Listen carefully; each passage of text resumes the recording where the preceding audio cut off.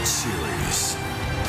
The UFC Heavyweight Championship, the Pac-12 Championship, the Big Ten Championship, the NFC Playoffs, the Daytona 500, and the UEFA Champions League Final. The world's biggest events are on Fox Sports. We are Fox Sports! Welcome to the Chevrolet World Series pregame show on Fox. Game 5 of the World Series provided the kind of theater only seen during the postseason. They say you can't script October, and boy, were they right. In the final game in front of the hometown fans, the Texas Rangers fought back to tie the game with 2 big swings of the bat. Deep into left, and Game 5 is tied. Then, in what will go down in postseason baseball lore as the most improbable failure to communicate, the Cardinals bungled their bullpen. Now he's going back to his bullpen. Mott wasn't ready. The Texas Rangers capitalize on the Cardinals' misstep. This ball is down and off the wall. 1 run scores. Here's Cruz, and Napoli delivers for Texas. Once the thing started, you go and make a pitching change, you got the wrong guy, come back out there. That was embarrassing. In the end, a classic matchup of power versus power would decide it all. Struck him out swinging, throw to second base, got him! Strike him out, throw him out! Tonight, as the series shifts back to America's heartland, the Texas Rangers stand 1 victory away from being crowned the champions of baseball, while the St. Louis Cardinals must win to keep their season alive for 1 final game. The World Series continues with Game 6 next on Fox. On a chilly night in St. Louis, can these fans energize the Cardinals and force a decisive Game 7?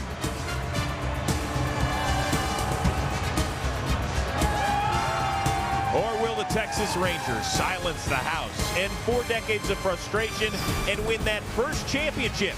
It's time to find out in Game 6 of the World Series. Hi, everybody, and welcome to Fox's continuing coverage of the 2011 World Series. Alongside Eric Harrows and A.J. Brzezinski of the Chicago White Sox, I'm Chris Rosen. Guys, a perfect weather night for baseball. It is crystal clear. And for the Texas Rangers, the message is clear. 1 more win. We finally have that championship. A.J., something you experienced 6 years ago yesterday. Absolutely. And if you're the Texas Rangers right now, you cannot believe the situation, the position you put yourself in.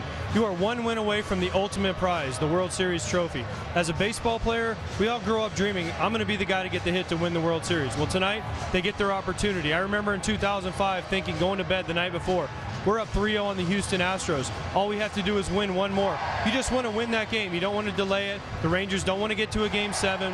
We didn't want to get to a 5th game, a 6th game with the Astros. You want to finish it right there.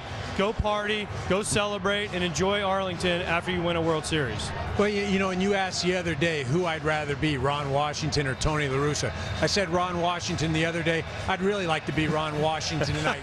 Clinching game. I've got Colby Lewis on the mound. My best road starter this year, my best postseason starter, and my most experienced starter. All things are lining up for Ron Washington and the Rangers. I did say that I wanted to be Tony La Russa. I take it back after all the questions he had to answer. Well, think about it. Over the last 72 hours, here's what he's had to talk about. Broken bullpen phones, elimination games, missed hit and runs. Sounds like a lot of fun, right? Yeah, it sounds like you'd really want to be him right now. Well, you'd want to be him. AJ likes to talk. That's why he picked La Russa. Well, actually, he did have to answer a few more questions from our Ken Rosenthal earlier this evening. Thanks, Chris. Tony, you've changed your lineup tonight. You've got Schumacher batting 2nd, Berkman 4th. What was your thinking behind those moves? Well, I think, a right-hand starter, Lance, is a better 4th place hitter, and it gets Matt into the 5th spot out of 4. I've been hitting Jay, who's done a really nice job. He's just having a tough postseason. And Shu, you can do anything with him. You can hit him 2nd, hit him 4th if you want to. He's just a tough guy. I know you've got to play Game 6. I know you're going to do everything you can to win Game 6. But if there's a tomorrow, what are the chances we'll see Carpenter on 3 days rest? The honest answer is that the only thing that Dave and I talked about yesterday was that the rain out, when we first talked about maybe Game 7, just so we would be a little bit planned and you just don't rush into it. We had not considered Chris because he would not have enough rest. So, and we said we like our chances because of what we're thinking we're going to do. With the rain out yesterday, we said, well, that means if we get by 6, then Carp's part of the conversation. But today, not one time have Dave and I discussed tomorrow with Chris or anybody. Just haven't talked about 7. Finally, in light of what happened in Game 5, I've got to ask you about the method of communication to the bullpen tonight. Are we talking text messages, smoke signals? Has the bullpen phone been benched? No, well, this is different. You know, as you can see, bullpen's wide open. It's easy to see. And, you know, we got the old-fashioned phones that it's loud and clear, so we won't have that problem. Tony, thanks a lot. Chris, back to you. Guys, thank you very much. Ken tried. You know, no biting from Tony La Russa. He wouldn't touch it. He wouldn't touch it. But I don't care if the bullpen phones work or not. If the St. Louis Cardinals don't hit tonight, they're not going to win this game. Why? Why has Tony La Russa made these lineup changes? Albert Pujols needs protection behind him. He said it in the manager's meeting today. Lance Berkman is moving up to 4th behind Albert Pujols. Why? Matt Holliday's left 11 guys on base. When Albert Pujols has been intentionally walked this series, they're 1 for 4 with 2 double plays. Half the time they hit into double plays. You can't have that if you're the St. Louis Cardinals. Albert needs protection. You need them to put some pressure on the pitcher if he's on first, have a guy that can drive him in, and Lance Berkman's that guy. He does most of his damage from the left side of the plate, and Colby Lewis is a right-handed pitcher. That's why he's hitting 4th. Yeah, you know, I heard what Tony said in the meetings about the protection behind Pujols more important, but I think the guys ahead of Albert are the more important guys. Skip Schumacher gets into that 2nd spot. The top 2 spots in this series so far, 3 for 37 with 3 runs scored. If those guys are on, then Ron Washington has to make a decision. Do I pitch to Albert Pujols or do I walk him? But if nobody's on, it's real easy. You're getting this, 4. Go take yourself down to first base, Albert, and then the guys behind him. All right, of course, the series has shifted back to St. Louis for Game 6 and possibly Game 7. Of course, the biggest monument in town, that would be the St. Louis Arch. And at least somebody went on the class field trip without the rest of the class today, AJ. You guys didn't want to come. You guys couldn't get you out of bed. But what an awesome experience. What an awesome view. I was staring at our set, and I was staring at the home plate from Busch Stadium, 630 feet in the air. It was something I highly recommend for guys if you guys can ever get up. Well, you know what was most impressive about that picture? He had the Fox Sports Absolutely. I mean, you didn't pack your White Sox jersey? No, I wanted the billboard, but I wanted to, the company jacket. Look at that thing. He's been wearing the same black shirt for the last 10 days anyway before we get up here on the my set. secrets. All right, much more coming your way as we get y'all ready for Game 6 of the World Series between the Texas Rangers and the St. Louis Cardinals right here from St. Louis, Missouri.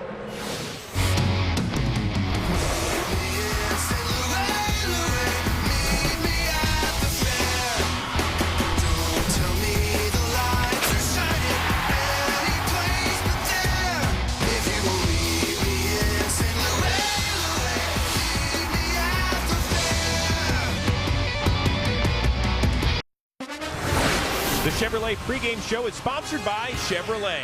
Thanks for making Chevrolet and baseball a part of America for the last 100 years. Our stroll through the history books focuses on Game 6 heroics. And in 1977, Reggie Jackson turned into Mr. October. Took Bert Hooton deep of the Dodgers in the 4th. An inning later, same thing to Elias Sosa. Then in the 8th, he stepped to the dish against Charlie Huff.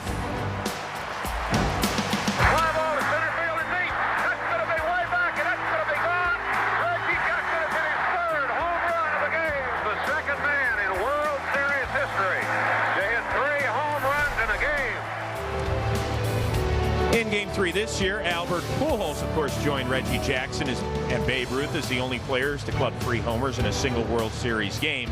But in the other 4 contests, Pujols has taken the collar.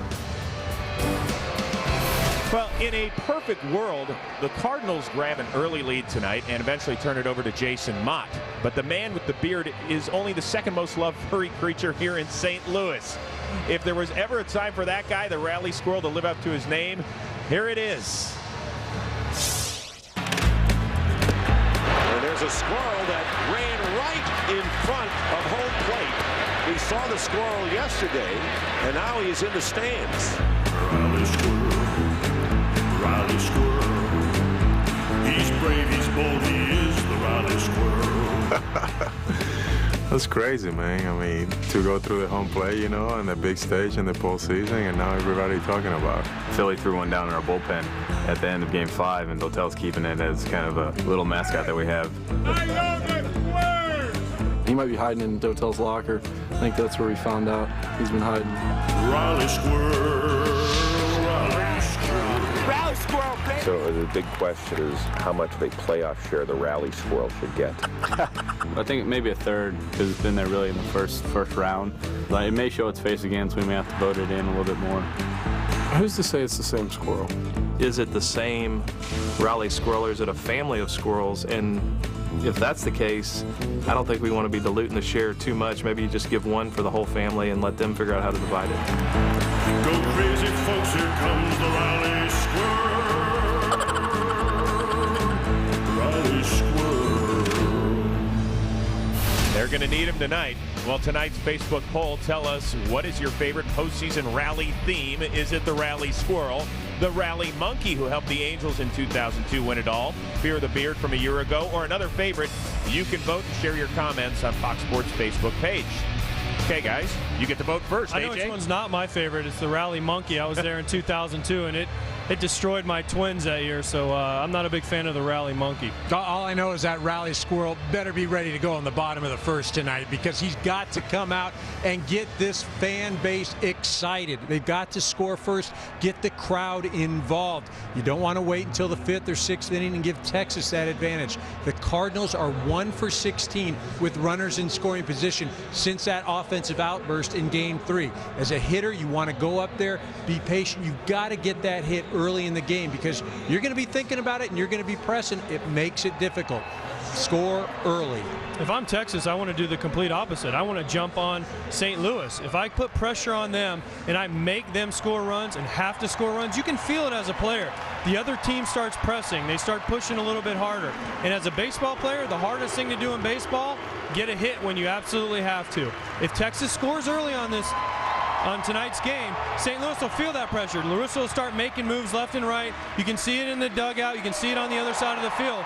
You start counting outs as a Texas Ranger, the St. Louis Cardinals and their fans will start counting outs, just like Eric Karros did in 2003 with the Cubs and Bartman. No, we don't. I want to know how Texas scoring early is the opposite of St. Louis scoring early. Good point. I'm happy somebody was listening here. By the way, you can hear the fans in the background here at Busch Stadium. They're going crazy because several Hall of Famers in St. Louis Cardinals lore, including Stan the Man Musial, Red Shandies, Lou Brock, Ozzie Smith.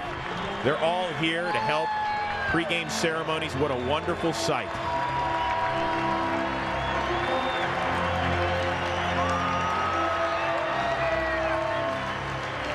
Also Bob Gibson here as well. Talk about some amazing history for a franchise. Those guys are good. I want to know if Ozzie did the backflip running out tonight. That red, something about that red, though, just works.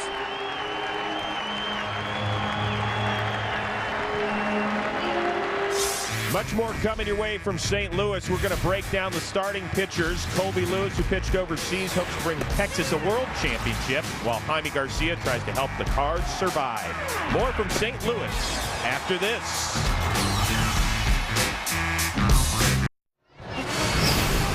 Welcome back to the Chevrolet World Series pregame show on Fox.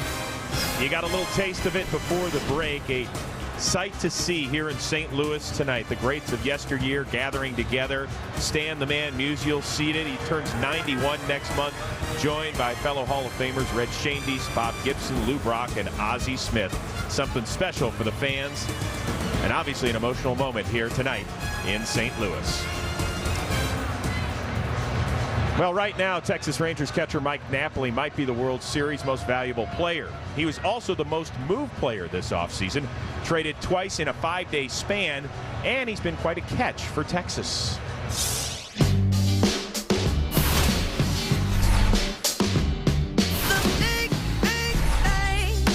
That is tomahawk way out of here to left. In the air to right center field. And it's 4-2 Texas in the 8th. Second base, got him! What a pick by Mike Napoli! What else can that man do?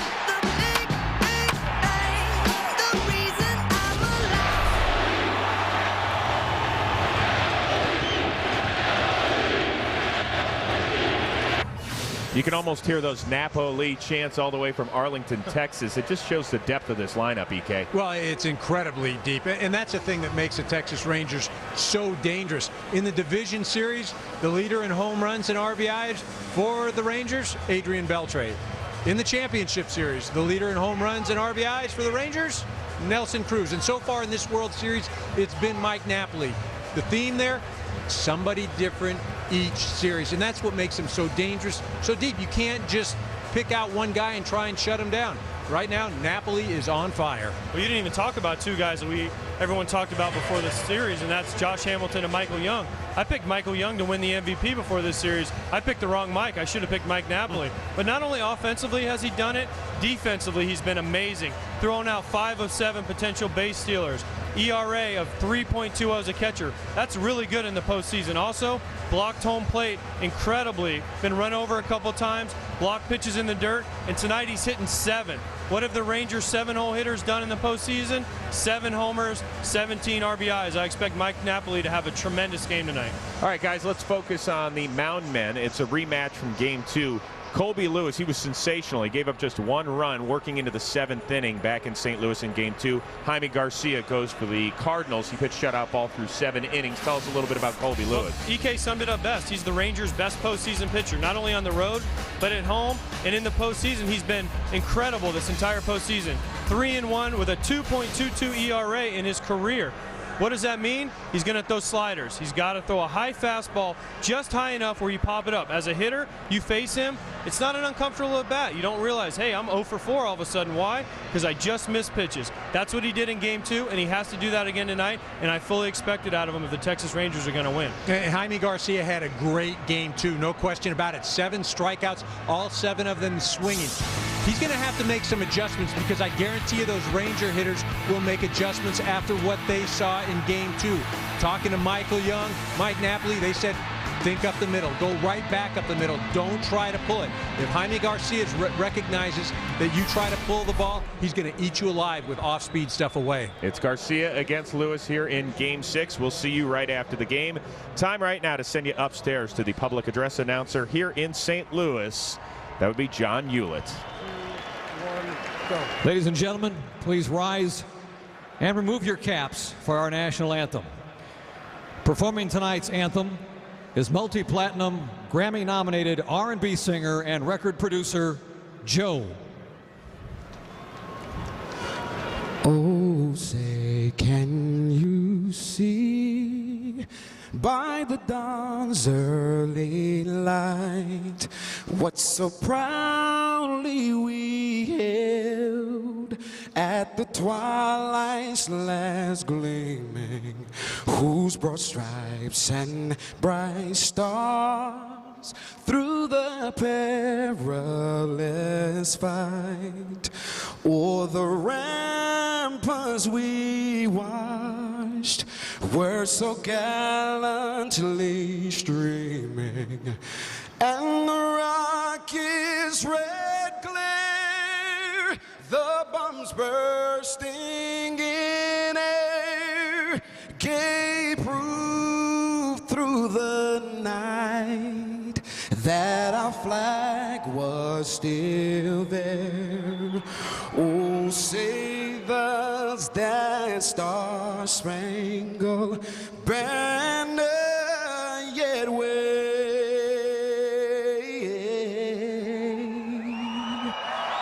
Oh, the land of the free and the home of the brave.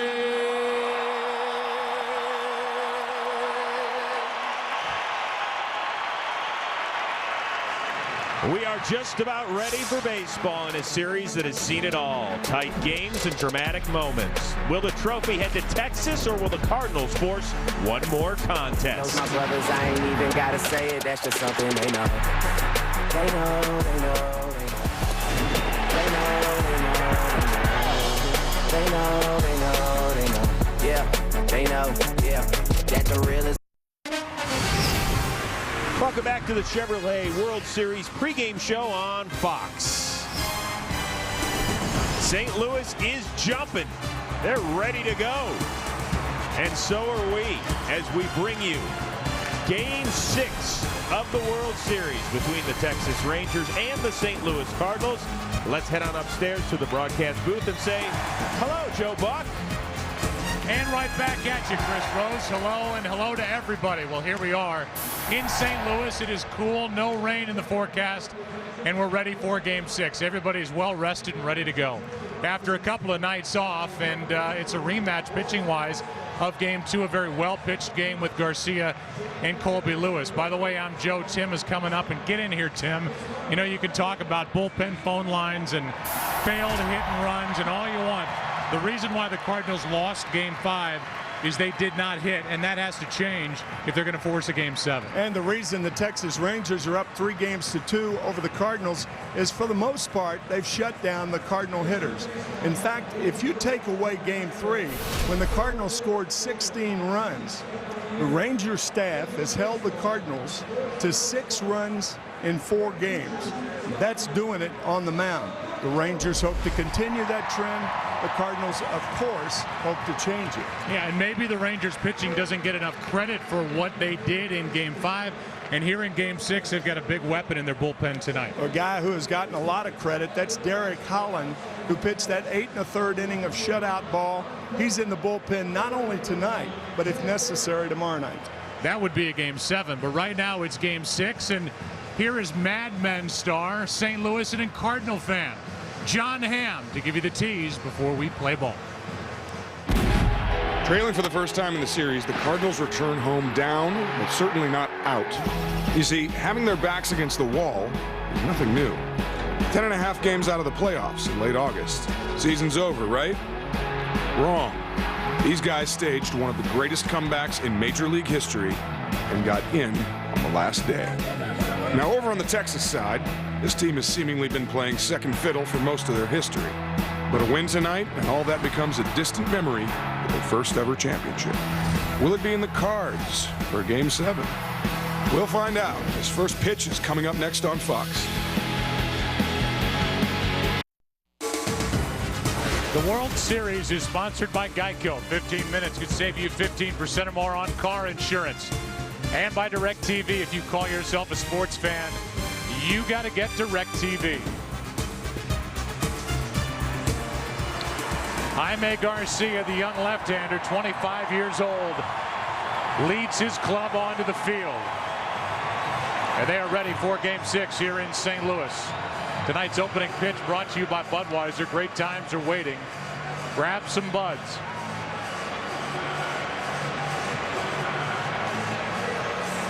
And we'll give you a look at the Taco Bell starting lineup. Taco Bell, think outside the bun. Same that tried to deal with Garcia in Game 2. Ian Kinsler leads it off at second. Elvis Andrus bats second. Then it's Josh Hamilton. Still does not have a home run this postseason. Michael Young, Adrian Beltre, Nelson Cruz is in right. Napoli's been a hitting hero in this World Series, as the guys talked about. And it's Craig Gentry getting the start in center. And Colby Lewis pitching and batting ninth as we look at the stats for the left-hander Jaime Garcia and what he's done this postseason. He had 32 starts during the season, 4 in the postseason, and is yet to win. You may remember Ron Washington saying this about Jaime Garcia: Texas must bring him on the plate. What that basically means, they're right-handed batters on the change-up away, don't swing at bad balls in the dirt.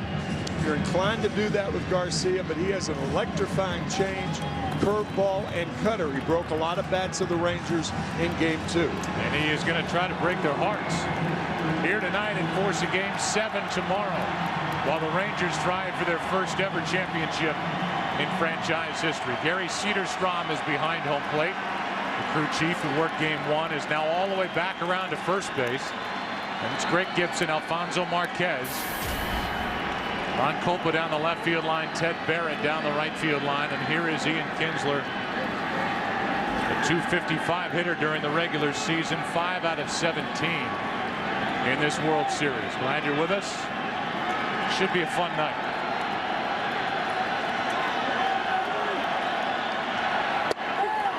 Strike one.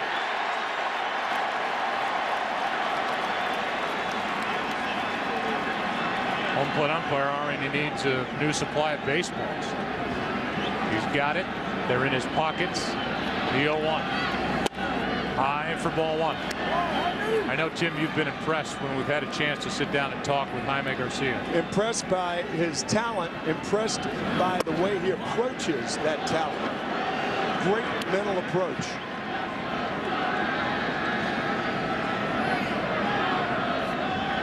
Here is a 1-1. That's in at the knees, maybe a little bit low. The count now 3 balls and a strike.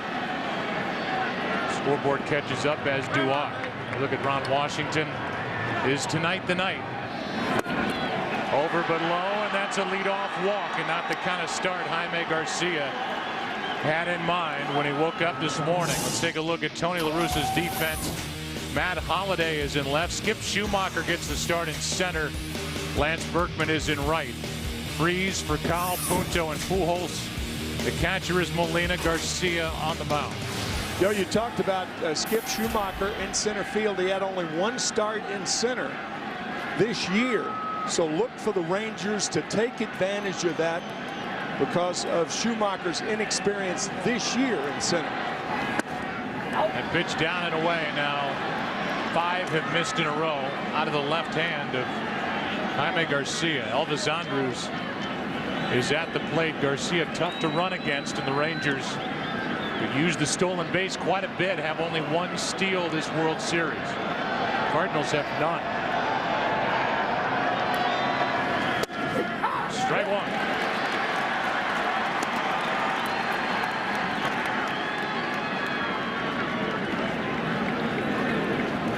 Josh Hamilton on deck.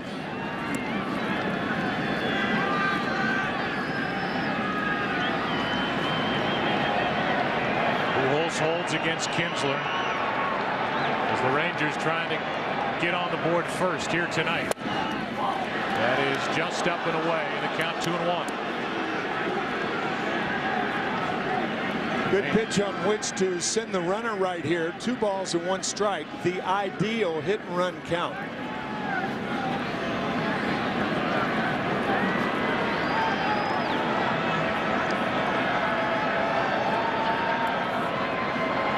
Runner stays put, and Andrus with a base hit into left center field. Holliday will make his throw back into second, and going first to third is Kinsler, nobody out. A walk, a hit, and the Rangers are in business in the first. Oh, those devilish leadoff walks.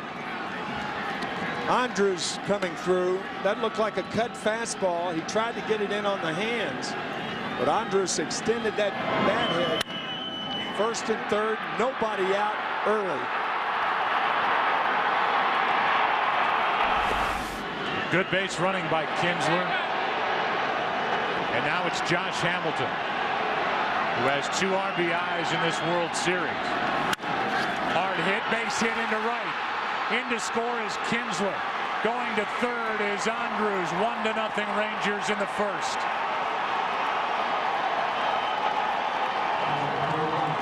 Hamilton jumped on the first pitch and singled it under the glove, or just to the side of the glove of Punto at second. He's jumped on the first pitch more than any other major leaguer this year. Almost 50% of the time will he swing at the first pitch, and it's a productive base hit for Hamilton. Just out of the reach of Punto.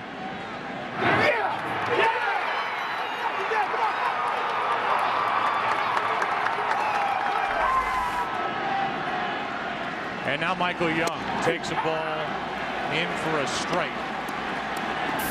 Young so far in this World Series is 4 out of 19, a home run, 3 RBIs. The Rangers showing what they can do on the bases as well, with Kinsler going first to third. Elvis Andrus as well on the hit by Hamilton. The 0-1. Late swing and a miss, strike 2.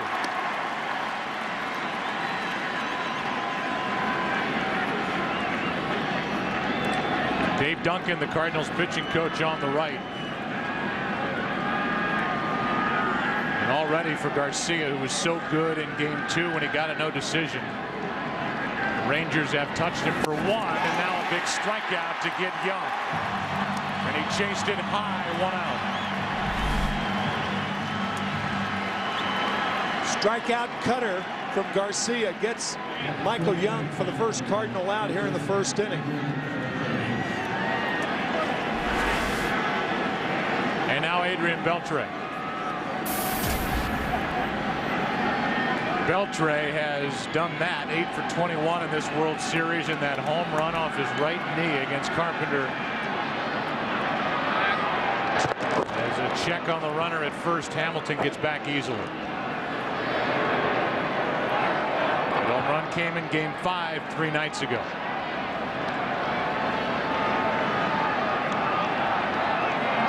See those numbers since the 1st of September.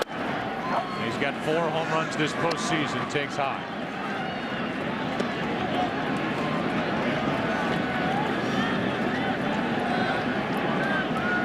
Nobody defensively among third basemen has turned more double plays since 2003 than Adrian Beltre. Garcia's trying to get him to hit into one. And that pitch won't get the job done. Up, and Beltre fouled it straight back. Yeah, that pitch was very hittable. Beltre just fouled it back. Tries to square up on it. Let her high, perhaps too high.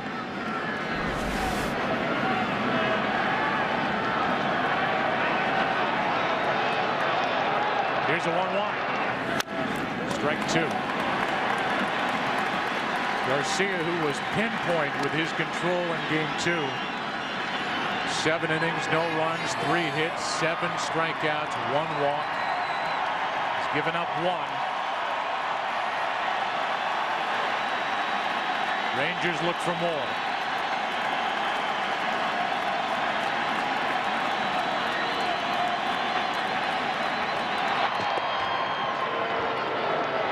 Joe, one of the best pieces of training advice for minor leaguers or even for amateur pitchers is one simple statement. If you walk the leadoff hitter in an inning, he's going to score. It's amazing how many times they do.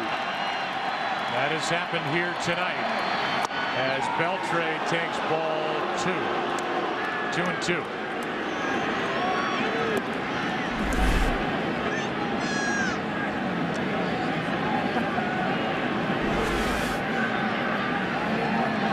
Runner at third is Andrews. Runner at first is Hamilton. Here is a 2-2. Another foul. That's the thing about these Ranger hitters. You can get 1/3, 2/3 of the way there. But they are a feisty group. They struck out fewer times than any other major league team this year. It's big when you're a team that can run. A 2-2. Full count.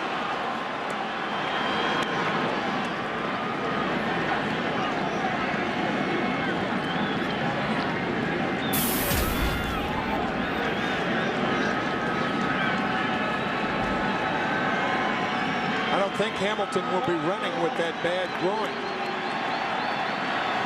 He's a runner at first. 3-2.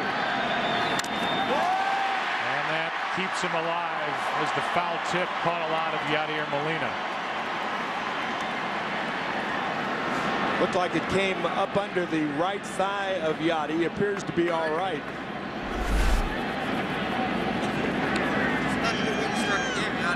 Nope. I think it hit straight off that right thigh. Yeah, right thigh, right heel. And so the count remains full. Another strikeout. 2 away here in the top of the first. Boy, did Garcia and Molina save the perfect changeup to get Beltre. Pitchers almost choked that pitch. Took a lot off. Second consecutive strikeout for Garcia. He's now got 9 strikeouts in this World Series, Garcia, and all of them swings and misses for strike 3. So hitters think they see something, and then it's not there. Here's Nelson Cruz. Strike one, running away from it. Yeah, that changeup to get Beltre. You remember Ron Washington saying, bring it to the plate. That's a changeup. Bring it to the plate. If it's away, not good to swing at. To third for David Freese, and the inning is over. So young Jaime Garcia gives one, but holds it right there. Game 6 after a half. 1-zip Texas. The World Series on Fox is sponsored by the revolutionary new Nikon One system, huge in every way except size, and by Taco Bell. Think outside the bun. Oh, but we're not finished with Taco Bell. It brings you the starting lineup. Think outside the bun. Rafael Furcal leads off at short, then it's Skip Schumacher batting second. We've seen Alan Craig in that spot when this series was in Arlington. Then Pujols, Berkman backs him up. Matt Holliday, David Freese, Yadier Molina, Nick Punto, and Jaime Garcia is pitching and batting ninth. And here's a guy who has, over the last 2 postseasons, put together a 2.22 ERA. He's been very good in October. Exceptional for the Rangers in October. Scouting report, his ERA 2 runs better on the road. That's why he's starting here in St. Louis, a fly ball pitcher. And his success, that deep slider that breaks near the hitter, not out of his hand. Kyle was up there to take, and he takes a strike. Standing with a bat on his shoulder, and Rafael has struggled. Just 3 hits and 20 at-bats in this series. That bounces in. And hitting just 188 overall in the postseason.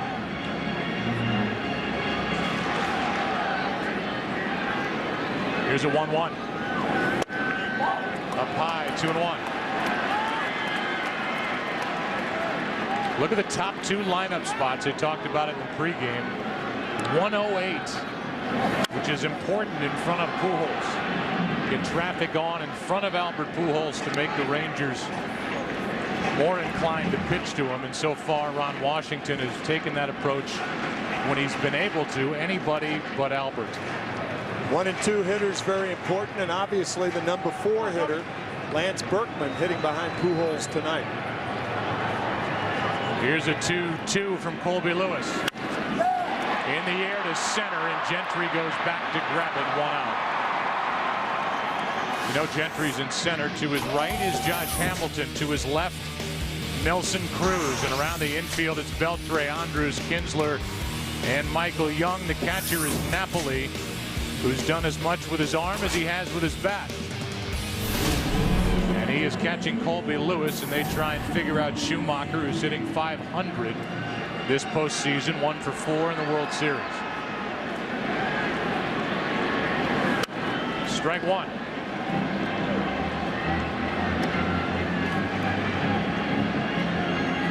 John Jay has been the starter in center for the most part during the postseason. He's 0 for 14 in this World Series, and for the last 2 games now has started the night on the bench. The 1-1. And to right center, a base hit. Schumacher broke his bat, and he's on with Pujols coming up.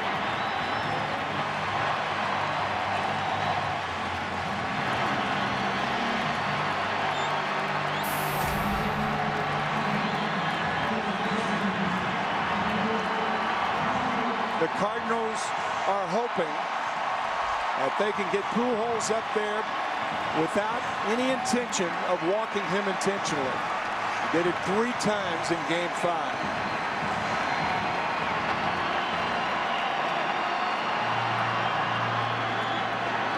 That night became the first player in World Series history to get an intentional walk with the bases empty. As he flies one into right, coming in to get it is Nelson Cruz. 2 out. Lance Berkman will be the hitter as we take a look at tonight's Chase Freedom Cashback Player to Watch. And we're going to add 2 guys here, the World Series cleanup hitters. It's either been Holliday or Berkman. And there are their numbers during this World Series. Holliday does not have an RBI, and Berkman has the highest average among these 2 teams in the World Series. Don't get shortchanged. Get your cash back with Chase Freedom.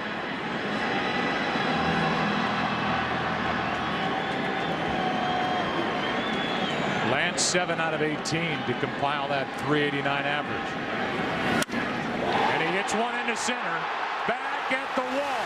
Cardinals lead game 6, 2-1 as Berkman goes deep.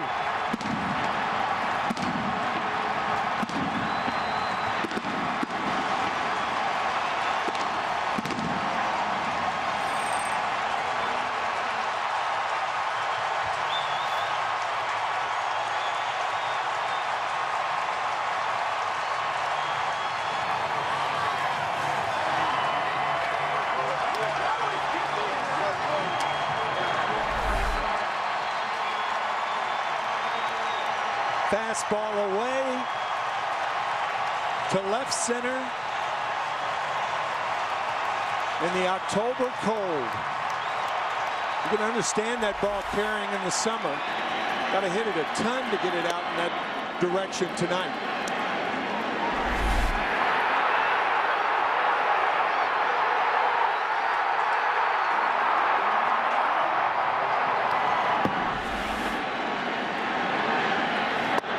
Berkman, who told us he can't wait for the postseason to be over so we can shave the gray out of that beard.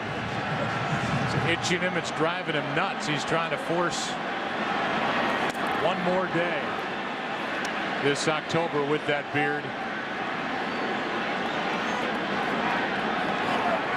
So many of these guys, like hockey, have gone to a playoff style beard, and Berkman is one of the gang for St. Louis. Now a 1-2 pitch to Matt Holliday. Over but low, ball 2. Best way to eliminate Gray is to keep hitting them like Berkman just hit them, or hit it. That thing was pounded. Ooh. The 2-2. Full count.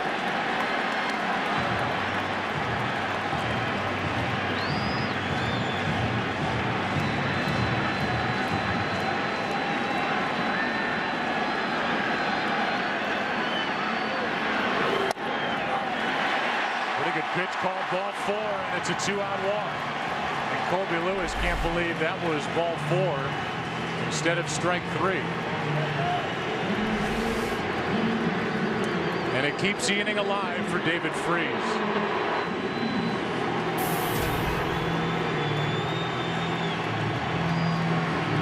It was a 413-foot home run off the bat of Lance Berkman the other way.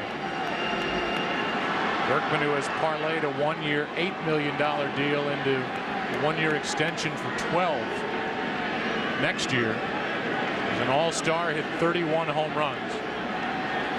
It was his second of this postseason, first of the series, strike 1.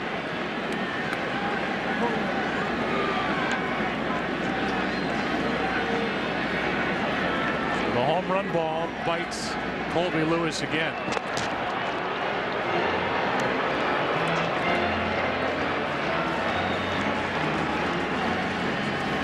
Berkman now hitting over 400 in this World Series. A long-time Houston Astro. His Astros were swept in the World Series back in 2005 by the White Sox. And he was a rent-a-player last year with the Yankees. They lost to these Rangers in the ALCS. Inside, ball 1.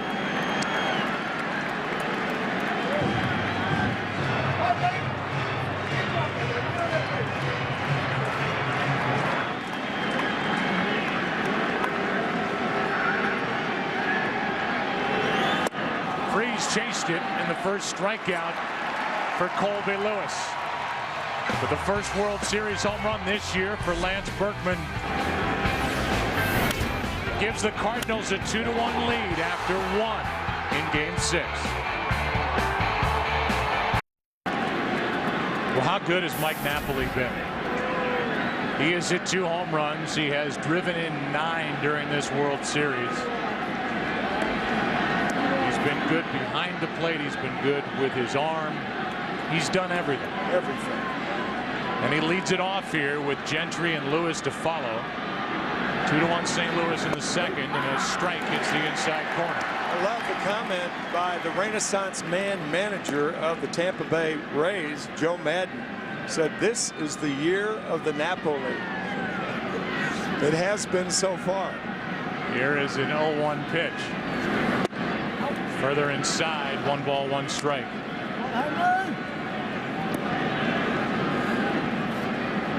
On deck Gentry and then the pitcher Lewis. So a little different look to the bottom of the lineup here. The Cardinals hosting this World Series game. That ball carries a long way but foul. Strike 2. Here are the numbers for Napoli. 9 runs batted in. The rest of the team actually 11 now with that first inning run. Game-winning double in Game 5. And one of 2 players all time with 4 multiple RBI games in a World Series. The other guy, by the way, is Mickey Mantle back in 1960. When the Yankees played the Pittsburgh Pirates, the shot heard round Pittsburgh, the Mazeroski home run. That was in Game 7 to win it. As Napoli takes in the dirt 2-2. But we've talked about it a couple of times. He was traded twice in January, Napoli. From the Angels to Toronto and from Toronto to Texas. 2-2. Full count.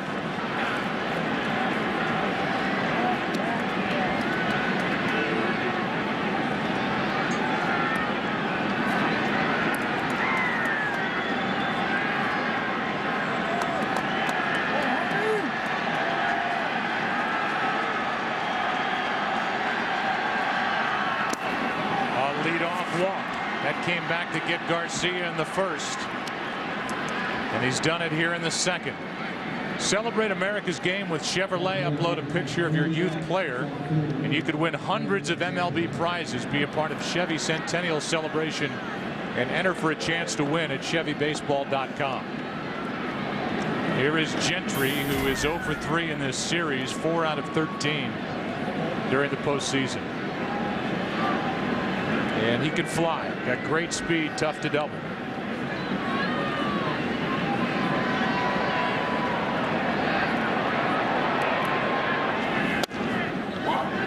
Garcia held him hitless in Game 2, and now Garcia, like he did back in the first, misses with the first to the second batter of the inning after a leadoff walk.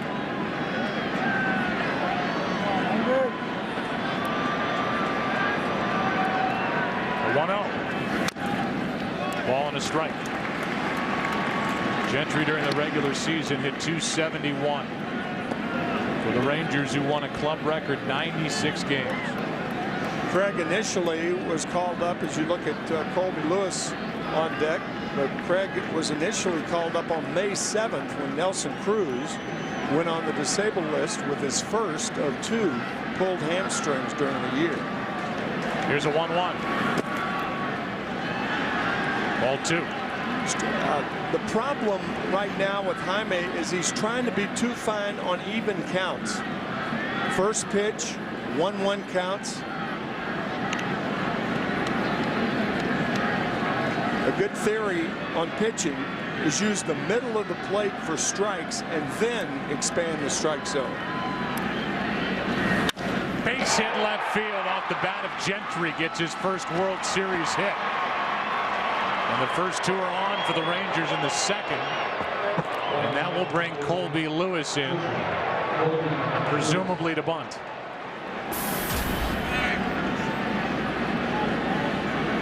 We talked to Ron Washington prior to Game 1. And he said, I'm going to play it straight with my pitchers. Nobody's on, they'll swing. If they run the bases, I hope they don't get hurt. And if guys are on, I'm going to have them bunt. Well, we saw Lewis in Game 2 swing the bat and handle the bat pretty well. Albert Pujols will dare him to swing the bat.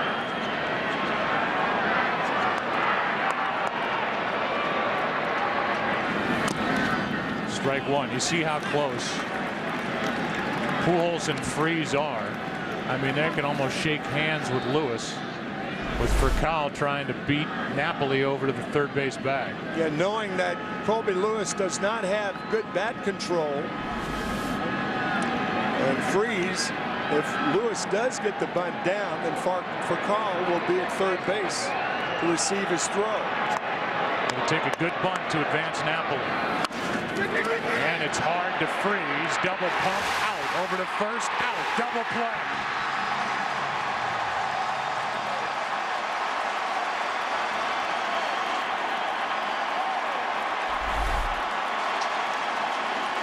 He laid down what normally would be a good bunt, but not for an American League pitcher. An easy play, and that rocket arm of Furcal gets Lewis at first base. 5, 6, 4 from the blimp.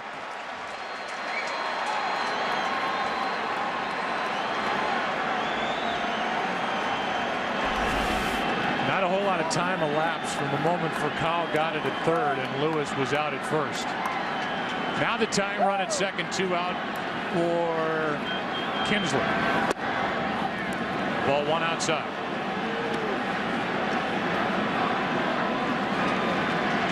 A walk and a run scored. He scored on a base hit by Josh Hamilton. Then the Rangers at first and third, nobody out, and did not score another run.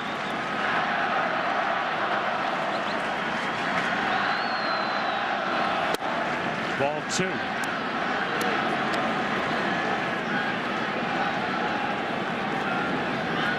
Trying to extend that to 12 straight postseason road games is Kinsler, and if he does, with Gentry's speed, the runner at second, getting to the outfield should tie this game. 2-0. 2-1. Ian Kinsler, the very definition of a pull hitter. In his career, he's hit 128 home runs. That includes the last 2 postseasons. Of the 128 home runs, 109 have been pulled to left field. 2 have been hit to right field. He pulls that foul, pitch in on his hands, and it's 2-2. That's why Rafael Furcal is playing Kinsler in the hole on the left side of the infield.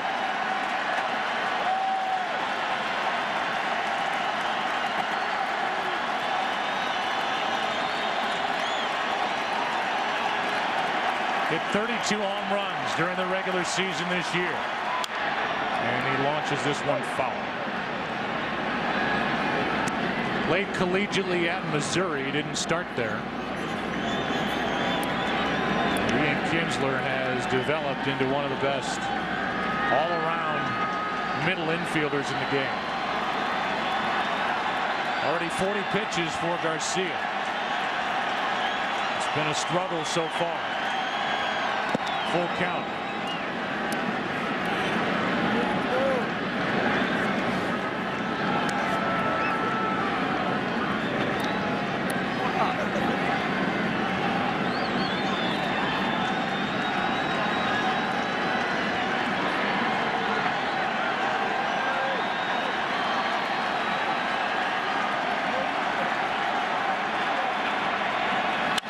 In the gap in left center field. To tie this game, 1 hop over the wall. It's a ground rule RBI double for Kinsler, and it's 2-2 in the second. You've heard that expression, second time through the lineup. This is the second time the Rangers have faced Jaime Garcia. And this cutter gets too much of the plate. It starts on the outside, right in the wheelhouse of a dead pull hitter to tie it.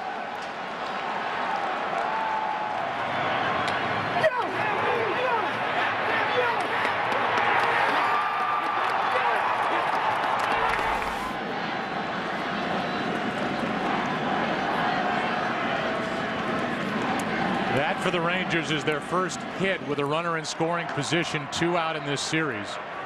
And Mitchell Boggs is starting to get loose. Everybody is available in the Cardinal bullpen tonight except Chris Carpenter, who could get the ball in Game 7 on short rest tomorrow if there is one. Edwin Jackson on regular rest is a possibility. Even Westbrook. Now the go-ahead run at second with 2 out. And Elvis Andrews at the plate. Strike one.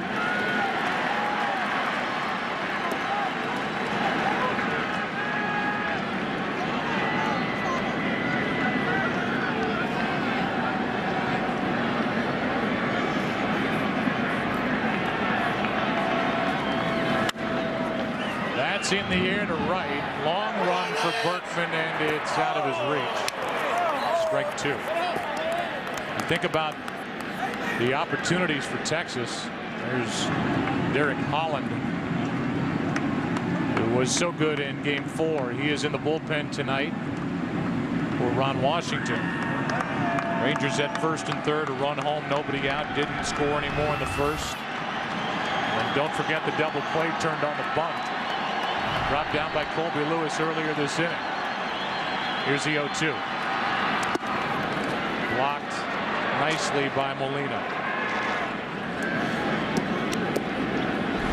That's the hardest pitch to block, the fastball, because you don't anticipate it being in the dirt. The breaking ball, you go down with it to block it, anticipating it in the dirt.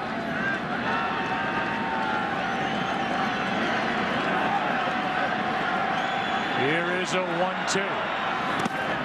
Again, it's down. A lot of pitches down from Garcia here in the first 2 innings, 2-2. On deck, the left-handed hitting Hamilton. In the bullpen, the right-hander Mitchell Boggs.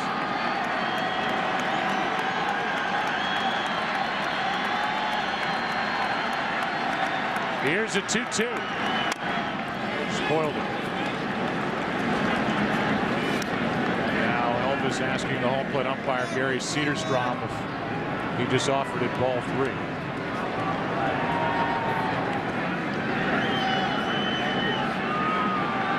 Club president Nolan Ryan.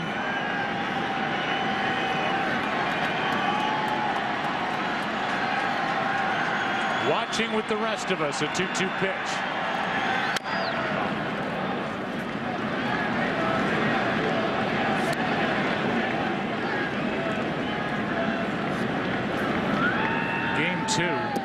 Garcia threw 87 pitches in 7 innings. He will throw at least 49 through 2 innings here tonight.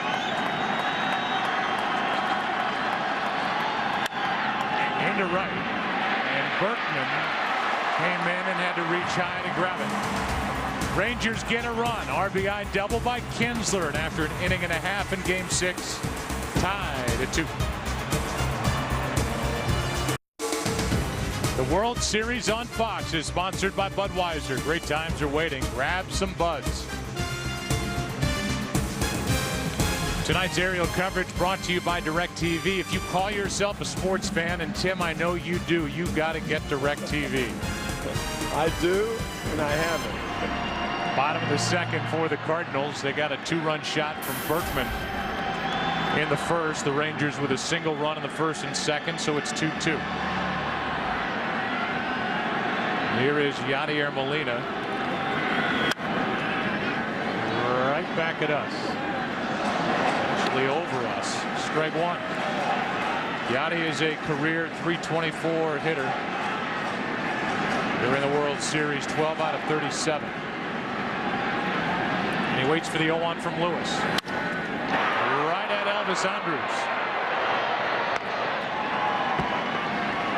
Yadier Molina grounds out, and he had this from home plate umpire Gary Cedarstrom when Beltre was at the plate in the first.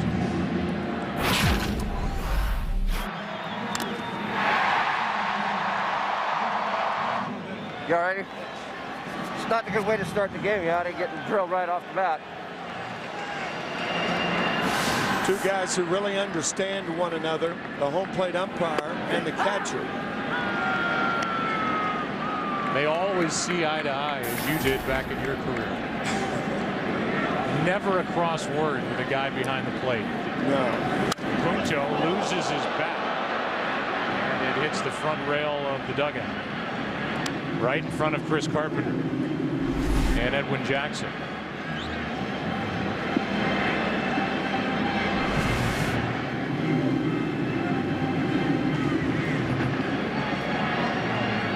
way I see it, Chris Carpenter is the unofficial, official starting pitcher tomorrow night for the Cardinals. I know there's been talk about Edwin Jackson. I think with Tony La Russa, obviously if they get to 7 games, when he thinks about it along with Dave Duncan, to me he's the only option. I agree. La Russa has not even gone down that path as Punto strikes out.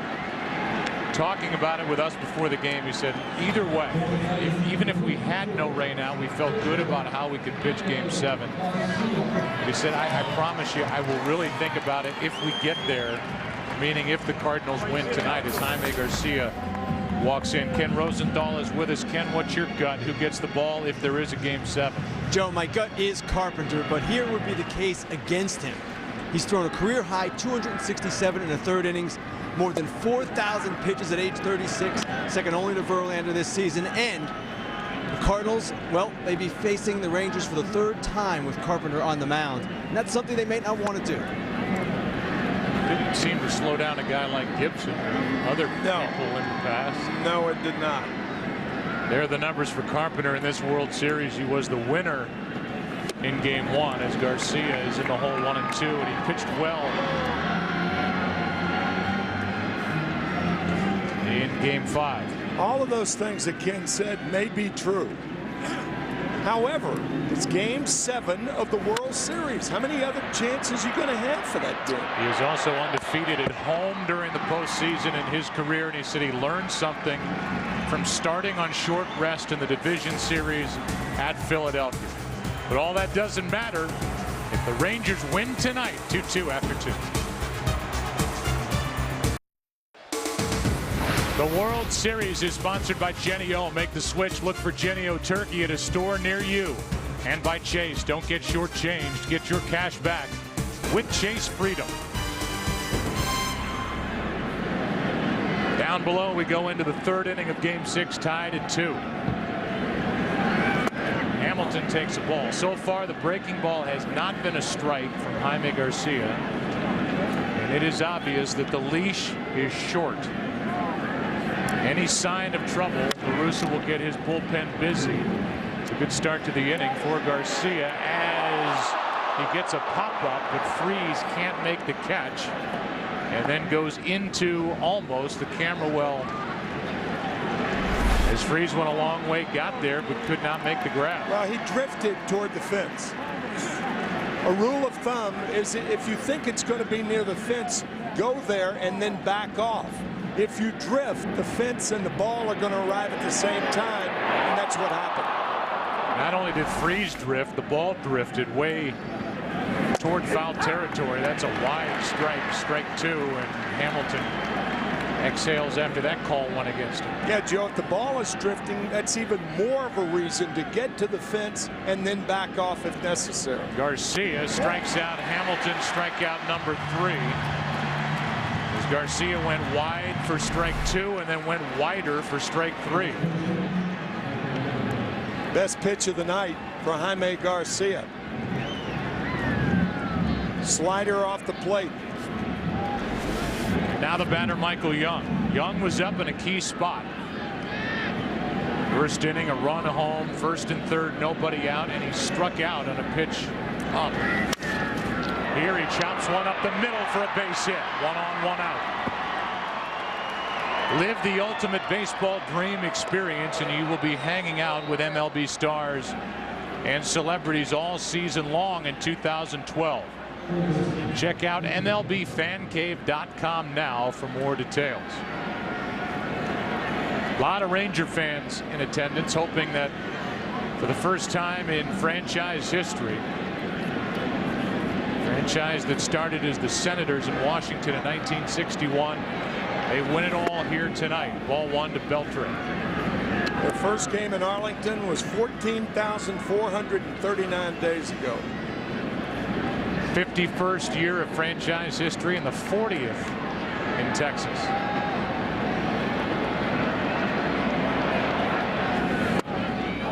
That's down and in, 2-0. On deck is Nelson Cruz.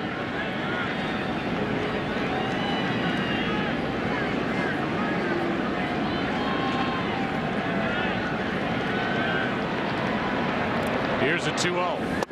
On the inside corner, Garcia got the call, 2-1.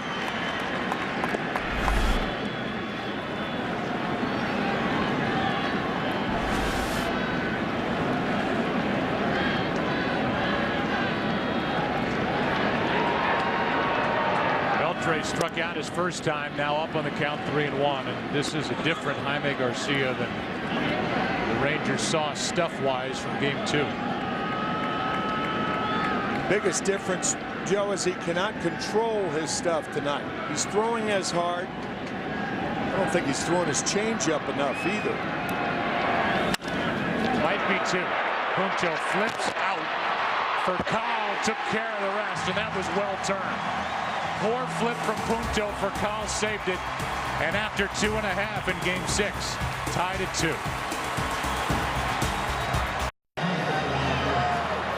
We move into the bottom of the 3rd inning here in game 6. Tied at 2. It'll be Furcal, Schumacher, and Pujols, and there's that kind of swinging bunt, slappy thing that Furcal likes to do from time to time, and he fouls it strike 1. Knowing Adrian Beltre is shallow at third base, trying to just bloop the ball over his outstretched glove. Here's the 0-1 from Lewis. Over good low. Furcal lined out to center his first time up. Schumacher will follow. He got a base hit. And then Schumacher scored on the 2-out, 2-run shot by Burton. Up and away, 2-1.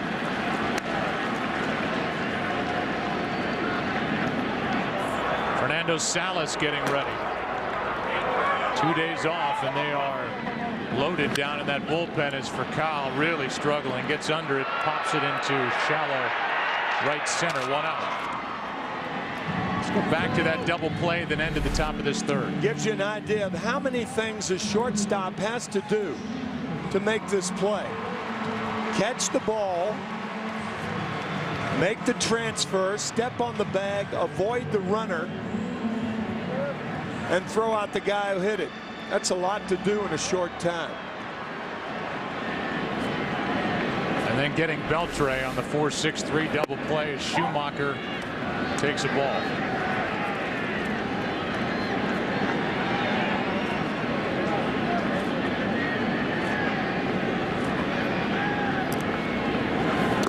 Anybody who watches enough baseball at this level, you just take the double play and turning it for granted. It's something Skip Schumacher had to really work hard at doing when he went from the outfield to the second base position. It's just not that physically easy.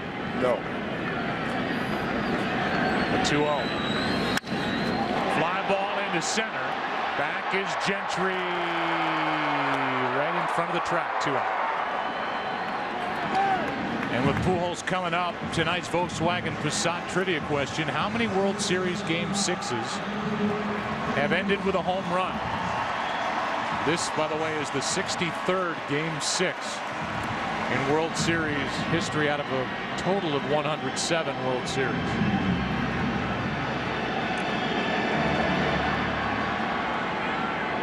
I'll give you a little video hint a bit later. Pujols had a pretty good swing his first time and fly to right, ball 1. I remember one, working it with your dad in '91.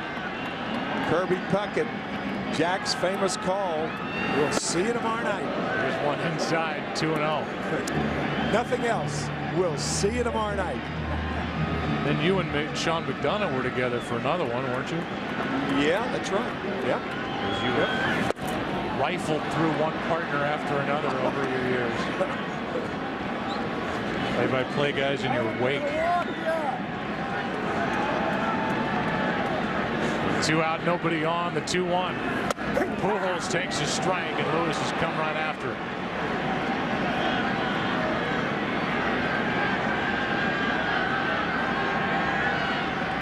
Base is empty. Pujols reached for it and fouls it.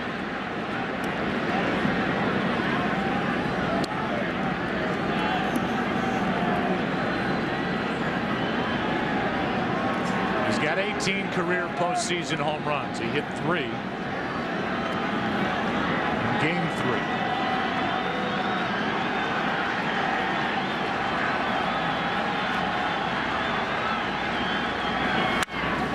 shoots one into left. Back at the track. This ball will fall short as Pujols got under it, and Hamilton hauls it in. The Cardinals go in order in the third. We go to the fourth. Will it be Salas or Garcia? Rangers and Cardinals tied at 2. The World Series on Fox is sponsored by the all-new Volkswagen Passat. That's Das Auto. By Citibank, what's your story? Citi can help you write it. And by J. Edgar, from director Clint Eastwood, in theaters November 11th. New pitcher is Fernando Salas. Jaime Garcia is finished after 3. He allowed 2 runs on 5 hits. Big swing by Cruz, strike 1. Garcia walked 2, struck out 3, and he is out after 3. I think Tony La Russa thinking he would be pressing his luck to keep Garcia in the game. 14 batters faced Jaime, and 7 got on. He was aided by 2 double plays. Off the hands, fouled back. Strike 2.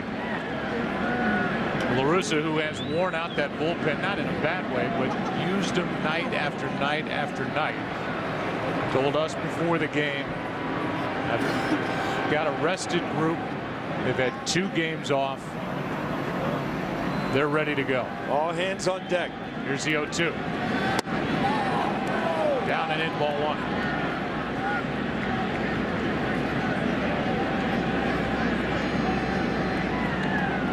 Cruz, then Napoli, then Gentry.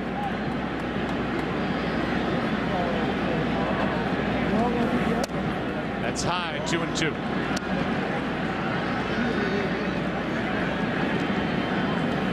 Meanwhile, Colby Lewis has settled in. He's now retired 7 straight.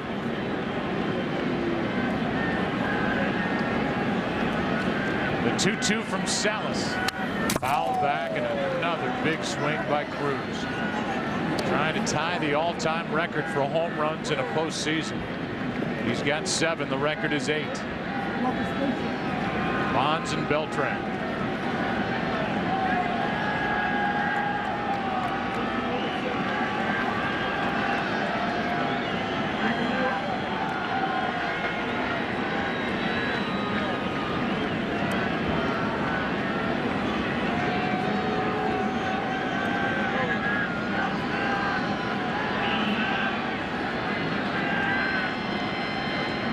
The 2-2, and he got under it. Fly ball into shallow left. In comes Holiday. Out goes for Kyle, and Holiday drops it.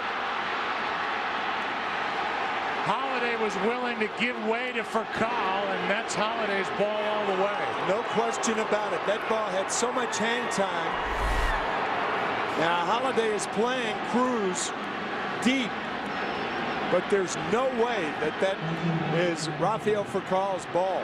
Holiday should call him off immediately. A crisis. They clash. An error on Holiday, I would think.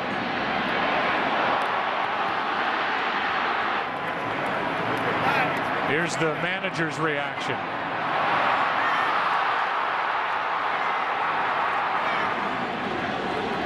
So a pop-up goes for an error. That's Holiday's first of the postseason. Furcal kept drifting out there, and Holiday was willing to let him go after a ball that was Holiday's all the way. With that much hang time, always the left fielder's ball. Now Napoli has another RBI chance. We'll see how Salas does trying to get around that error.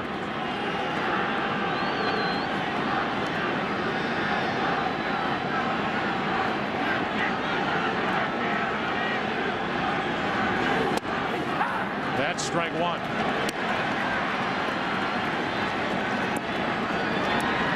That will remind Cardinal fans of Holiday's drop in the division series. He's yelling, "Take it." Holiday dropped a ball out at Dodger Stadium against LA back in the division series of '09. That trickled away from Molina, but he got back on top of it, and the count evens 1-1.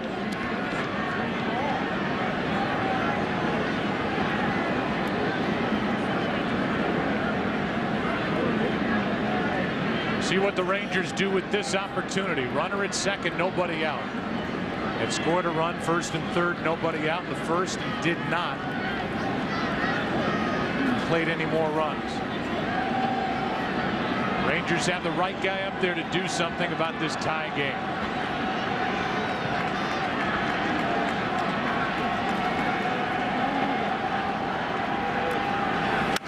That is fair. Down the right field line. Cruising around third is Cruz, and it's 3-2. Texas on top. An error followed by that well-placed single by Napoli, who's got another RBI.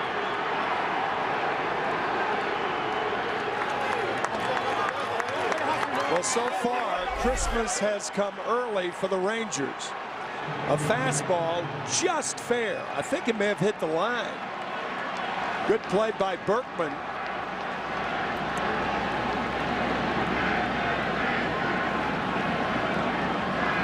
Just inside the line and clearly fair. Called by Ted Barrett, the right field umpire. Now the batter is Gentry. Who made the start because of the left-hander Garcia on the mound, and there's the reaction from the club president, taking advantage of that error as Cruz comes home to score. RBI for Napoli, and that is number 10.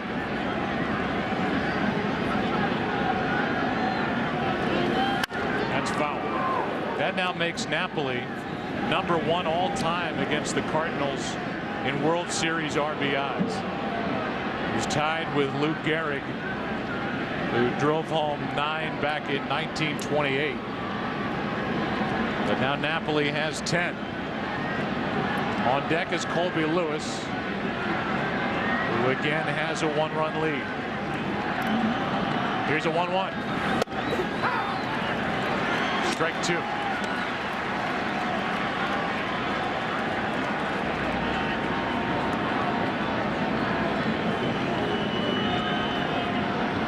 Still nobody out in the inning. Gentry with a base hit.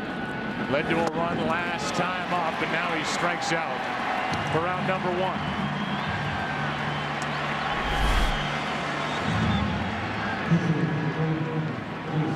Good changeup from Salas. Gets Gentry. And another bunt attempt expected from Colby Lewis. He'll try to get Napoli down to second. He could not bunt Napoli over to third back in the second. Went for a double play, and that one is a foul ball. Nearly a double play as Pujols took it, but on the wrong side of the line. Strike 1. Pujols tried to get it before it went foul, charging it, and a good call by home plate umpire Gary Cederstrom. It's his call before the ball reaches first base, and then it goes to the first base umpire once it crosses the bag. So the count on 1. Lewis shows it early and bunts it back to Salas. He throws it into center field. Stopping at second is Napoli, and he's hurt.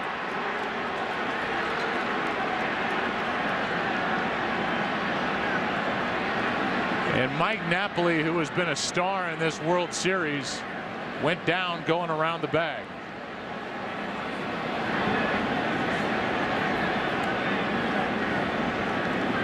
And it's the second error of the inning on this throw by Fernando Salas. I think Salas thought if he could get the ball to second base, the double play would be completed. And I think Napoli tripped going over second, not slide. Oh my gosh, that left ankle hitting the bag and jamming. Watch the left ankle turn right there. Ooh, man. It's a fielder's choice, no sacrifice error on Salas. I'm not sure Mike expected a throw to second base. When in doubt, you slide. He tried to go in standing up and just jammed and twisted that left ankle.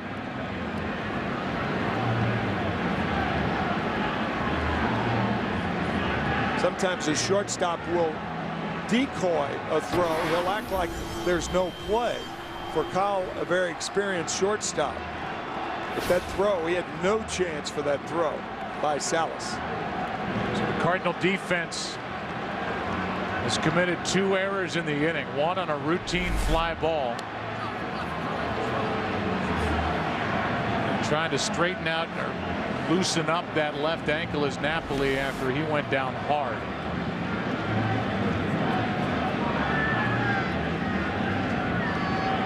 It's a real problem for Ron Washington, because if you leave Napoli in the game,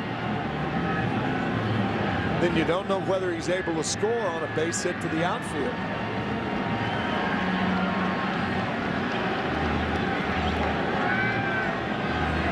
You want to make absolutely sure that he can run.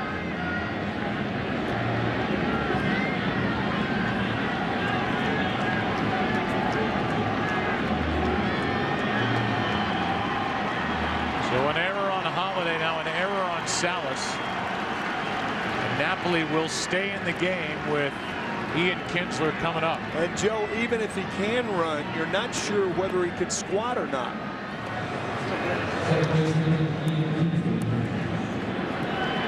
Here's Kinsler. RBI double his last time up, a walk and a run scored in the first.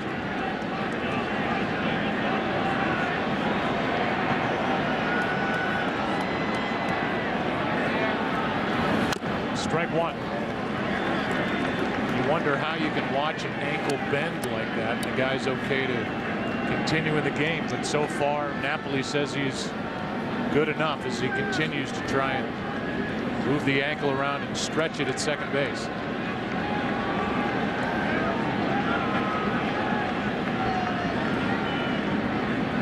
Here's the 0-1 on the inside corner, strike 2.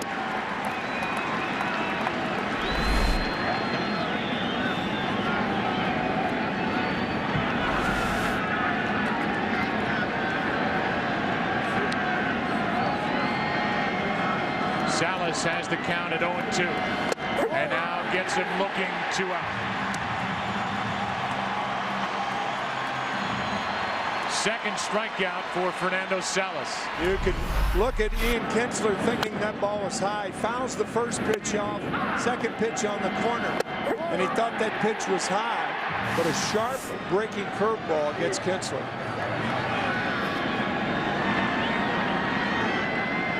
An unearned run has scored. And the Rangers lead 3-2. They led 1-0 after a half.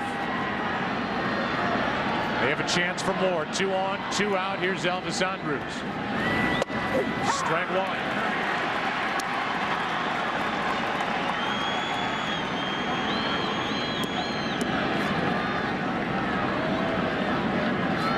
1. Rangers have already stranded 3 and have hit into 2 double plays.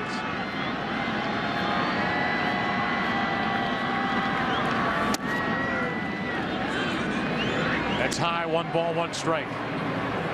First 5 games, the Cardinals had committed 2 errors. Now 2 this inning. Led directly to at least 1 run.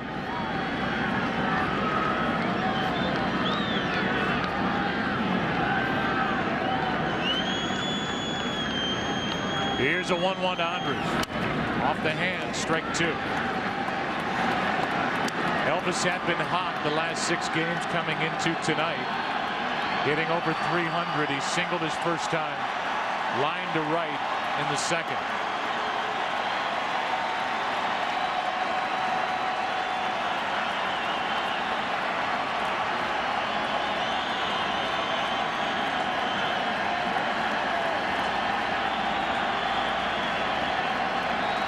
A 1-2. That's foul.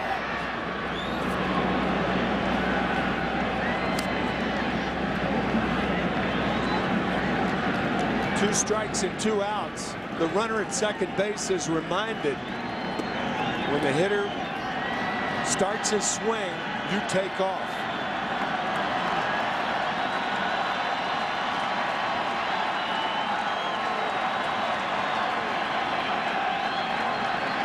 Again, the 1-2 and a fly ball into left field. Holiday turns all the way around and makes the catch to end the inning. It was an error by Holiday that started the frame.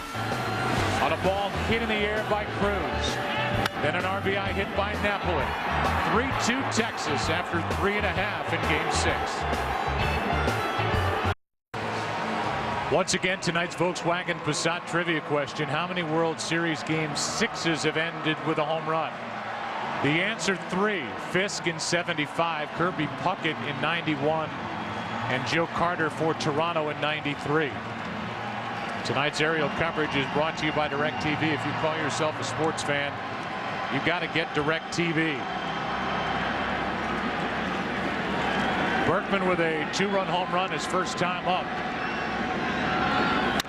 And this time he grounds one off the glove of Young, who recovers to get the out, and now they say Lewis missed the bag.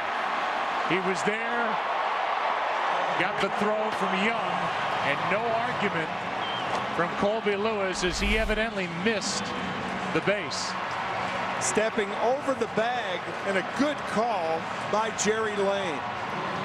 First base umpire can see that clearly because that's the side of the base over which he stepped.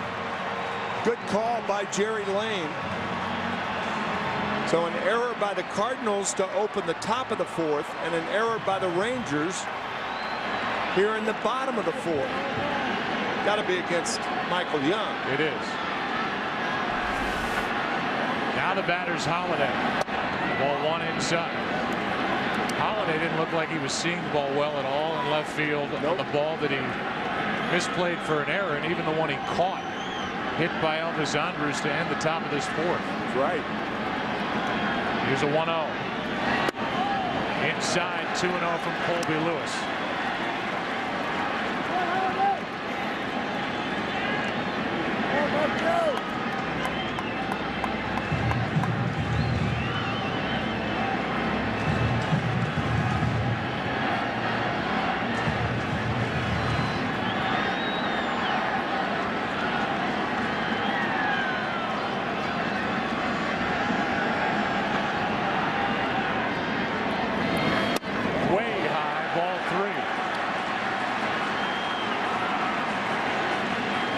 Holiday has 1 home run in his past 100 plate appearances. So I think Tony La Russa would be less inclined, since he's struggling like that, to let him hit right now. And he walks. An error, now a walk, and the Cardinals have something going here in the 4th. There's that play at first with Lewis missing the base, and here's the infrared look. The hot spot, and you can see completely came up empty. No mark on the bag. And Berkman was on to start the inning now. The second walk issued by Lewis both to Holiday. Here's David Freese, who chased a pitch and struck out his first time.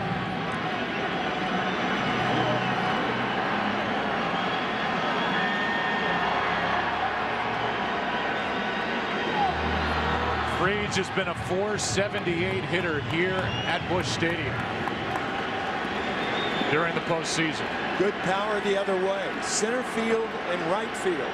He's similar to Alan Craig in that regard, with more power the other way.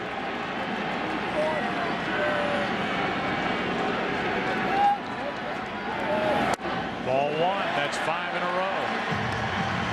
After the guy on the mound missed the base, going to first, covering.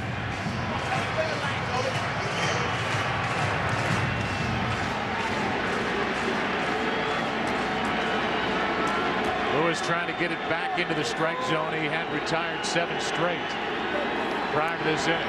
There's a strike, 1-1.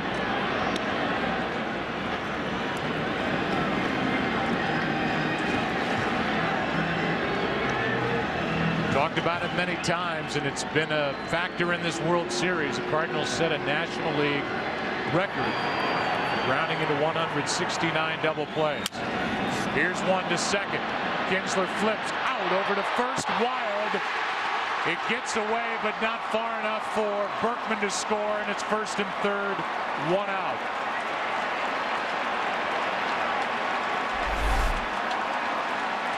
Watch the takeout slide from Matt Holliday, going in late upending Elvis Andrus.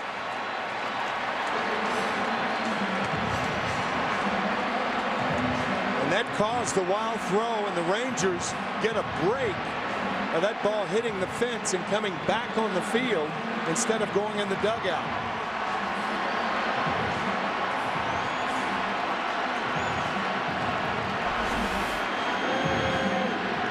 And now it's 1st and 3rd, 1 out for Yadier Molina.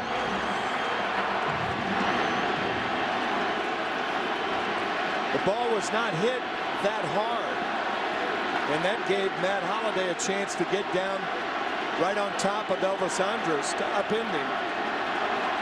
The ball bounced back on the playing field. Ball 1 up and away. Molina with a career high offensively across the board in average home runs, RBIs. He's got 5 RBIs this World Series, and there's the tying run 90 feet away with 1 out. 1st and 3rd here in the 4th. And a good fastball from Lewis, 91, strike 1.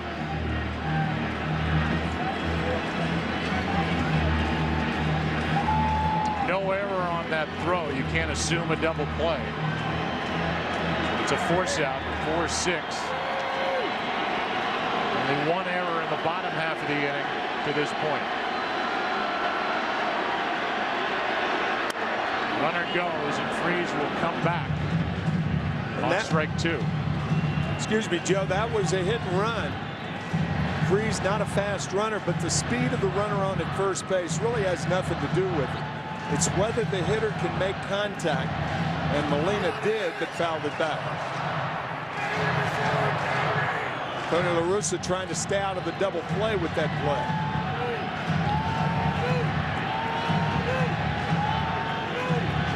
Talked about the trouble during the season. They're tired of double plays, and that may have had a role in Pujols putting that hit and run on in Game 5. Right.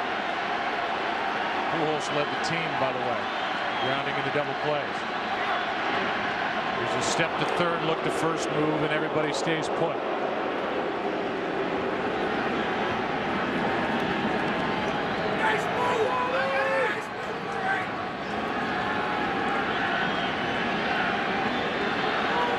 Molina usually a good battler with 2 strikes. Inside, almost walked into it, 2-2.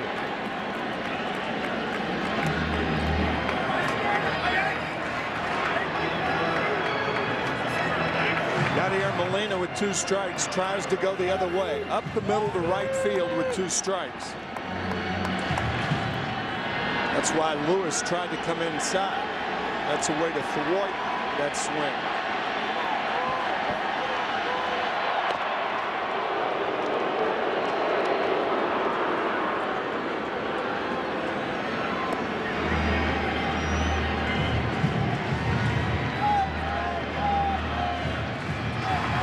Lynn getting loose. Punto on deck in the pitcher's spot.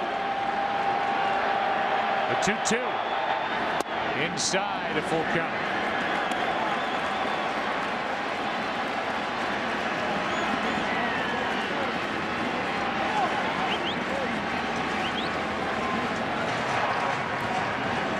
I think you send the runner right here.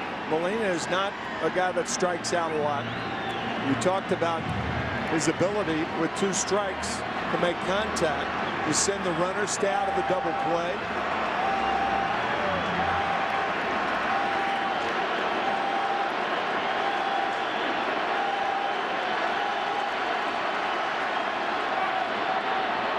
When you feel the runner at first base, you're not running to steal the base. You're taking off, so you can't break too soon.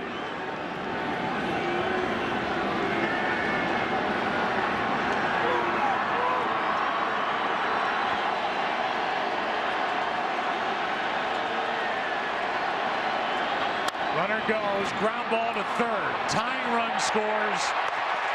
It's 3-3 in the 4th.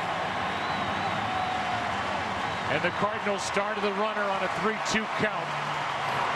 And they've come back to tie it, have the go-ahead run at 2nd, 2 out. You're not sure if the double play would have been turned had Freeze not run on the play.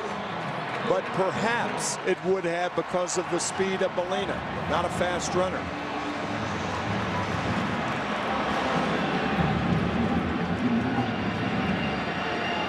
Now it's Punto. Struck out his first time, 3 for 12 in this World Series. No RBIs. First year in a Cardinal uniform. Go ahead run at second. Ball 1 up and away. The Rangers did look a good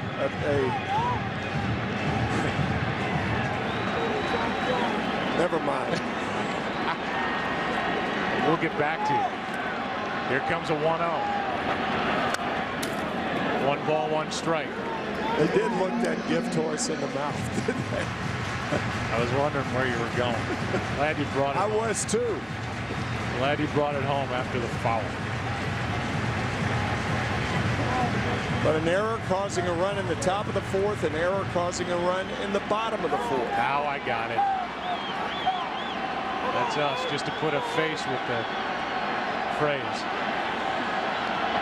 1-1. Go ahead and run at second, 2 out, and that's up and away. On deck is John Jay. Rangers will have the 3, 4, 5 hitters in their half of the 5th. And Lance Lynn is getting loose in case the pitcher's spot comes up here in the bottom of the 4th.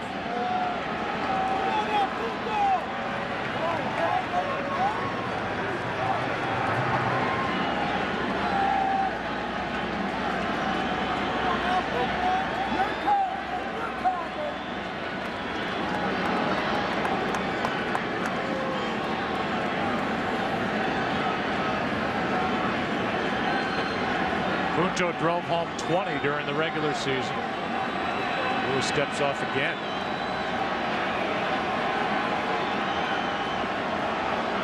And he wants Napoli to go through the signs again.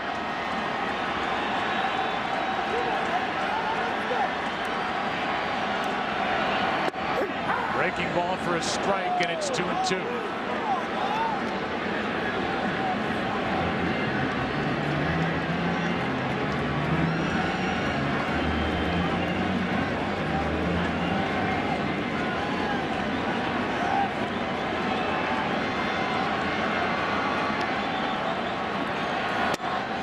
Just up and away, a full count.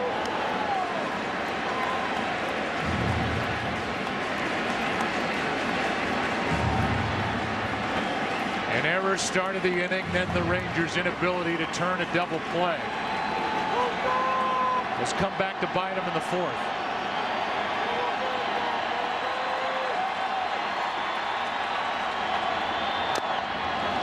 That ends the inning as Punto strikes out for the 2nd time tonight. And we go to the 5th of Game 6.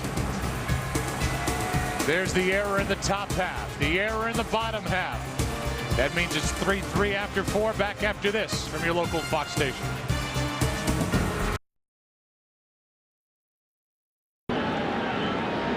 Rangers have the heart of their lineup: Hamilton, Young, and Beltre against Salas and Apapa, which has been anything but routine tonight. Freeze drops it.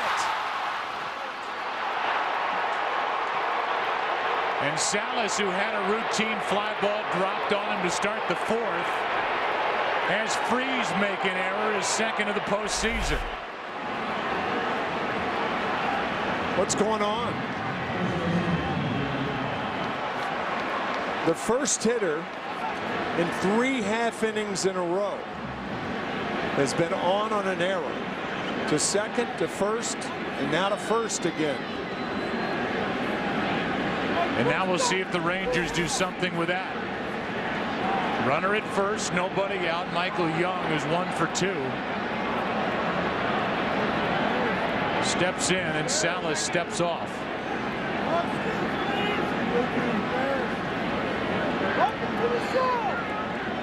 Young struck out in the 1st. Singled, was erased on a double play ball next time, and that's foul.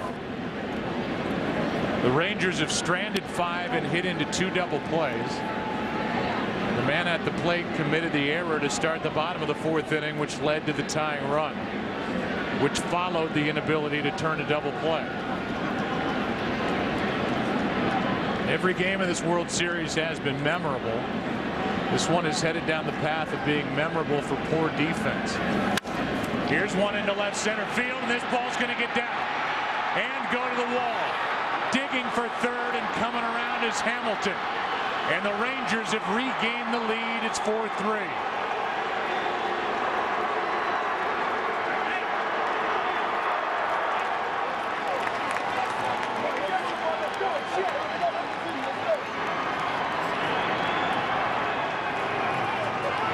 When you play defense poorly enough, runners are destined to score. Good hitting by Michael Young to drive in Hamilton, who reached on the arrow.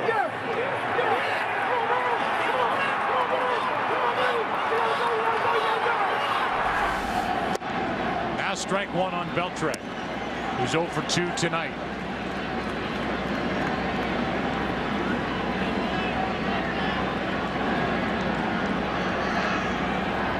Runner at second, one out. Rather nobody out after that error, then the double. And the 0-1 inside. Ball and a strike. This has got to be the oddest game of the postseason so far this year. No question about it. Routine plays are not routine. Here's a 1-1 to Adrian Beltre. In for strike 2.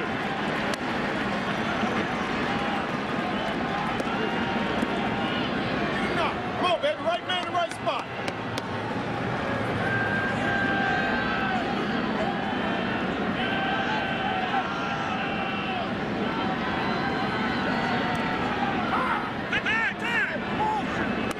Before the 1-2 pitch, time is granted by the home plate umpire, Gary Cedarstrom.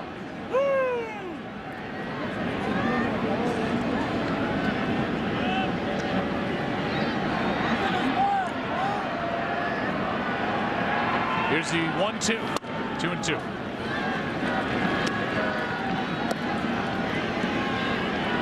Fernando Salas took over last inning. Garcia, the starter, lasted 3. Allowed 2 runs on 5 hits. An unearned run scored last inning, an unearned run scores here in the 5th.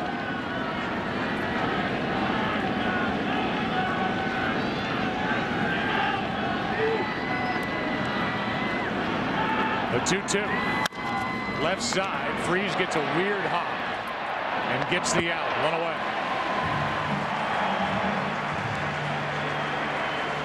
And with a runner at second, 1 out, Nelson Cruz will be the hitter. This November, Fox Sports steps into the octagon with an epic heavyweight title fight as the #1 ranked contender in the world.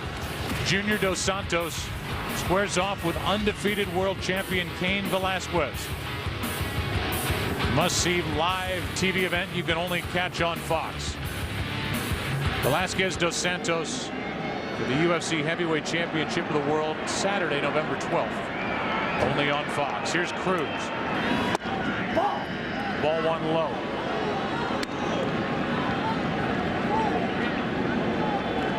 Nelson's the one that hit the ball in the air that Holiday could not handle to start last inning.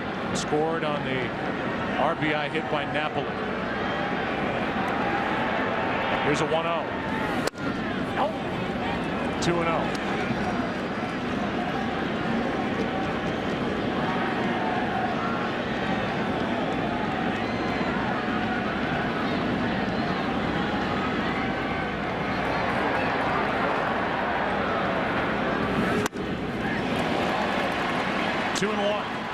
You notice that open stance of Nelson Cruz.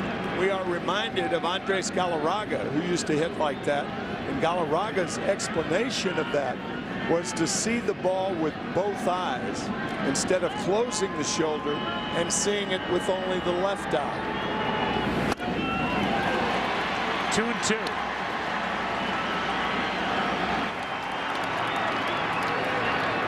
Cardinals have committed 3 errors tonight, the most by St. Louis in a World Series game since '43.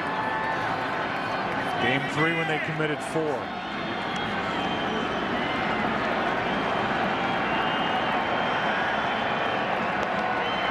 Here's a 2-2. Fly ball into center. Got it down toward the end of the bat. Schumacher makes the catch. Tagging and advancing is Young, 2 out.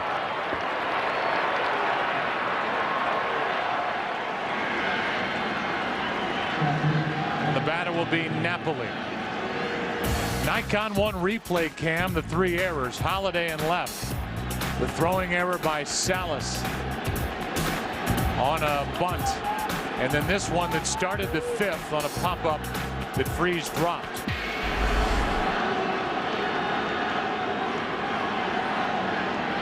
And Napoli is going to be intentionally walked. That will force the hand of Ron Washington, and he will go to his bench. With Gentry, the next scheduled hitter, he'll call on David Murphy.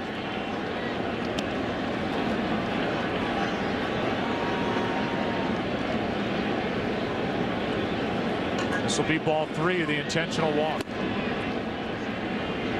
Napoli will be on base for the 3rd time tonight. He has an RBI single and 10 driven in this World Series. And it's 1st and 3rd now with 2 out. Dave Duncan will come out and go over the scouting report on David Murphy, just to make sure. The Geico in-game box score for the Texas Rangers while they talk. Kinsler's been on base twice with a double, an RBI, a walk, and a run. Andrus has a hit. Hamilton an RBI hit. Michael Young with a go-ahead RBI here in the 5th. He's 2 for 3. And then down toward the bottom, RBI hit by Napoli and a base hit by Gentry. Now Murphy is hitting in that spot. See the number at the bottom line. He is 11 of 34 this postseason, but just 2 for 11 during the World Series. But one of those hits off Zepchinski in the 8th inning of Game 5. That allowed Napoli to hit, and he doubled as the Rangers beat the Cardinals. Remember, Colby Lewis, the pitcher, is on deck. Ball 1 down and away as Derek Holland, the left-hander, who was brilliant in Game 4, going 8 1/3, gets loose.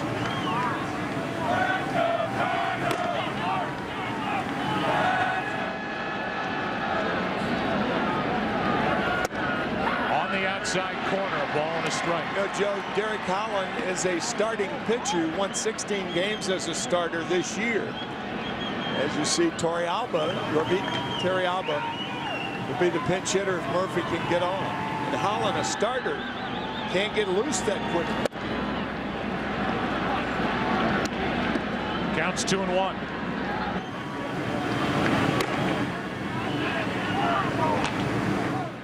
Called upon to get loose like a reliever instead of a starter. Here's a 2-1 outside.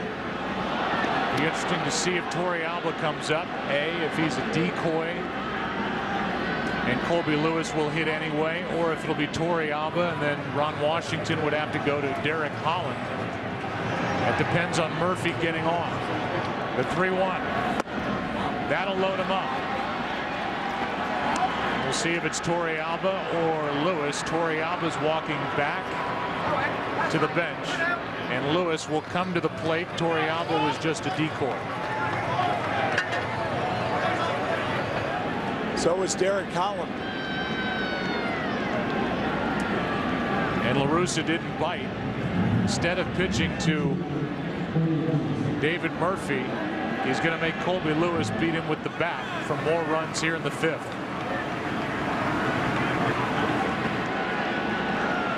Lewis swings it pretty well, takes a strike.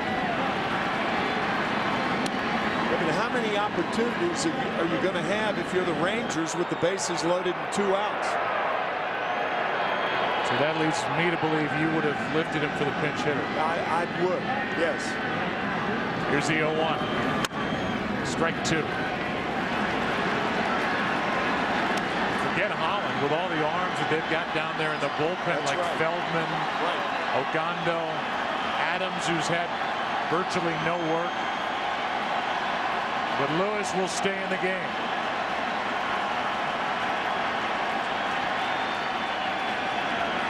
Here's the 0-2. And the inning is over.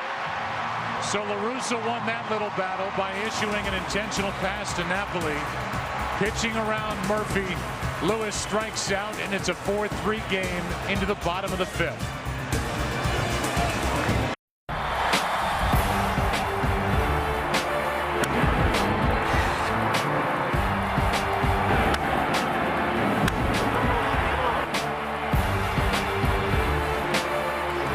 It's a 4-3 game into the bottom of the 5th inning. The Cardinals have committed 3 errors.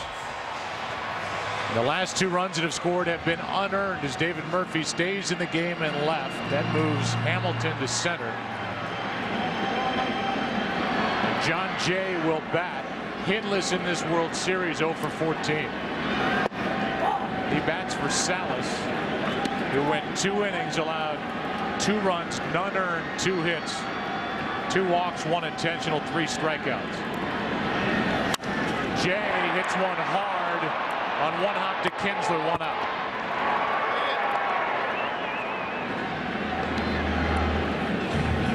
And back to the top of the lineup, Rafael Furcal. And if you're Ron Washington, you're hoping and praying that Colby Lewis can get through this half inning without having to go to your bullpen, because he just stuck with him in a spot where a base hit would have given the Texas Rangers some breathing room. Yeah, and as we said, as you look at Lance Lynn, you never really know when you're going to have another chance with the bases loaded for that 1 hit to break things loose. First pitch is strike to Furcal, who was hitless tonight. Now ball. 1 ball, 1 strike, and Rafael's 3 for 22. Pujols due up 4th this inning, so he is after Schumacher.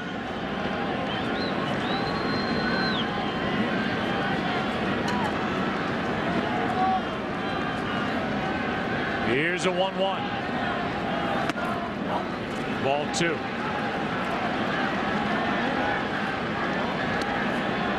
I say you want Lewis to get through the half inning, because if you didn't lift him for the pinch hitter, going with your starter instead of having to go to the bullpen anyway here in the 5th. That's low, 3-1.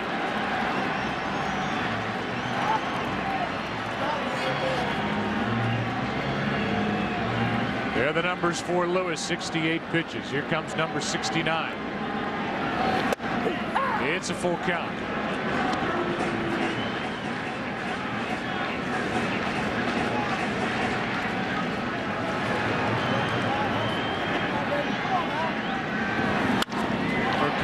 This one to Kinsler, and the first 2 are gone here in the bottom of the 5th. The World Series on Fox is sponsored by Chevrolet. Thanks for making Chevrolet and baseball a part of America for the last 100 years. Here is Schumacher, 1 for 2. Joe, considering that decoy with Torrealba out there, I think had Ron Washington gotten up another reliever like Scott Feldman or someone who could have warmed up very quickly. Here's a line drive caught. Tony La Russa may have bought it. He didn't with Holland. Now we'll see Lynn coming out of the pen as we go to the 6th inning of Game 6. Rangers up 4-3. 9 o'clock straight up here in the Midwest. We're in St. Louis, Game 6. Rangers leading 3 games to 2 and leading Game 6 4-3. Here's the game summary. Berkman with a 2-run shot in the first. Napoli another RBI that he knocked down the right field line in the 4th. We welcome you inside our broadcast booth, and this has been a very tense, odd game so far. Strange game. All 3 errors committed in this game have resulted in 3 runs being scored. 2 for the Rangers, 1 for the Cardinals. And really a lot of the plays There are errors, and then there are errors. Yeah, there are no bad hops in the air. But there have been for the Cardinals tonight. John Jay stays in the game. He bats in that 9 spot where he just grounded out. He's in center. Schumacher is gone. The pitcher Lance Lynn will hit in that number 2 spot. Count 1-1 on Kinsler. Top of the order for the Rangers, up by 1.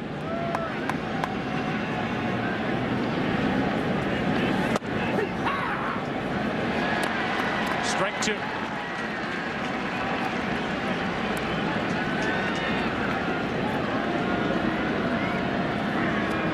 Andrus and then Josh Hamilton against Lance Lynn. Fastball upstairs, 2-2.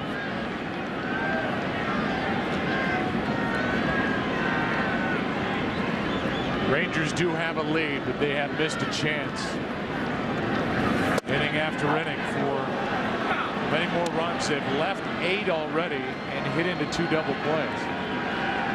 Counts full.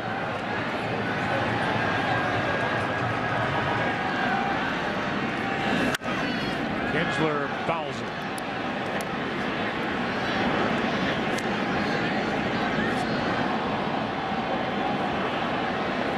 Russa had to go to his bullpen in the 4th. Ron Washington has stayed with his starter. Here is a 3-2. Fly ball into left. Holiday is there for out number 1. The World Series is sponsored by Verizon, America's largest and most reliable wireless network. And by Chevrolet. Thanks for making Chevrolet and baseball a part of America for the last 100 years. Flying up above. And our aerial coverage brought to you by DirecTV. If you call yourself a sports fan, you've got to get DirecTV. 1 out for Elvis Andrus, who's 1 for 3. Grounds to Furcal, makes the stop, shows the arm, 2 out. Well, what a beauty that was by Furcal. Going to his left, the pivot, and the arm. Furcal's not hitting, but he has not carried that with him into the field. Made some good plays in this series. That was one of them.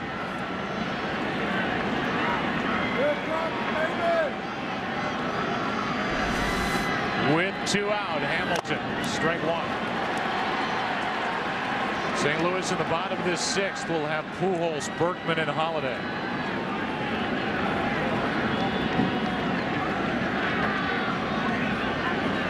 Here's the 0-1. Good rip by Hamilton, strike 2.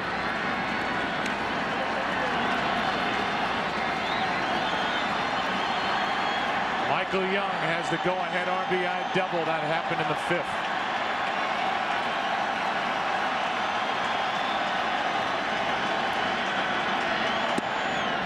Breaking ball misses.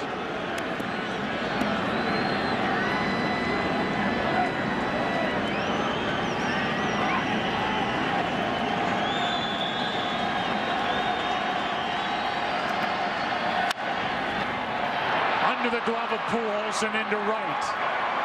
A 2-out base hit by Hamilton keeps this 6th inning alive.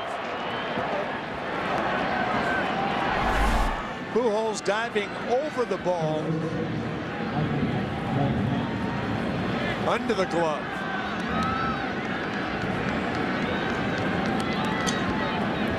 Ball didn't come up for him. Stayed down.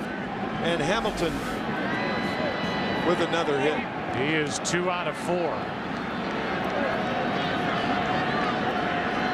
The inning continues for Michael Young, who's got 2 more hits. Ball 1.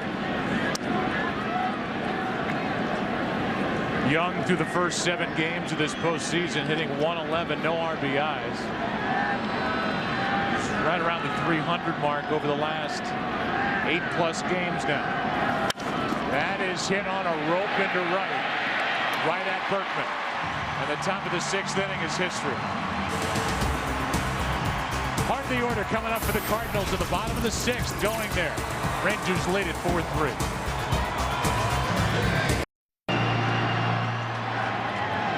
Colby Lewis has allowed 2 hits. None since the first inning. He deals a strike to Albert Pujols, who's 0 for 2. A 1-out hit by Schumacher in the first and a 2-out home run by Berkman. That's strike 2.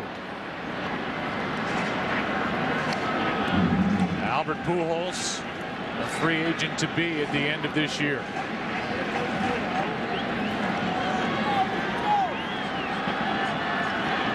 Here is an 0-2 from Lewis. Just inside, and Lewis looked away after not getting the call. Watch Gary Cederstrom behind home plate. A little nudge. He wanted to go up with that right hand, but thought better of it. Very close. Here is a 1-2. Got him on the inside corner, 1 away. Lewis came back with the same pitch. And that's strikeout number 4 on the night for Colby Lewis. First pitch, a breaking ball. Second pitch, and Pujols is in the hole, and he finally comes back with a 1-2 fastball. Pujols saying it was the same place as the 0-2. But he's gone. And now Berkman, who's been on base twice, reached on an error last time up. That's foul. Now Alexio Gondo gets loose. Pujols is 5 for 21 in this series, but all 5 hits came in game 3.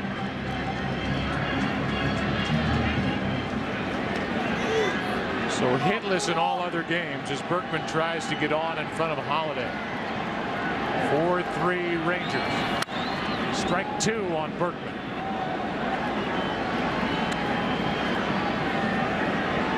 Colby Lewis, who is 4-1 in his career during the postseason.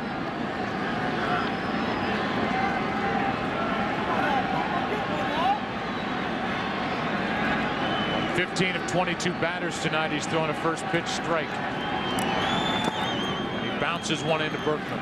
In game 5, Albert Pujols was walked intentionally 3 times. Tonight, he's 0 for 3.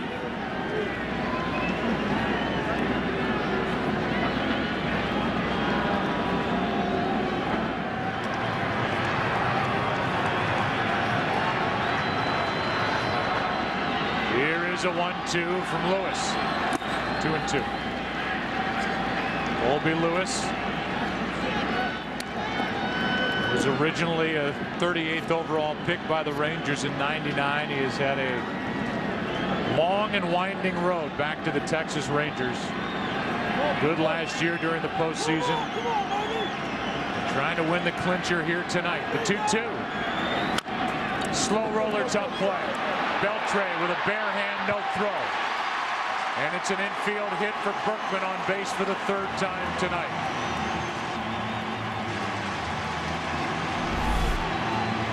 Sometimes as a hitter, you find a place where no one plays.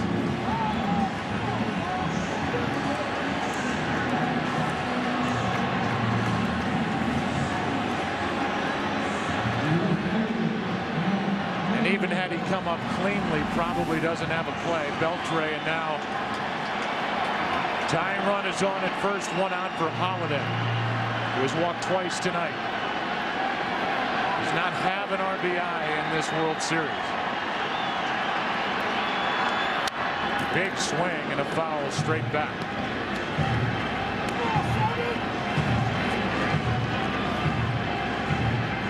And now it's over 100 plate appearances since his last. He's got 1 blast in over 100 plate appearances, and that came in game 4 of the NLCS.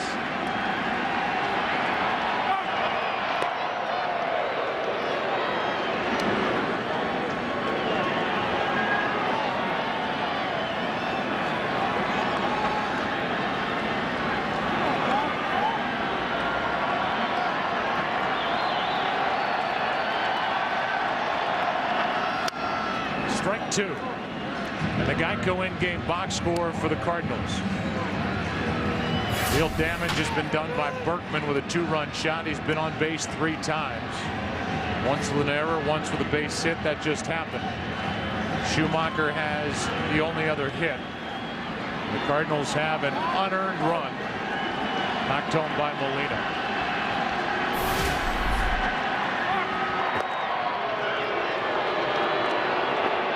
The reason Colby Lewis is winning this game, 16 out of 23 first pitch strikes, staying ahead of the Cardinal hitters all night.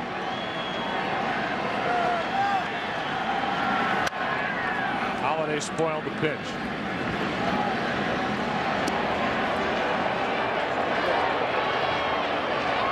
The rest of the team has not been able to figure out the 32-year-old right-hander Colby Lewis.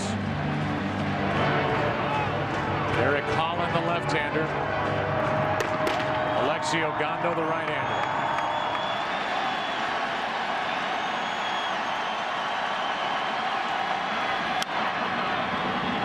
Fouled back. That's like game 4. Lance Berkman against Derek Holland, the only 2 hits for the Cardinals. The rest of the lineup 0 for 25.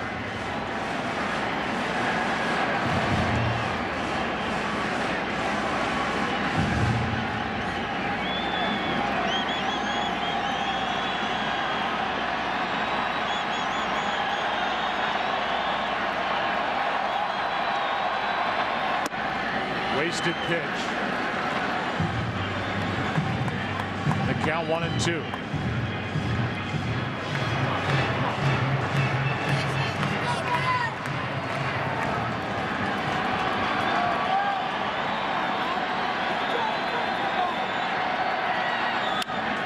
That's foul.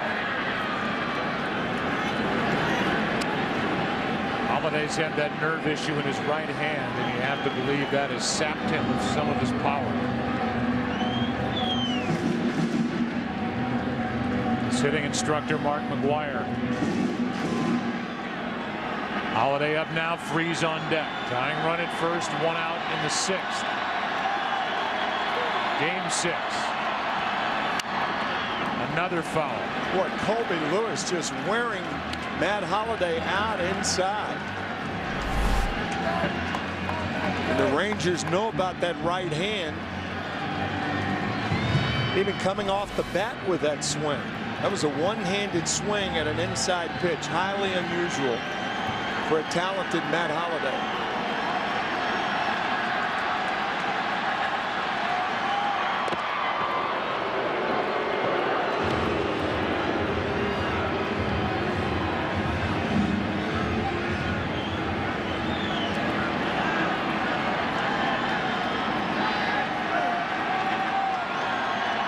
Back inside. Chopper to the first baseman, Young. He boggles it. Everybody's safe.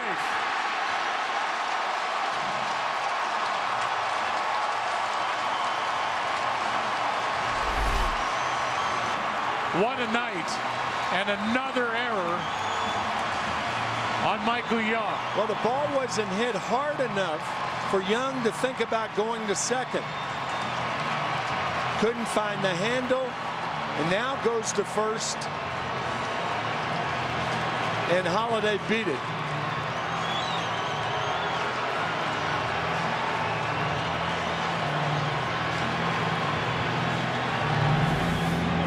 And a total of 5 errors have been committed.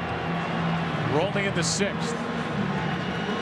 And David Freeze, who has one of those errors,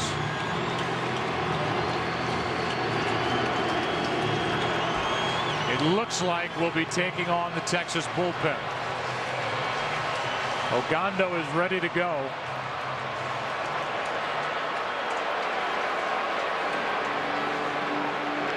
And we'll see. I mean, he's given up an infield chop hit. That's it. Since the first inning.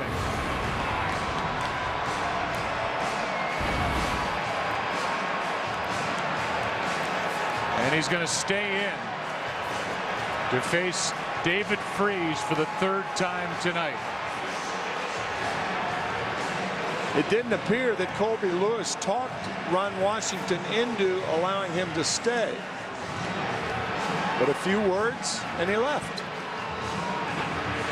And now the hometown kid, David Freese, has a chance to make up for that error and give this sold-out crowd a charge in Game 6.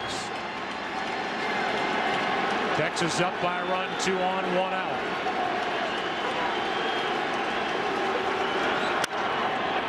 Strike 1. Ball has not left the infield. That's what Freese has done with runners in scoring position during the postseason. He has 16 total RBIs. Matter of fact, the ball hasn't left the infield since the 3rd inning for the Cardinals.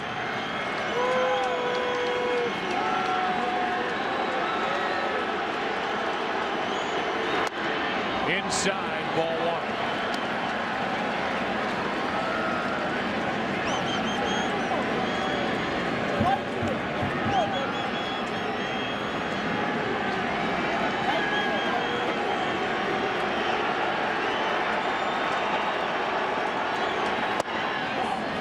Just outside, ball 2. Watch how Napoli frames this pitch. They wanted the strike, but just outside.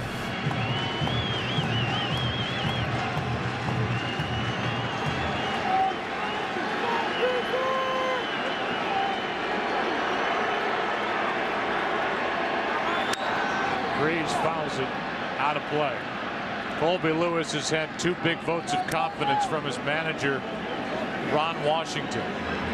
He let him hit in the 5th with the bases loaded, 2 out. And now here in the bottom of the 6th with 2 on, 1 out.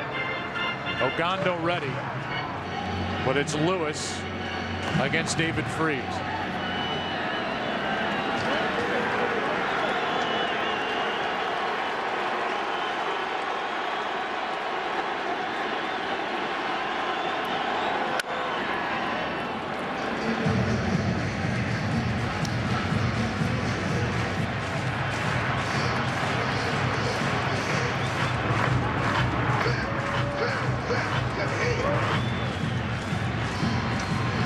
This is when the national pastime is at its best. A team facing elimination. A team that came out of nowhere to crash the postseason party, down 3 games to 2, trailing in Game 6.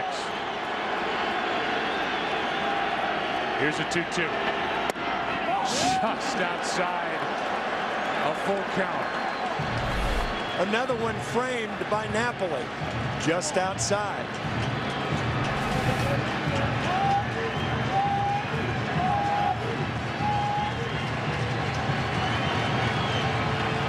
I don't think you'll see the runners running here.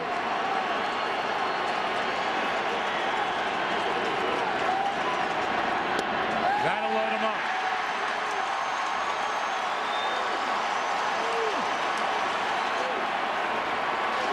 I think you've almost got to go with Ogando here because he's your best strikeout chance. And they will.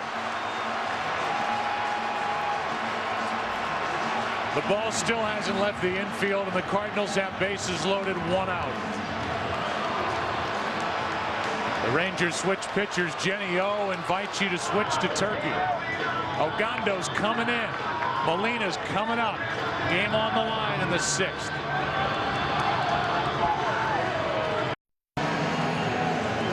A 95 pitch night for Colby Lewis, and now he will sit and watch and wonder what Alexi Ogando and anybody else out of this Ranger bullpen will do on a night when they can clinch their first World Series championship in franchise history.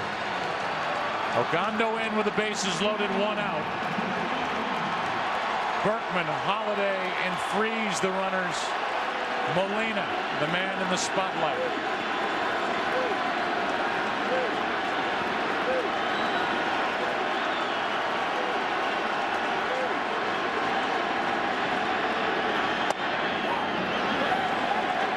Ball 1.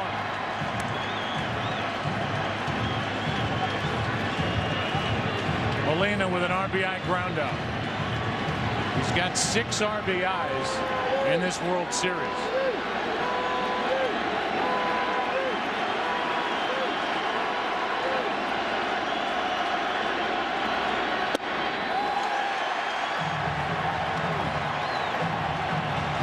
I can't remember a stretch like this where a team has not gotten the ball out of the infield for so many consecutive hitters. 12 Cardinals have come to the plate since the end of the 3rd inning. 12, and they haven't gotten the ball out of the infield. 3-0.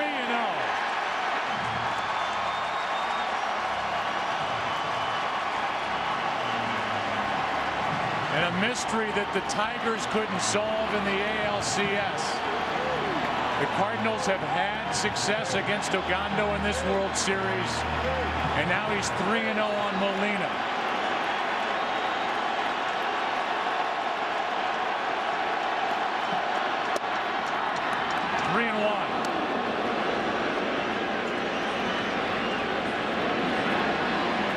Ideal hitting situation for Molina. He knows he's going to get the fastball.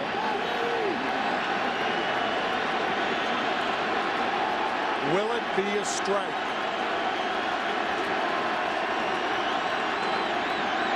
No. And this game is tied.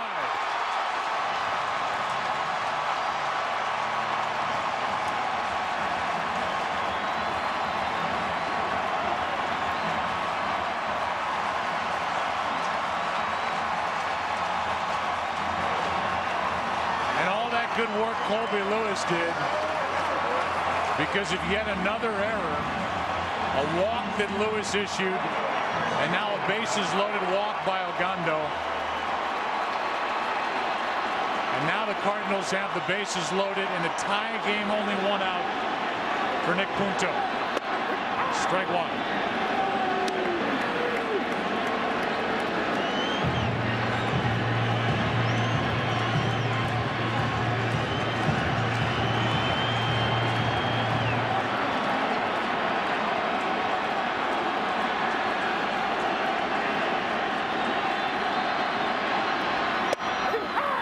Throw down to third, and out at third is Holiday.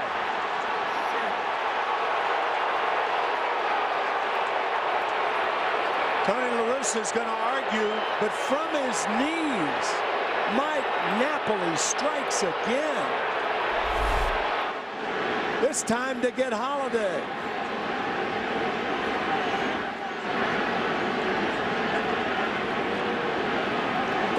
Beltre blocked the bag with his right foot. Watch his right foot. This is a design play. Anybody who dives back into the bag, he was out.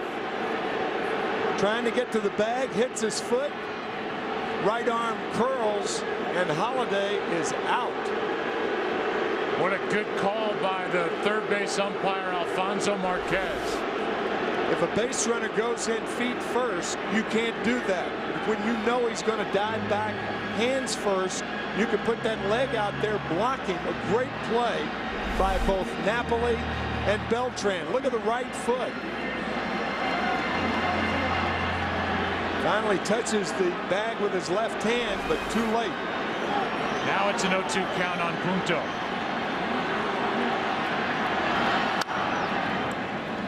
Now the go-ahead run is at second with 2 out. And Napoli has just done everything. And remember, he had to stay in the game after rounding the bag back in the 4th. Twisting that left ankle. It's a big weapon that stayed in for the Rangers. Able to play through the pain, and now the count's still 0-2. Napoli will go talk. But by picking Holiday off third, he cuts down that man for out number 2, which makes the RBI chance that much tougher on Punto, who does not have an RBI this World Series. Tag made before that left hand got in there. Look at the right foot again. The right hand and arm. And here's the sprained ankle. Oh. by Mike Napoli earlier in the game and staying in the game and throwing from his knees to get Holiday.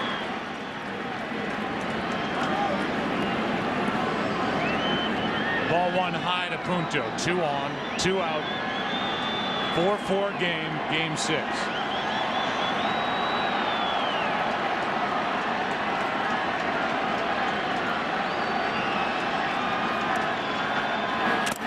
That squirts away, and the runners advance to second and third.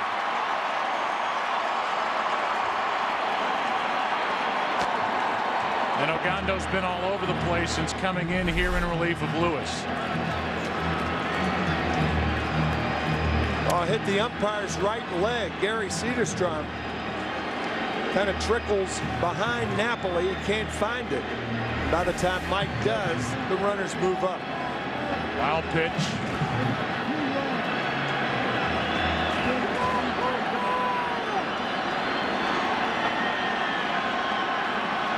And a 2-2 count on Punto.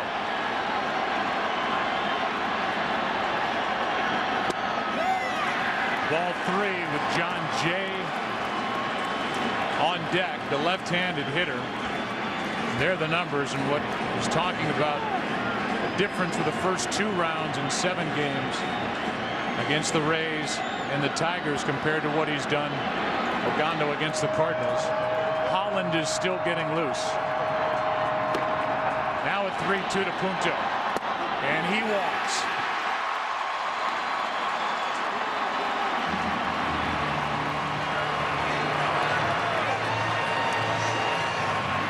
And that's going to be it with John Jay coming up.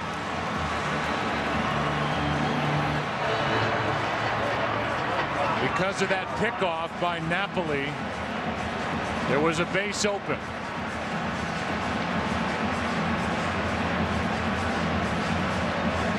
Ogando has issued 2 walks. He's gone. With the big defensive play on a messy defensive night. Holiday picked off third. Bases loaded, 2 out. Cardinals have tied it. And Holland will enter with Jay coming up. There are the numbers, game 4.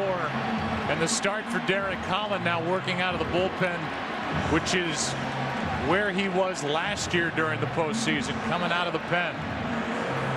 But he's been a starter all year, and he will deal with John Jay with the bases loaded, 2 out.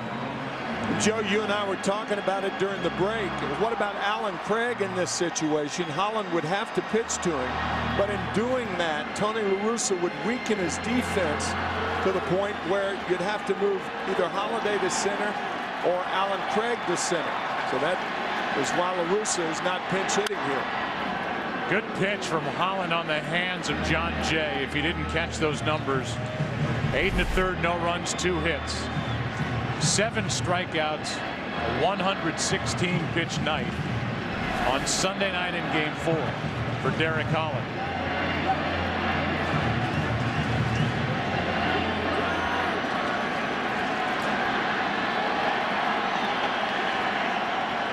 Bases loaded, 2 out.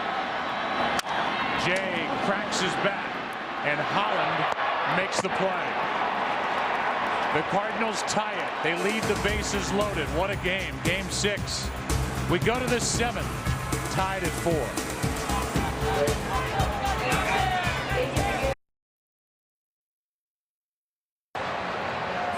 How about this night? A total of 5 errors. Total of 11 hits. Each side has 4 runs as we go to the 7th inning of game 6. Alan Craig takes over in left field. And you have to believe that Matt Holiday injured his right hand going into the right foot of Adrian Beltre, and he was looking at it. He was going back to the bag, and so he can't continue, and that answers the question why, if there was any doubt why Alan Craig didn't hit for John Jay. Tony La Russa, with the injury to Holiday, is out of outfielders with the extra pitcher that he added. Coming into this round, here is a 1-0 pitch. Fly ball into right center. Back at the track. This ball is gone.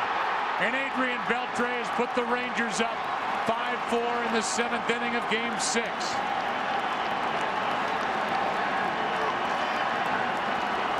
No bigger swing in his career, and he's put Texas on top again by a run.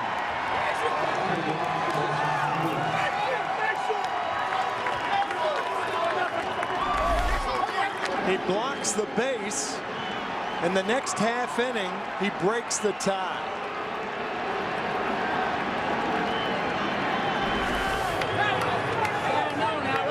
And so Adrian Beltre finally getting a chance in the World Series. Has now hit 2 home runs against the Cardinals.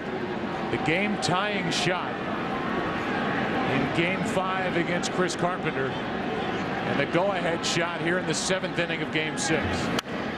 Cruz, strike 2. One from his knee, and one on both feet. And this latest one the opposite way into right center.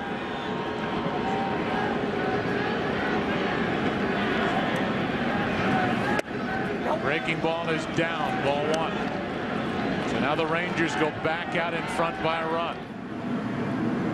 Zepchinski, the left-hander, getting loose.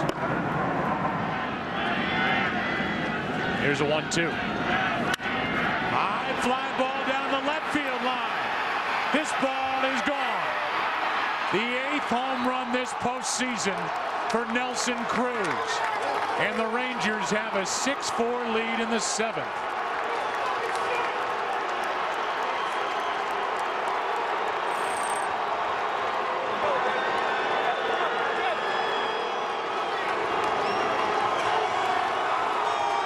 That ties a single postseason record with number 8. Here's Beltre's shot to right center.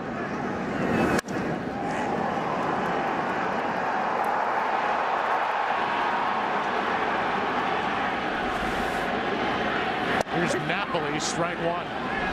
Hanging breaking ball to Nelson Cruz. Hit in the 3rd deck here at Busch.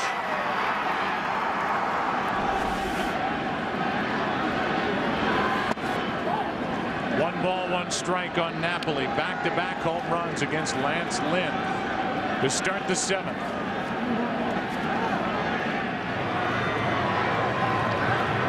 The Rangers have their biggest lead of the night.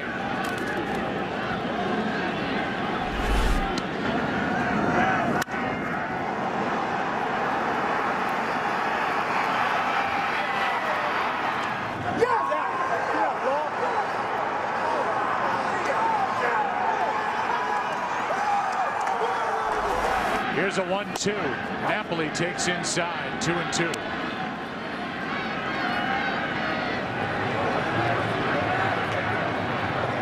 Now this postseason, 8 home runs, that ties the record. Barry Bonds and Carlos Beltran. Bonds in 02, Beltran in 04.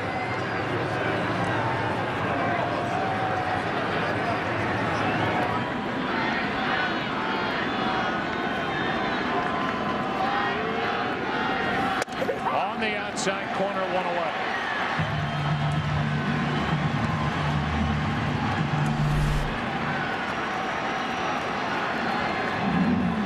Good part of the plate to get Napoli.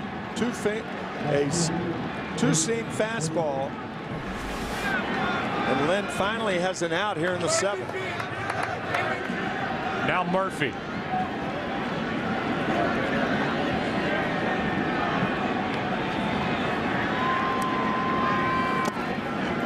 Bounces in, ball 1.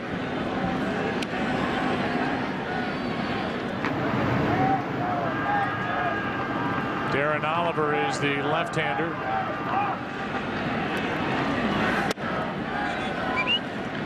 As Murphy goes up on the count, 2-0.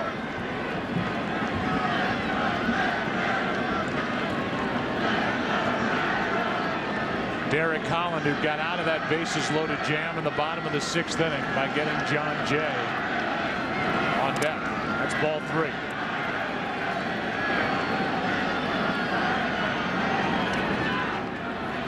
Murphy drew a walk his first time up. He replaced Gentry in the 5th.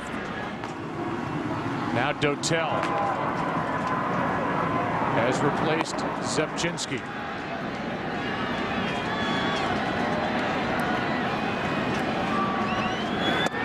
There's a strike, 3-1.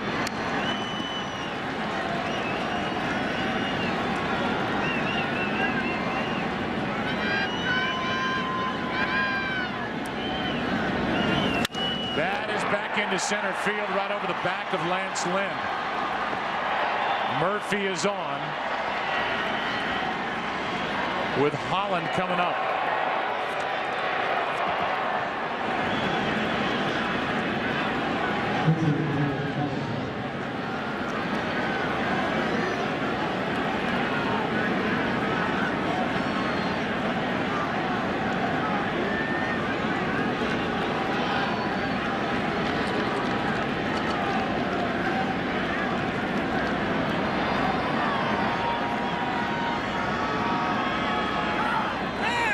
About Adrian Beltre, who got into pro ball in 1995 with the Dodgers, came up to LA in 98.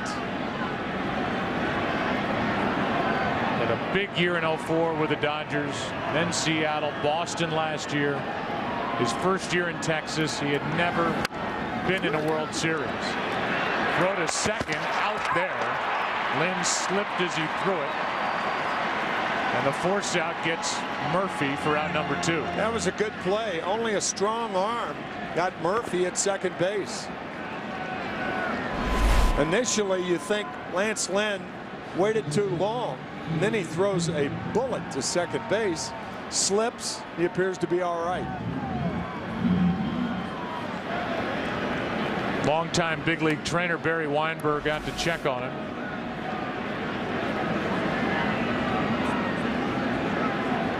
With Ian Kinsler coming up.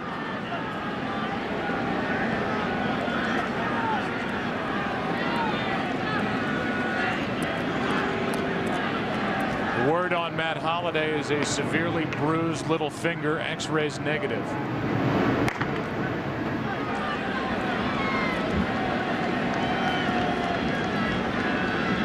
Here's Kinsler. We saw Scott Feldman getting loose. Ron Washington his plan is to use the right-hander Mike Adams no matter what tonight.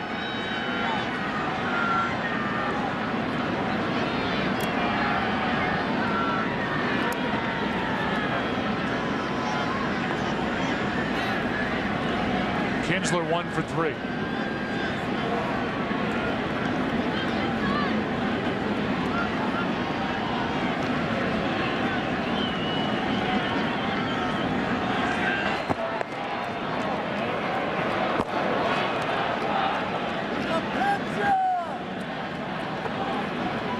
Comes Tony La Russa. He is going to make a double switch. Ryan Terrier will come into the game, as well as Octavio Dotel. We're in the 7th. 2 big swings by the Rangers, and they lead 6-4 here in Game 6. Two big swings, Adrian Beltre and Nelson Cruz back to back. And the Rangers trying to win it here tonight. Lead by 2. It's 6-4 in the 7th. 1 on, 2 out. Ryan Terrier takes over at second base, bats in the number 2 spot. Pitcher will hit 8th. Punto is finished for the night. And here is Octavio Dotel, who's put together these numbers during the postseason. Obtained by the Cardinals from Toronto at the trading deadline July 31st, along with Mark Zepchinski. Edwin Jackson a part of that deal as well, coming to St. Louis. The strike is in from Dotel to Kinsler. A walk, a hit. There's an RBI double in the 2nd that tied the game at 2. Now the Rangers lead by 2. Biggest lead for either team tonight. 1 ball, 1 strike.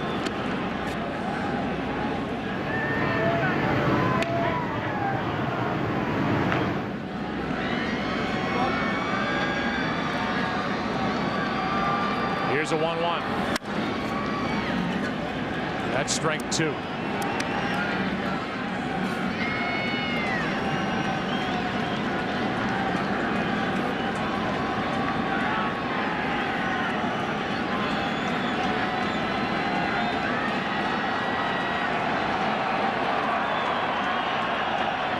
Two down.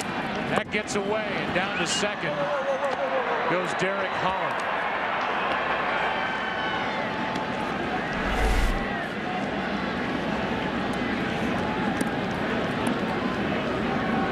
Shoots past Yadier Molina.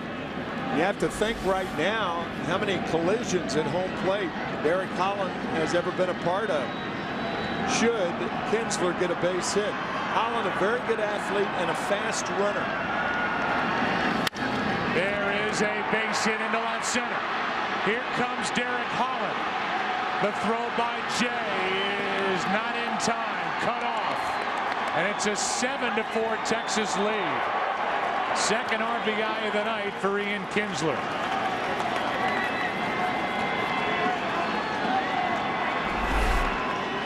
So Holland at second base scores easily on the play. Kinsler with the rocket up the middle, and John Jay really should have gone to second base on this ball. But he tried to come home. Not a play on Holland.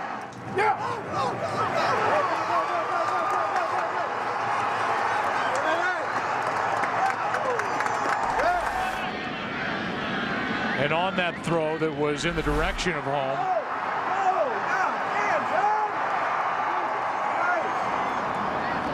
down to second went Ian Kinsler, and a base hit could mean another run. Texas leading by 3, runner at second. 2 out. Elvis Andrus at the plate, 1 for 4.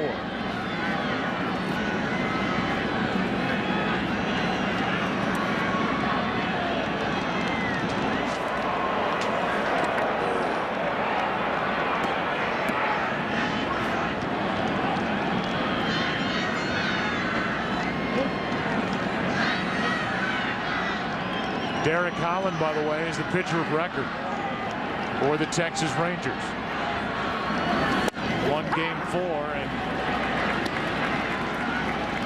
he and the Rangers lead game 6 by 3. Derek Holland coming in the bottom of the 6th inning with the bases loaded and 2 outs, and retiring John Jay on that weak grounder back to him.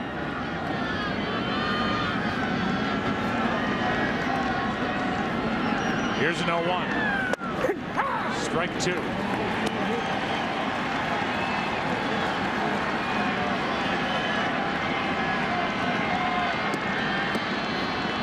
The Cardinals in the bottom of this 7th inning will have the top of their lineup for Call, Terrio, and Pujols. Down by at least 3. The 0-2. 1-2.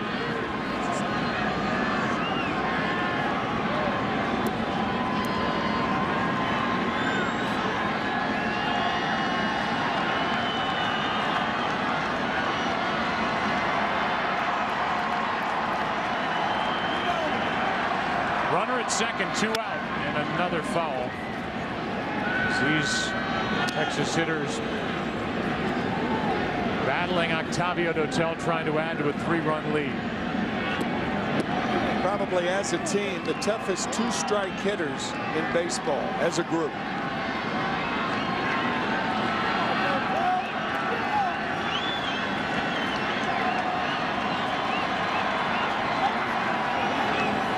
A strikeout ends the top of the 7th, but the Rangers get 3 and lead by 3 as they try to win the World Series here tonight. And before we go to God Bless America here in St. Louis, we salute our longtime Vice Chairman Ed Goren, who's been at the forefront of Fox Sports since the beginning. In 1994, had nearly a 30-year run at CBS, and spent his early years there as a news writer and occasional on-air reporter. Spent his youth in New York, diehard Brooklyn Dodger fan during their glorious run of success before the team headed west. His dad, Herb, columnist, great baseball writer, and he was inducted last night at Manhattan's Waldorf Astoria into the Broadcasting and Cable Hall of Fame. And right now we join public address announcer John Hewlett for the introduction of God Bless America. Ladies and gentlemen, it's time for the singing of God Bless America.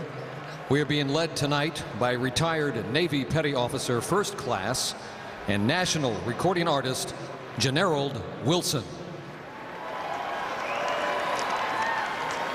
God bless America, land that I love. Stand beside her and guide her through the night with the light from above.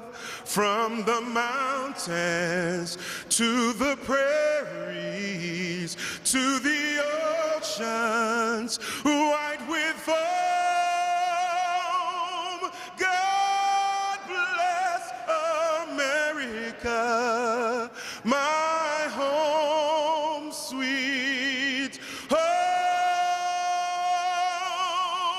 God bless America, my home sweet home.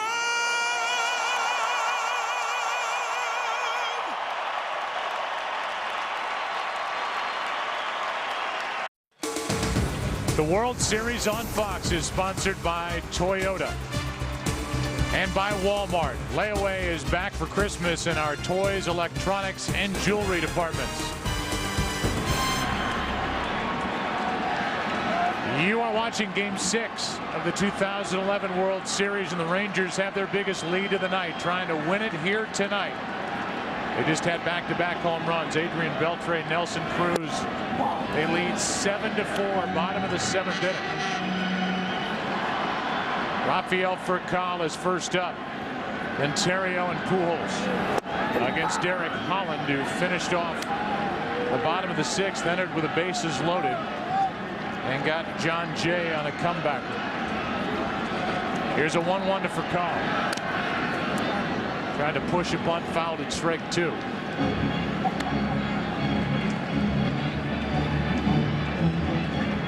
Terrio will get his first at bat of the night next. Took over in the double switch in the top of this 7th. All 3 runs charged to Lance Lynn.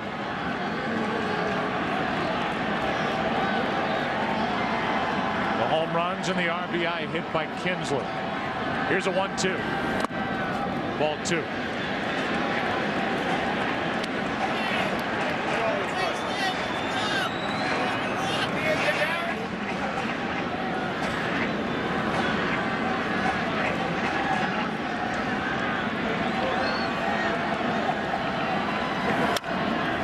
Off the plate, Holland gets it, throws it, got him, 1 out.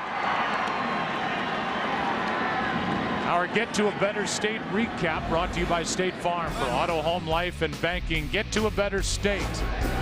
Adrian Beltre with a game-tying home run in Game 5 off Carpenter, and then the go-ahead home run off Lynn here in the 7th tonight. His .360 average leads the team. And right now on the Texas side, in our opinion, is running number 2 in the MVP race behind catcher Mike Napoli. Pretty clear cut thus far. Here's Holland dealing a strike, 94 miles per hour to Terrio. The question was to Ron Washington, would you, because of the rainout, pitch Holland on regular rest in a Game 7? He said, nope, Harrison's my guy. I'll have Holland out of the bullpen tonight for Game 6. And he's retired all 3 he's faced so far.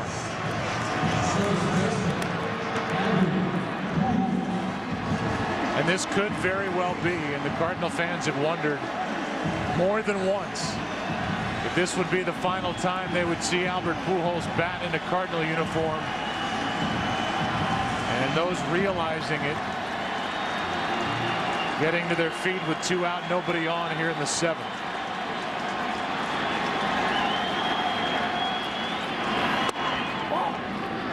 Fans gave him a 45-second standing ovation September 25th against the Cubs.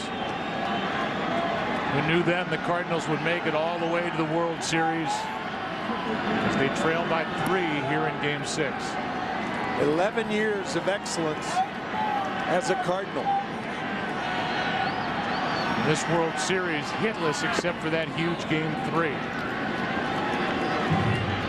He had 3 home runs, becoming the 3rd player to ever do that in a World Series game. Babe Ruth, Reggie Jackson, Albert Pujols. The 2-0. 2-1 from Derek Holland, who with a 3-run lead can challenge the Cardinals' number 3 hitter.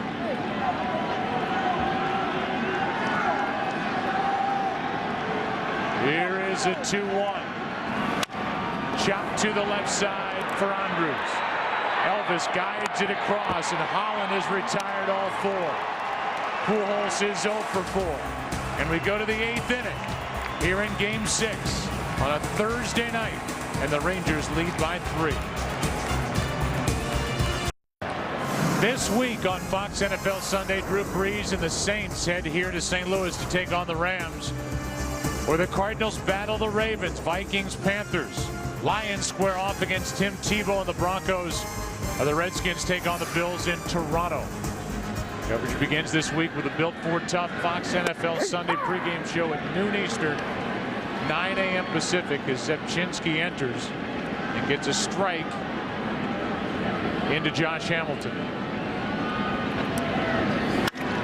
To the right side for Terrio. His first chance of the night, 1 out.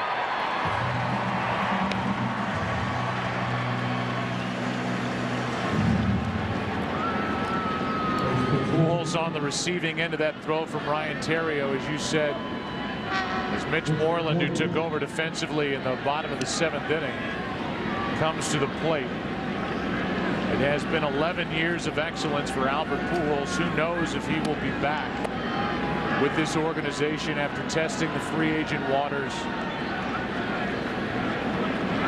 Second to Musial in home runs, RBIs, a career .328 hitter. I'd say it's about 50-50. He comes back. We'll just have to wait and see once he gets out and can take bids. If you go back to 2001, his rookie year, as Moreland grounds one up the first baseline, Zepchinski makes a great play, 2 out. So does Pujols. Very, very nice. Albert Pujols handed Tony La Russa a picture of the 2 of them at the end of Albert Pujols' rookie year. And he wanted Tony La Russa to sign it. Tony La Russa said, let me think about it for a night, and I'll give it to you tomorrow. Realize this is back in 2001 when we had seen just one excellent season from Albert Pujols. And Tony La Russa, who was in his 33rd year of managing in the big leagues, thought about it for a night and wrote on that picture in 2001, to the best player I've ever managed, and signed his name to Albert Pujols.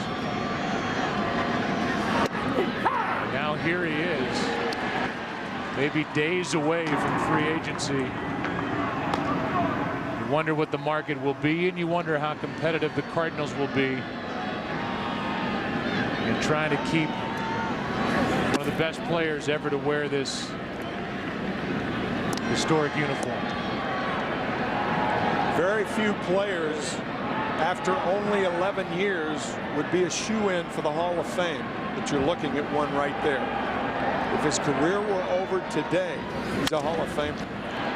Zepchinski takes care of the Rangers 1-2-3. And in the bottom of the 8th inning, Berkman, Craig, Freeze coming up. And maybe the best ever, heck, the best ever. Stan Musial, Stan the man here at the park tonight. Bottom of the 8th, 7-4 Texas.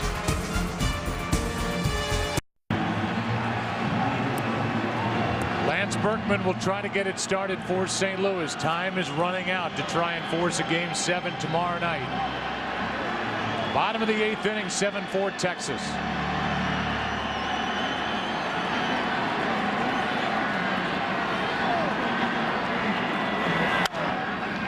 Fly ball into right. Long run for Nelson Cruz. He's there, 1 out.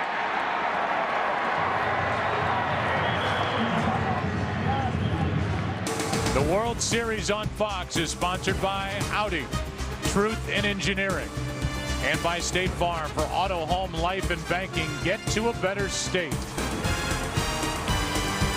Up above aerial coverage brought to you by DirecTV. If you call yourself a sports fan, you've got to get DirecTV. Beautiful night. It is crisp. And Alan Craig gets his first at bat, taking over for the injured Matt Holliday, who injured the little finger on his hand diving back to the bag, his right hand. And he was picked off back in the 6th. The big play by Napoli, the catcher, and Beltre at third. That ball is hit in the air to left. Back at the wall. It's a 2-run game. Alan Craig goes deep. Here in the 8th.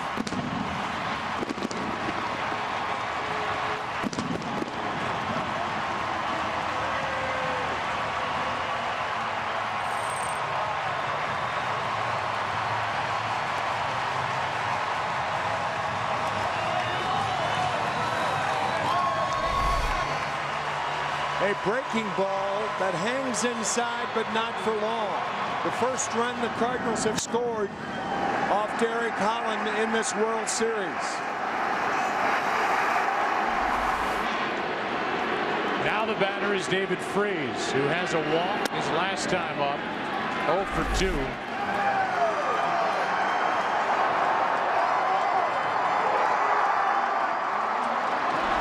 This Cardinal team has been resilient all year. Fought through injury and then charged their way back up in the wild card standings. And they have, in effect, played elimination games since the end of August, as the count goes to 2-1. Once again, 10.5 back on August 25th. And they ended up winning the wild card on the last day of the season from the Atlanta Braves. And they beat the heavily favored Philadelphia Phillies. They beat the Brewers. And they trail here tonight, not just in the series, but in Game 6. 7-5 now. And the count's 2-2 on Freese. It's interesting that Holland is still on the mound, and Mike Adams, who was traded to this team for spots like this and who has not been in a game since Game 2, is not in the ball game as Holland gets the ground ball. Andrews stumbles but gets the out, 2 out. Adams is ready to go. Yadier Molina is coming up. Only man to reach against Derek Holland. The 1-out home run by Craig here in the 8th. Also, before Game 5 down in Arlington, Ron Washington telling us that he will use Neftali Feliz for 4 outs if necessary. Well, the Cardinals they have 4 outs to score at least 2 runs off Holland and others. That was a big run that scored for Texas in the top of the 7th with the 2-out RBI hit by Ian Kinsler. That made it 7-4. Now it's 7-5. That followed the back-to-back home runs to start the inning. Molina lines a base hit into right. And just like that, the tying run comes to the plate. Gerald Laird has come into the on-deck circle. And Mike Adams continues to get ready in the bullpen. The pitcher's spot is due up right now. That's why Laird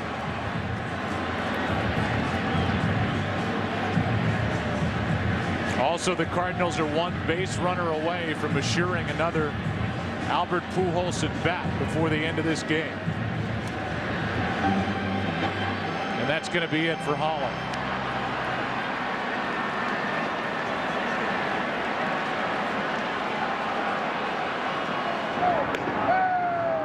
Mike Adams, Ron Washington has not made the call yet, but figures to. Adams, who was traded to Texas in July from the San Diego Padres, will enter here and deal with the tying run at the plate. 1 on, 2 out. Rangers up by 2 in the bottom of the 8th of Game 6. Game 6 of the 2011 World Series may be remembered for a night where it was tough to catch it with a glove or with the bare hand. Tough to find the handle. And a total of 5 errors have been committed. 3 by the Cardinals, 2 by the Rangers. And that man, number 5, wondering if he will get one more shot. So far, the Rangers have been able to overcome and outplay their errors more than the Cardinals. The Rangers have had more consistent offense through this series. They are 4 outs away defensively from their first World Championship as Mike Adams takes over. Laird was announced, then replaced by Descalso. The Cardinal bench is empty. Descalso 0 for 1 in this World Series. Grounds it to the left side. The play is at first and safe. 2 on, 2 out. Ian Kinsler was playing Descalso to pull. So Andres' first look is at second. He decided that Kinsler had too far to go. But if he goes to second base, Molina is easily out. Descalso, on the other hand, very fast and has an infield hit. I think it is being scored an infield hit. But Andres' play was to second base. And now John Jay all of a sudden represents the go-ahead run. And the Rangers are scrambling to get Darren Oliver ready. Here it is. Ian Kinsler playing Descalso to pull, but he's very fast. So he has an easy play at second base on the slow-footed Molina. But he elects to go to first, and the speedy Descalso beats the play. Well, John Jay is hitless in this World Series.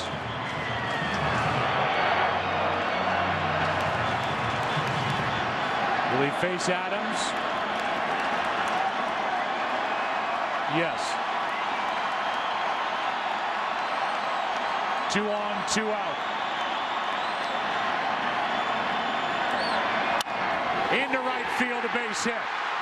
They will hold Molina. The bases are loaded.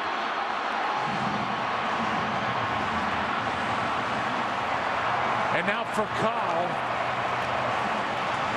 Will walk to the plate. A hit away from tying Game 6.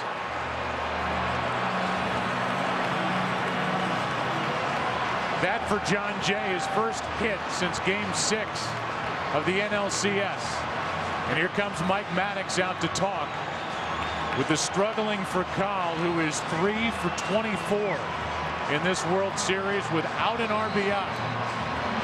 And it's worth mentioning, Joe, that the Cardinals had gone through the lineup as Oliver is warming. He's warm. They've gone through the lineup twice coming into this inning without getting a ball out of the infield. 18 straight batters could not get a ball out of the infield, and they've already scored 1 in this inning, and a base hit to the outfield could score 2 to tie it. Unbelievable.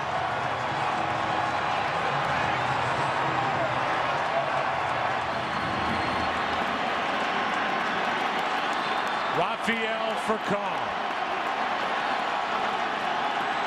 Picked up in July from the Dodgers. chops it back to Adams. And a quiet end to the 8th.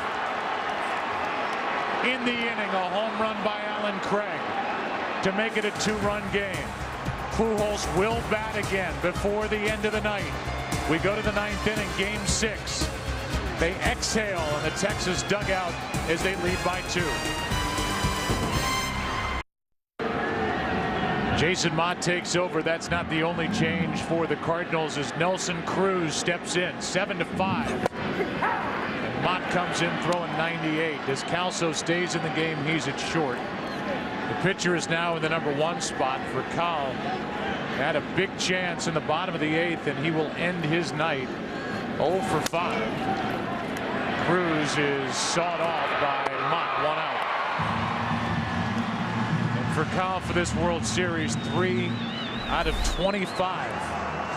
Whatever Mike Maddox said, the pitching coach of the Rangers, it made Mike Adams laugh and maybe relax to make a big pitch to get Furcal to end the bottom of the 8th. What a great shot, and getting Furcal with the bases loaded, 2 outs, the tying run on second base, getting Furcal on the first pitch. Napoli, strike 1. So Derek Holland, who's in line for the win, goes 2 innings tonight. 1 run on 2 hits. No strikeouts or walks. Adams will come in and allow 2 hits and a third. The rest of this one, you have to believe, belongs to Neftali Feliz. And Mott hopping around after that pitch got away from him.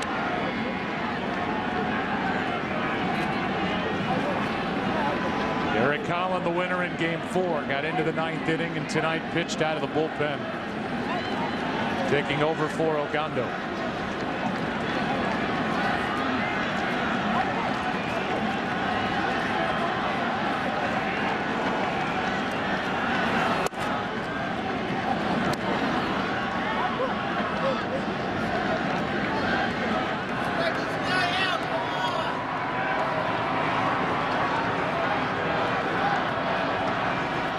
Here is a 2-1 from Mott. Inside, 3-1.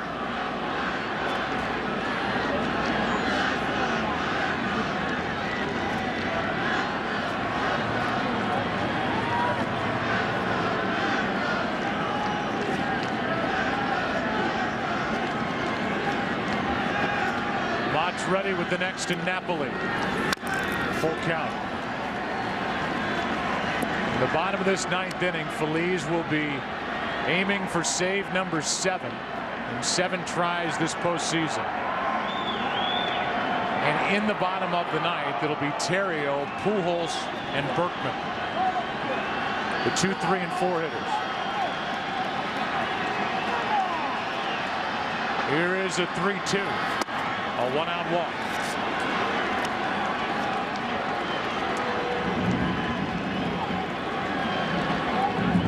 Mott is the 6th pitcher of the night for St. Louis, and David Murphy, who has walked and singled since coming in for Gentry in the 5th, will dig his way in.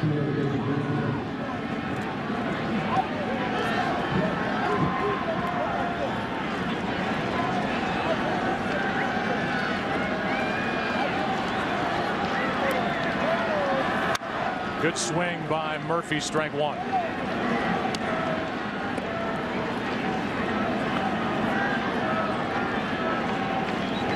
Texas Rangers at some point here soon will hand the ball to Feliz and ask for their first world championship in franchise history. If the Cardinals are going to come back here tonight, they're going to have to do it against the hard-throwing right-hander Feliz as Endy Chavez comes into the on-deck circle.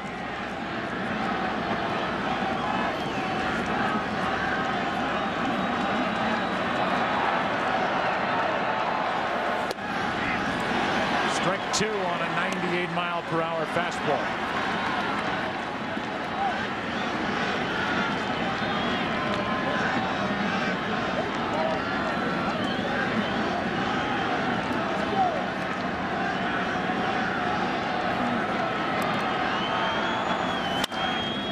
Left side for Descalso. A double clutch, and the out at second, 2 out. Descalso has played some short this year. I don't think the ball was hit hard enough to turn 2 as Andy Chavez walks in, batting for Adams, who goes a third of an inning, 2 hits, the rest zeros. Yeah, and Mike Napoli running on that left sprained ankle, spraining it when he went into second base the last time he was on base.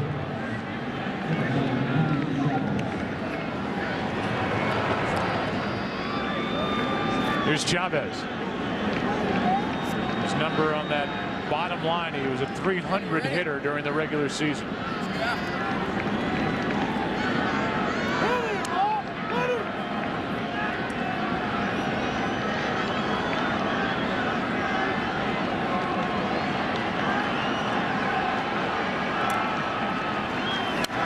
Big swing by Chavez, strike 1.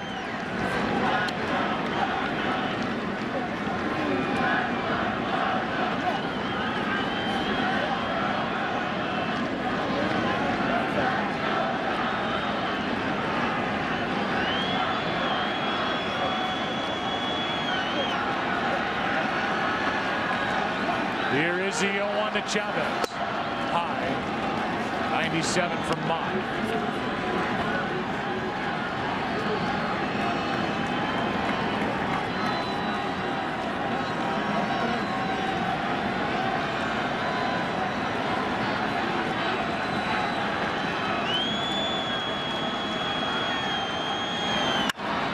High fly ball into right.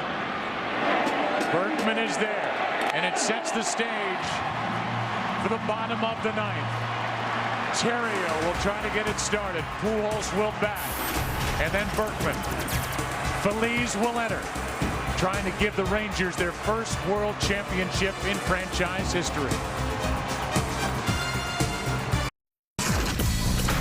The best plays of tonight's game are brought to you by the Audi A8. True greatness should never go unrecognized. Back-to-back. Adrian Beltre, Nelson Cruz in the 7th. Attack on run driven in by Ian Kinsler. It was 7-4, now 7-5. And we look at the longest active World Series title droughts. The Astros have never won it. The Rangers have never won it. It's been 103 seasons for the Cubs, 63 for the Indians. And this will not be an easy 9th inning for Feliz.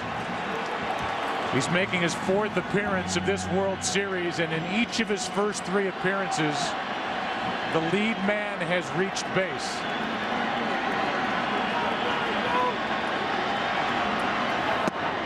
Ball 1 with 2 walks and a hit batsman. Feliz has had a very difficult time finding the strike zone in his 3 World Series appearances. He does here, and it's 1-1. On deck is Albert Pujols. After him, it's Lance Berkman, who is homered tonight. Is it going to end here on the 27th of October?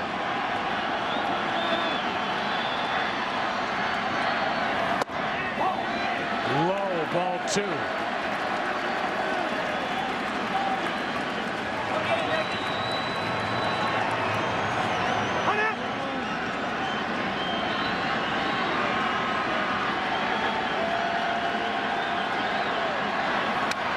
Two and 2. You saw Ron Washington. He said, I've been subdued so far in the celebrations. The division series, the LCS, because in the back of my mind, I've always known there's more to go.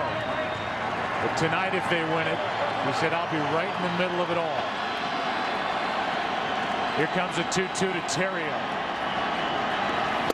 1 away. 98-mile-per-hour heat on a chilly night in St. Louis. 1 out.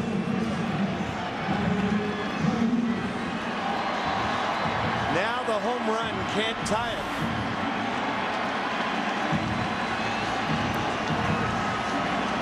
And Pujols, who has gone hitless since that 3-homer game in Game 3, 0 for 4 tonight. stands in.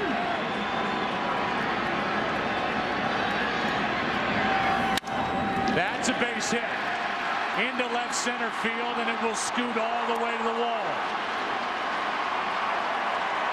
And if that is his last at bat as a Cardinal, it's a Game 6 double. But most importantly, it brings in the tying run.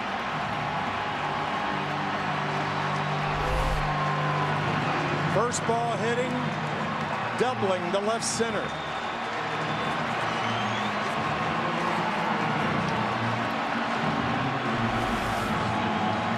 The Cardinals have the guy who has swung the bat the best in their lineup standing in.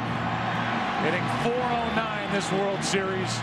He homered back in the first. And the Rangers in their no doubles defense. It's similar to football's prevent defense. About 5 steps farther out than they normally would be. Inside, ball 1. These fans wondering if the Cardinals have one more comeback in them.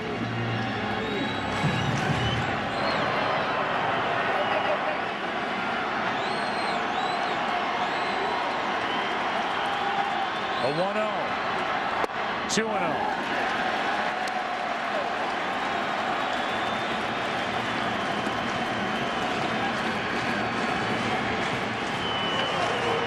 The guy at the plate and the guy on deck have each homered tonight.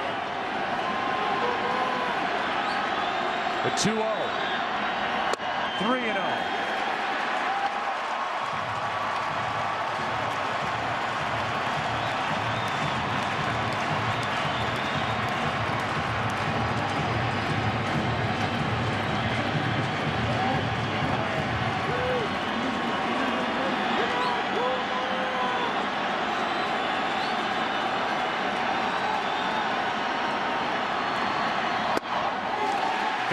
Will put the tying run on.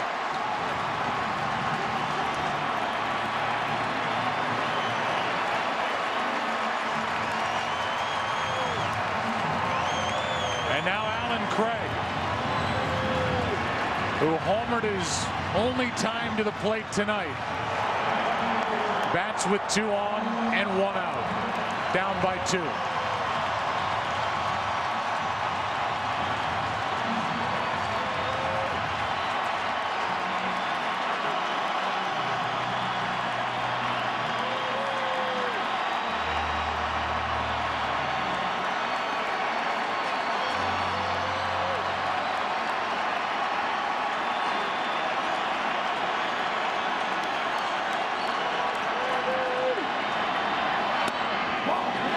Ball 1.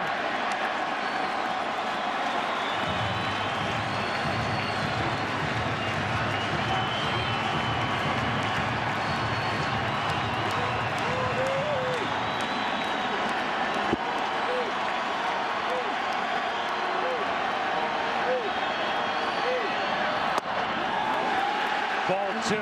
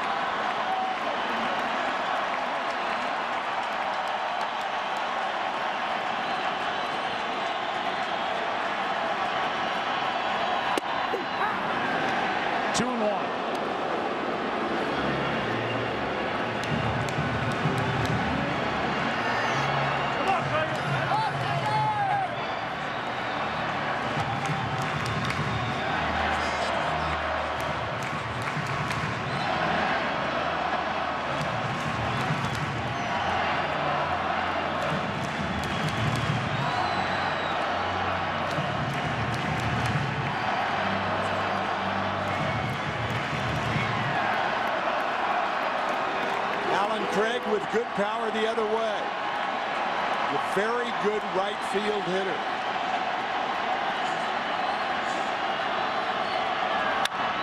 Ripped foul.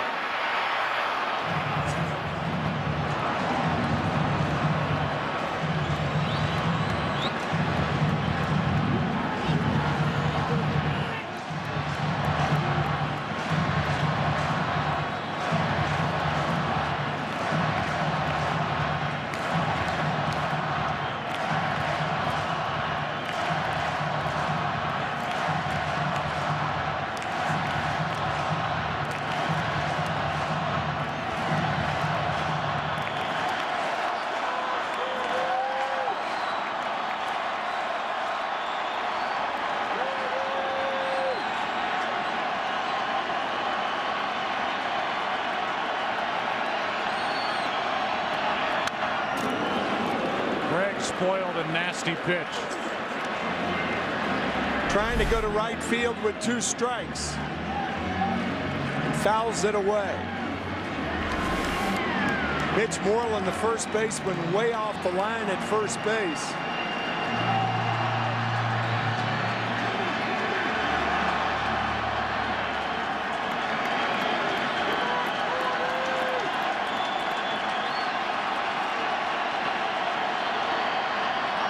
Got him looking 2 out. And the Rangers are 1 out away from the championship. Napoli sitting outside, a slider and a mistake. It backs up over the middle of the plate.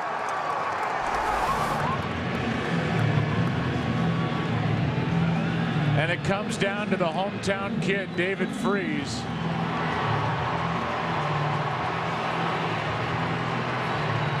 He represents the winning run at the plate. The tying runs are on. 2 out. And this Rangers franchise that started as the Senators back in 1961, going to Texas in 1972, their 40th year in Texas. They're 1 out away from their first championship.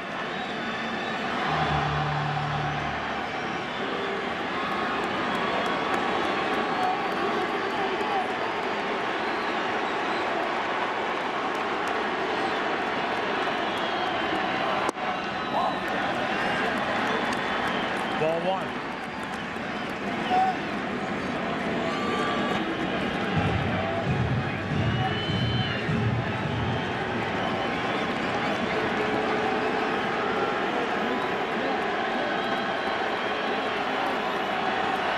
Strike 1.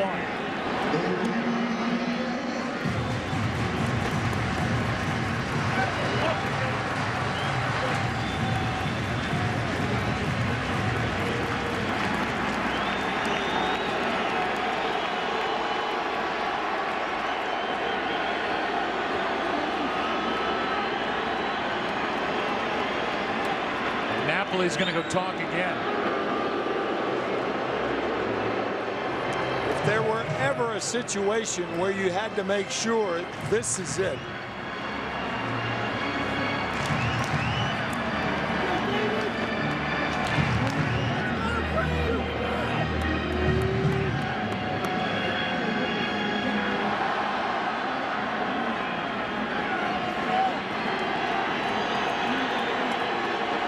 The 1-1. Strike 2. And now the Rangers are 1 strike away.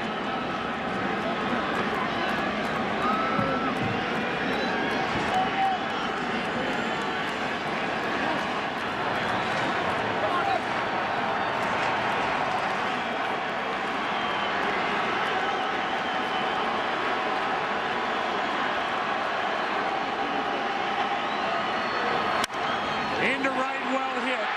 Back at the wall. It's off the wall. 1 run scores. Here comes Berkman. Freese has tied it. 7-7. Unbelievable.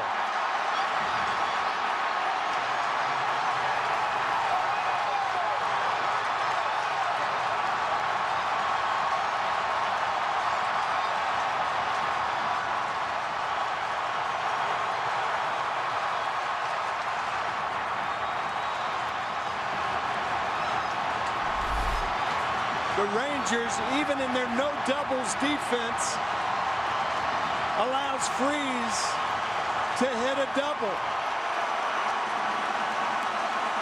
We said great power the other way, hit too hard. Driving in 2 to tie.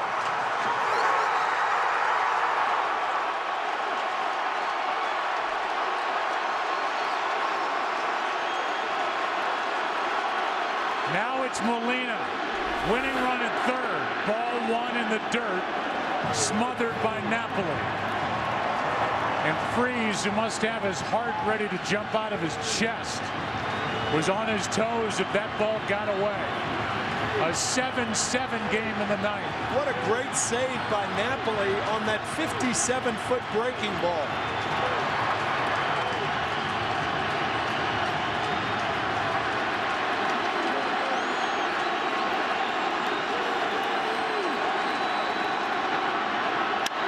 Into right field again.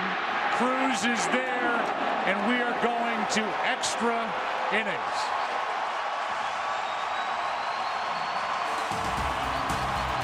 David Freese, who grew up in St. Louis rooting for the Cardinals, shoots one over the head of Nelson Cruz in right to tie Game 6 with a 2-out, 2-run triple. We're 7-7, and this season continues into the 10th. What a night, what a series. Stay with us from St. Louis.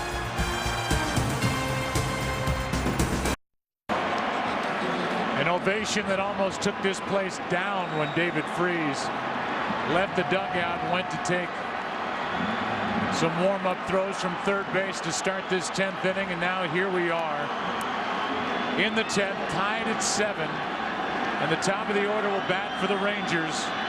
Kinsler, Andrews, and Josh Hamilton against Mott. Fly ball into shallow right. Out goes Pujols on the grass. 1 out.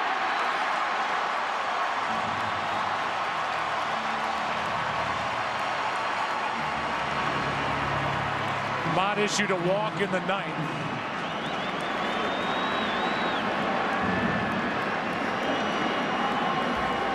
And gets a lead man here in the 10th.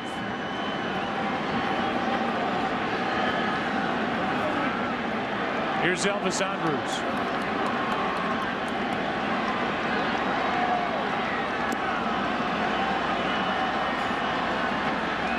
Darren Oliver getting loose. The Cardinals will have their pitcher spot come up. Ball 1 inside. They do not have any bench players left. Pitcher spot will bat third in the bottom of this 10th.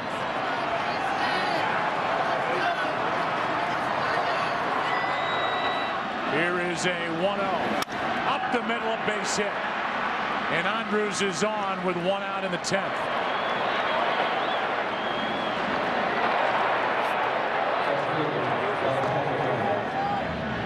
There has only been 1 stolen base in this World Series. Joe, you talked about it earlier. And if there were ever a time to run, a man with 37 stolen bases on the regular season will probably try with a left-handed hitting Josh Hamilton up. It's a lot tougher for a catcher to throw out an opposing base stealer with a left-hander at the plate. Molina, however, one of the best arms around. That could be a good battle. Remember, Hamilton has not gone deep yet in the postseason. The reigning American League MVP.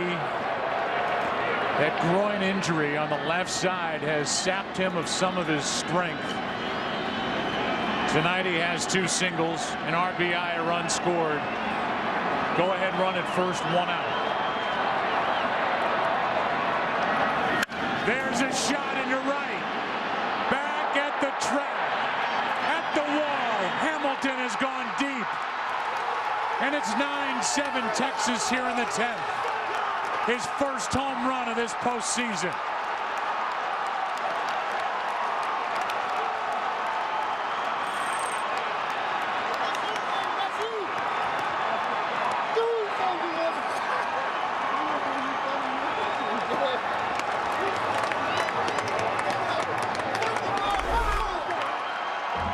In his wheelhouse, down and in, one hands it.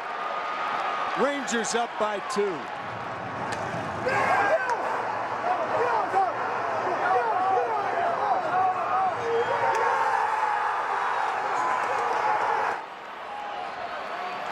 First home run in 82 at-bats for Josh Hamilton. And Mott misses outside to Moreland.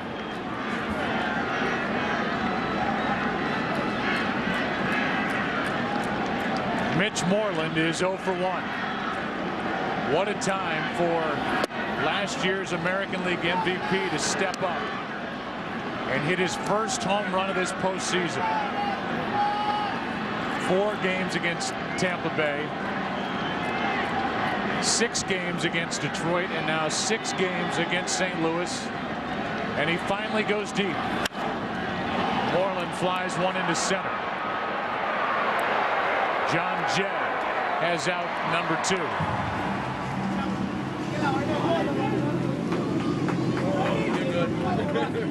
And if you have just joined us, Hamilton just moments ago hit a go-ahead 2-run home run in this 10th. David Freese tied it with 2 strikes and 2 outs, a 2-run triple in the 9th. And it's been lead changes back and forth as we play now in the 10th. Here's Adrian Beltre. Ball 1.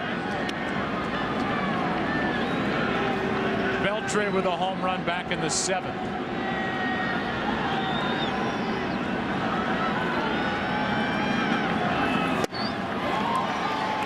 Strike 1.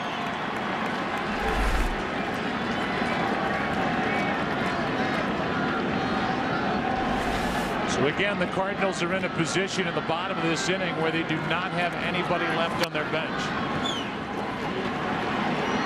They will have Descalso, John Jay, and then the pitcher's spot. You can see someone like Garcia, who swings the bat well, one of the pitchers. But the bench is empty as Beltre pops it up right side, foul ball, out of play.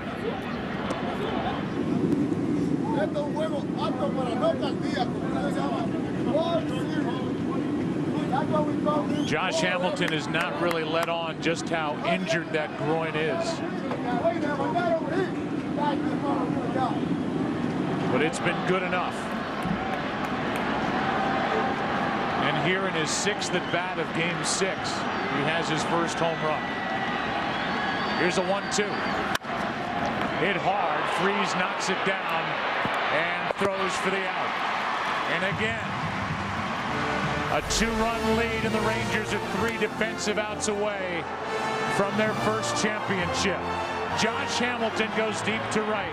9-7 back after this from your local Fox station. Ron Washington has decided to go to the veteran left-hander Darren Oliver. Former Cardinal, actually led the Cardinals in innings pitched back in '99. He's been a good, reliable reliever for Ron Washington, and now he is in the game trying to save it for Neftali Feliz. And the Cardinals have 2 left-handers to lead it off here in the bottom of the 10th. Out-of-bench players. Of all the guys to be on the mound to end potentially this World Series, it's Darren Oliver.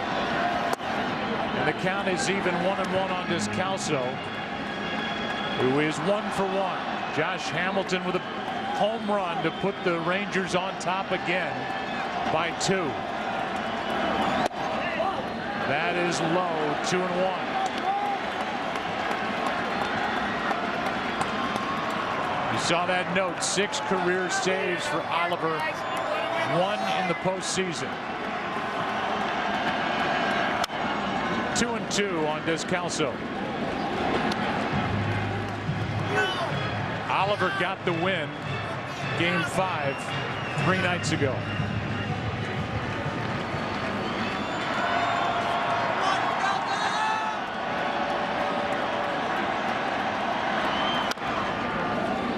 Still 2-2.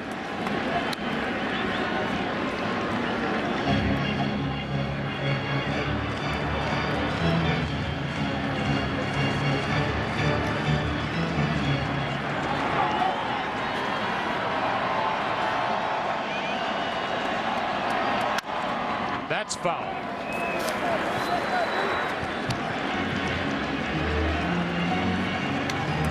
Oliver just turned 41. Got into pro ball in '88 and first got to the big leagues with Texas in '93.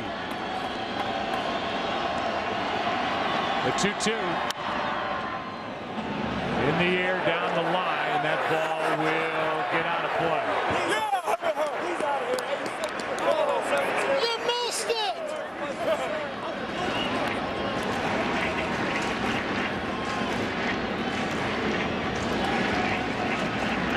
Cardinals have stranded 8 tonight. Texas 11.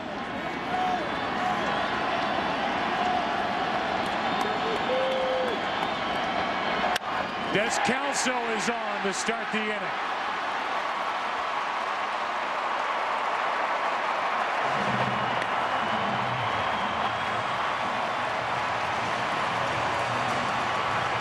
And now John Jay will be the hitter. Jay with his first World Series hit his last time up. Descalso now 2 for 2 in this game. Edwin Jackson, who swings the bat well from the right side. Jaime Garcia swings the bat well from the left side. It's Jackson on deck.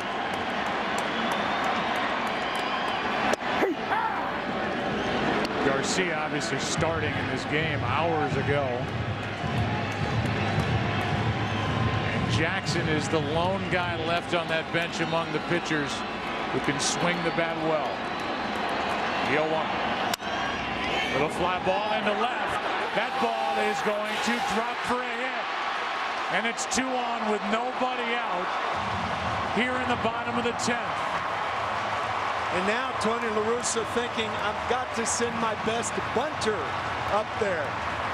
And I assume it's Edwin Jackson. How about this? Talking to Jose Oquendo, the third base coach, and he's got to be bunting in this situation.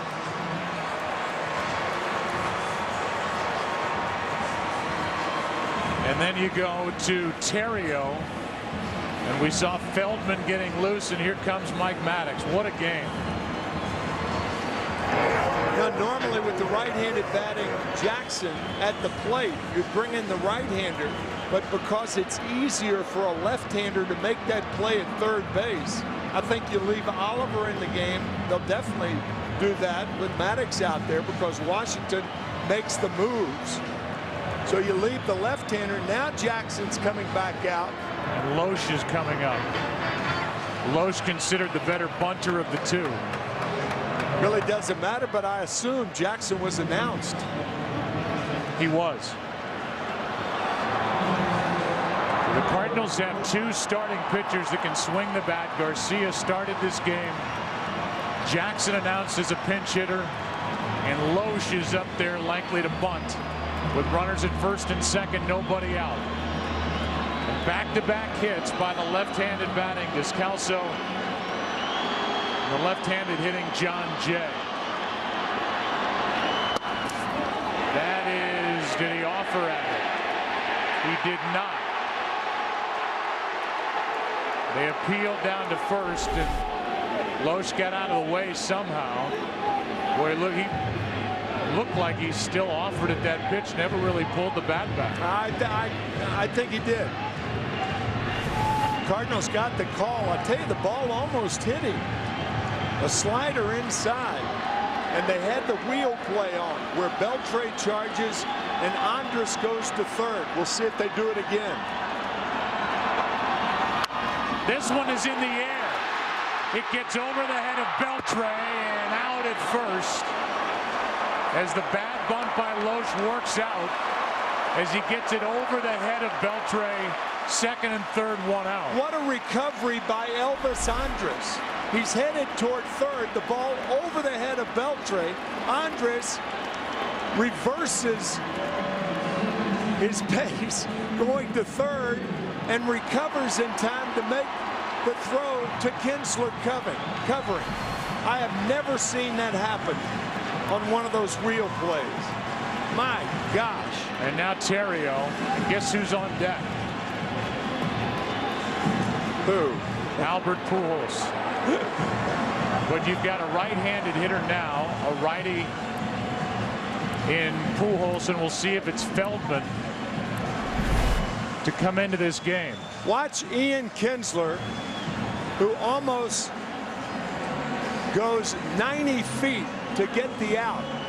He was towards second base, all the way across from second to first as Andrus recovers and makes the play.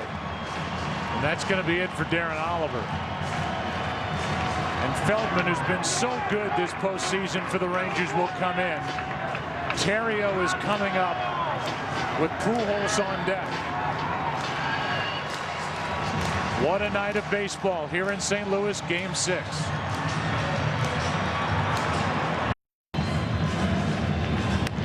Scott Feldman will try and save it.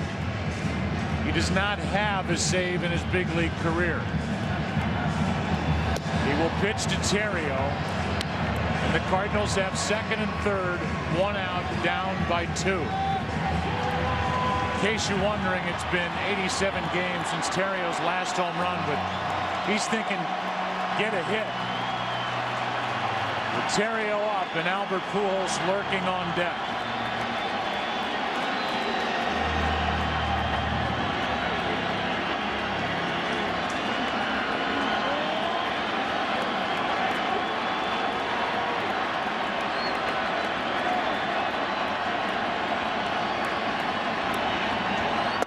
Good breaking ball from Feldman, strike 1.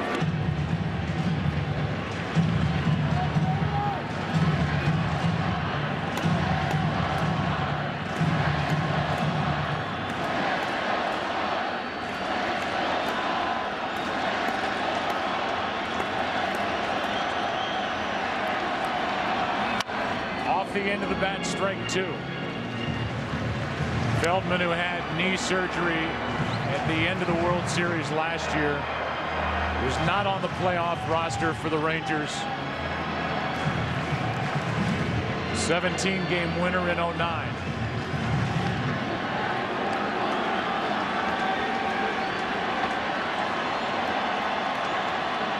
Is 0-2.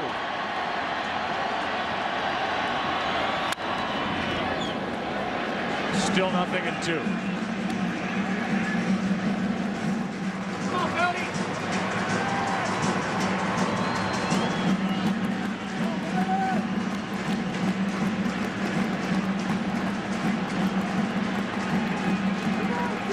Theriot 6 for 10 in the division series.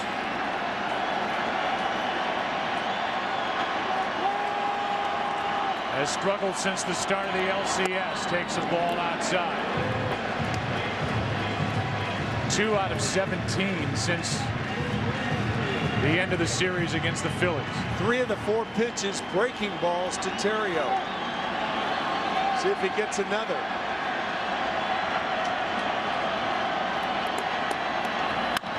Left side, coming to the plate, Descalso. Out at first is Theriot.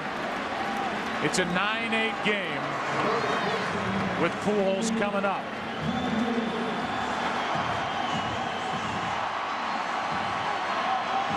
I don't think they pitched to Pujols here. Not after walking him 3 times intentionally in Game 5. But if you walk him, you pitch to a very tough Lance Berkman. And a very hot Lance Berkman. He has been the Cardinals' best hitter. He's been the best hitter in the World Series.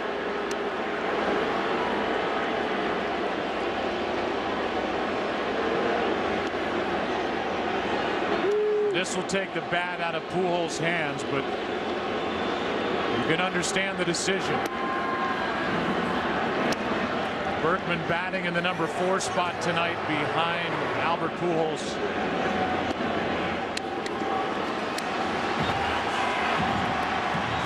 And the Texas native, Lance Berkman, will walk to the plate.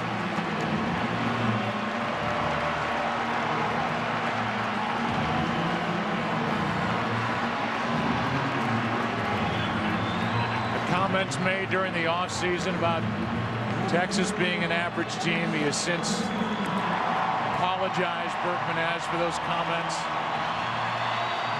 There was some talk in July of John Mozeliak, the Cardinal GM, trading Berkman to the Texas Rangers before the deadline. Cardinals not only hung on to him, but signed him to a one-year deal for 2012.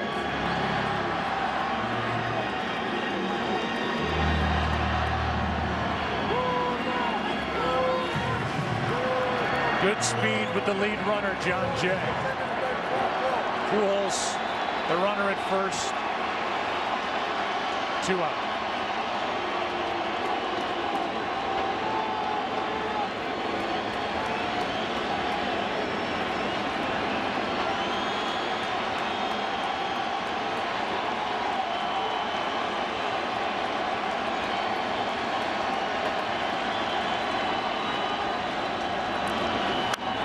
Foul, straight back.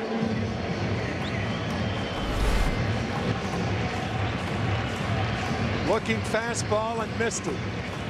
The trail runner is Pujols, representing the potential winning run.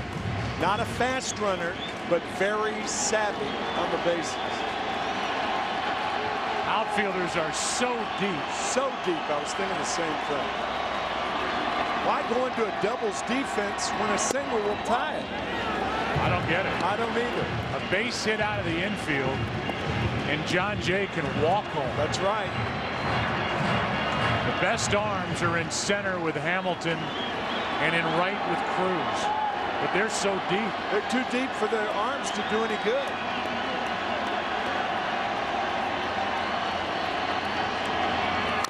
Strike 2 on Berkman, and again the Cardinals are down to their last strike, and the Rangers are 1 strike away.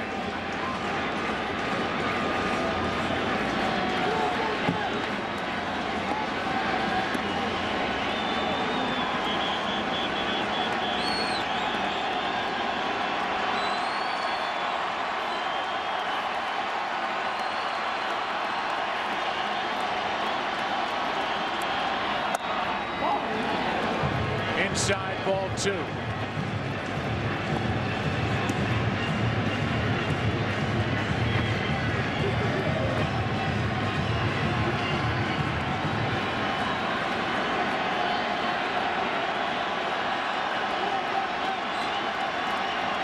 Tying run at second base.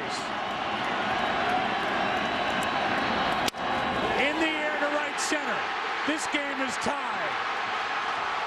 Going to third is Pujols, and it's 9-9.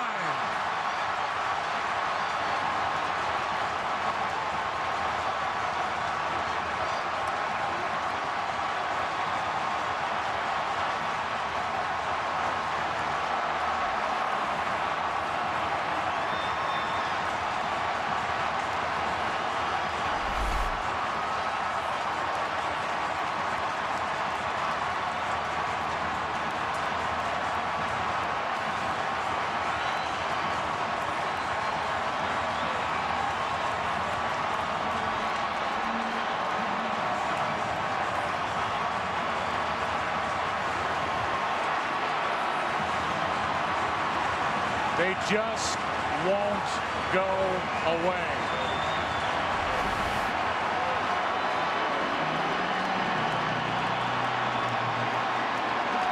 In the battle of the beards, the gray beard won.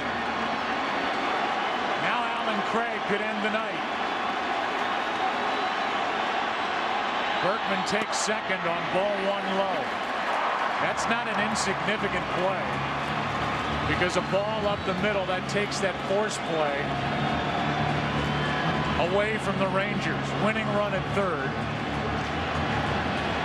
2 out.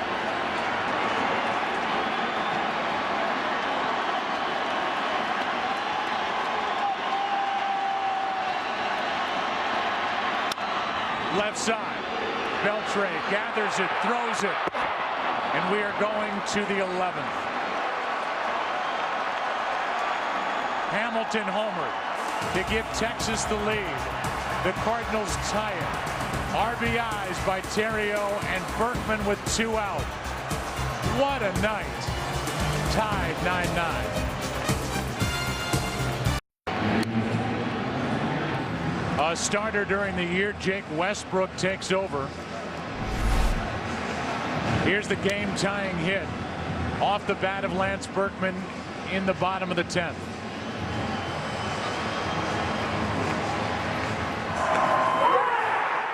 And with the outfielders as deep as they were, there was no drama as Jay scored easily.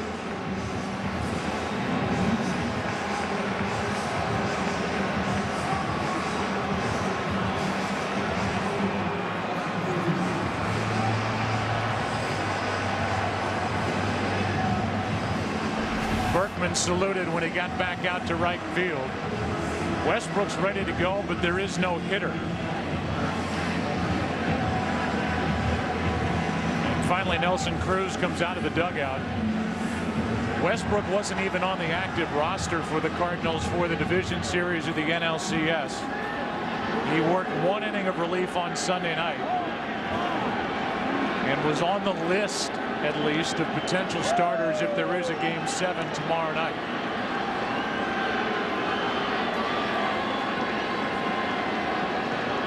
Nelson Cruz's homer tonight, his only hit. His 8th home run of this postseason. The sinker ball bounces it in, ball 1. If Westbrook is right, you'll see the ground balls. Must stay down in the strike zone. Fly ball into right center field, and Berkman, the latest hero for the Cardinals, goes to get it. 1 out. Now Napoli with Murphy on deck. If anybody gets on in the inning, the pitcher's spot. And Ron Washington would have to dig even deeper into his bullpen as Mark Lowe, a right-hander, gets loose. Napoli has popped 2 home runs in this World Series. 3 this postseason. He's been taking big swings. Ball 1 inside. On base 4 times tonight. 3 walks, 1 intentional with a double.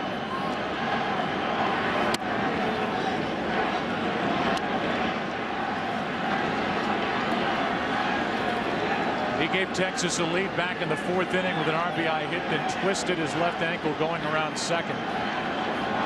Was able to continue, and he has made an impact since. His bat and his arm, and now he flies one into right. Berkman will play it on a bounce. It's a 1-out single. So now 5 times tonight, Napoli has been on base. And here's David Murphy. Murphy, who hit 11 home runs during the regular season. None so far in the postseason.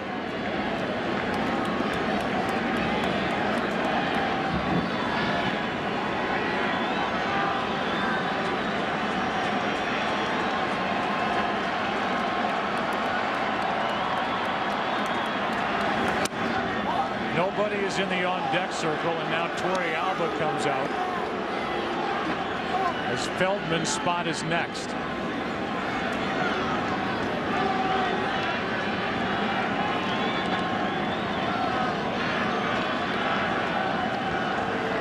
The 1-0. Ball and a strike.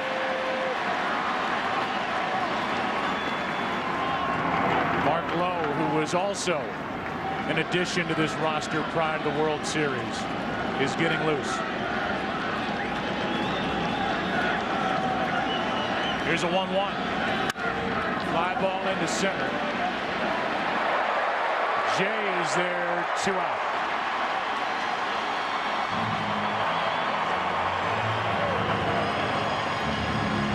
We'll see if Torrey Alba bats,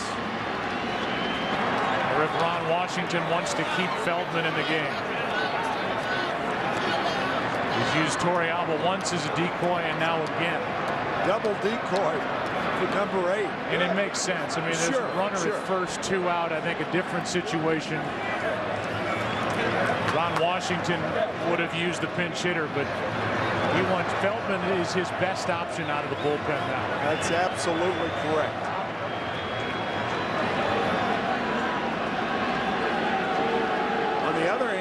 not sure.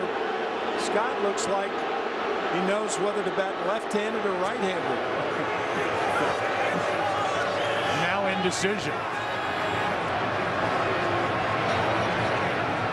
We're going to get Herman to come off the bench. And bat with 2 out.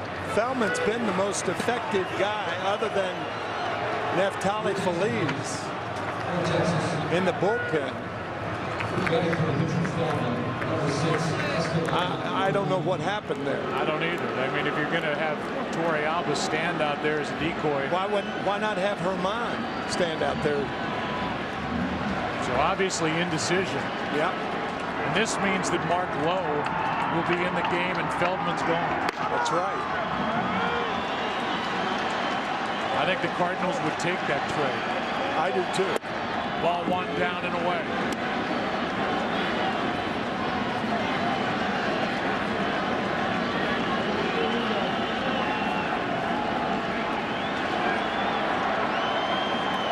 One ball, no strikes on Herman.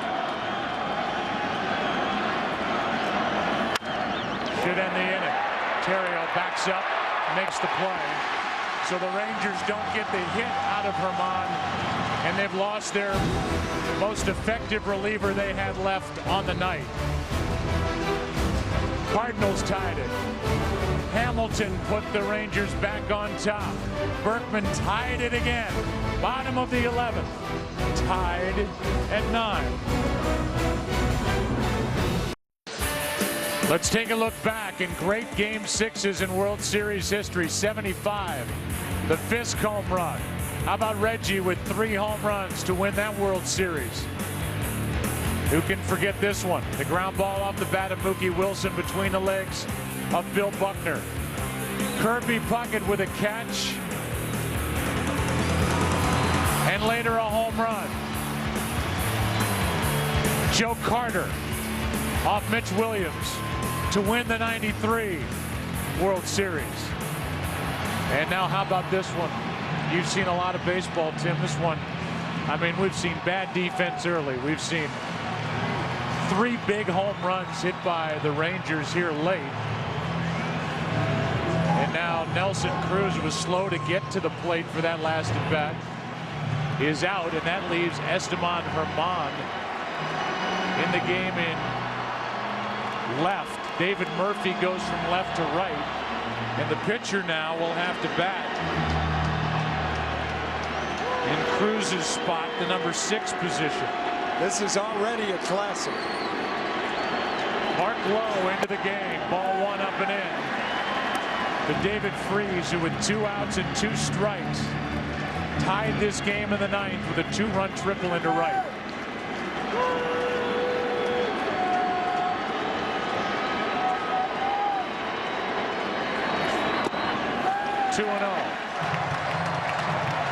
It's Freese now, then Yadier Molina, then Descalso.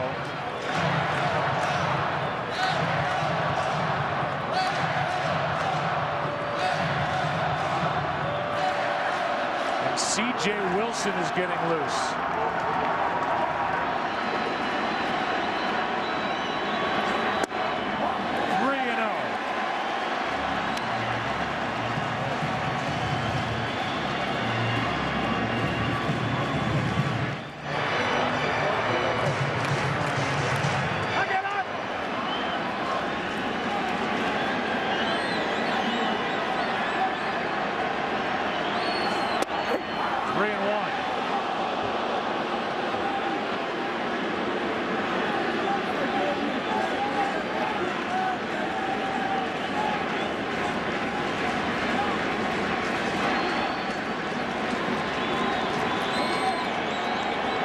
Is at 4 home runs this postseason. He's swinging for number 5 right there, and it's a full count. The Rangers a strike away from winning it in both the 9th and 10th innings. 2 strikes on Freese, 2 strikes on Berkman.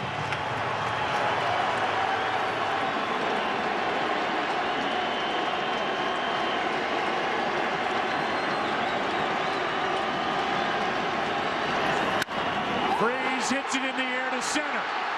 We will see you tomorrow night.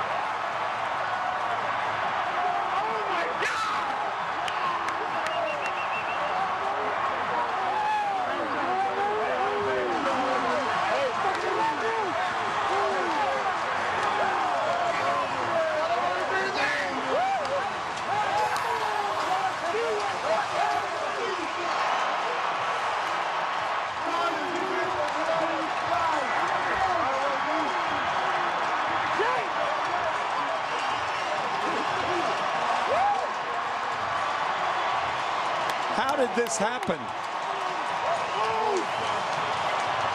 That's what the Rangers have to be saying to themselves and the Cardinals. Crashing this postseason party.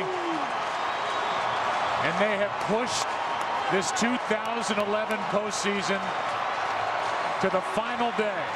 And it has been some kind of ride.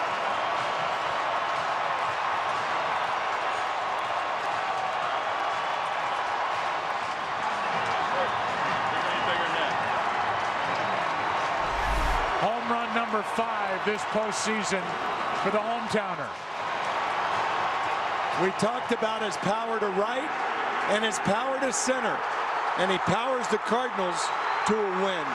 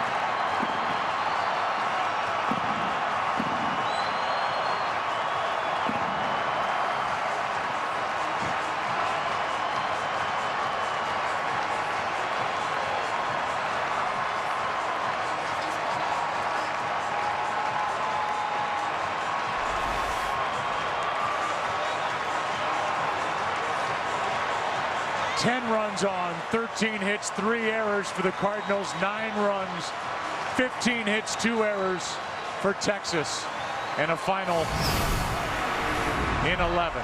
And we welcome you to the Chevrolet World Series post-game show on Fox.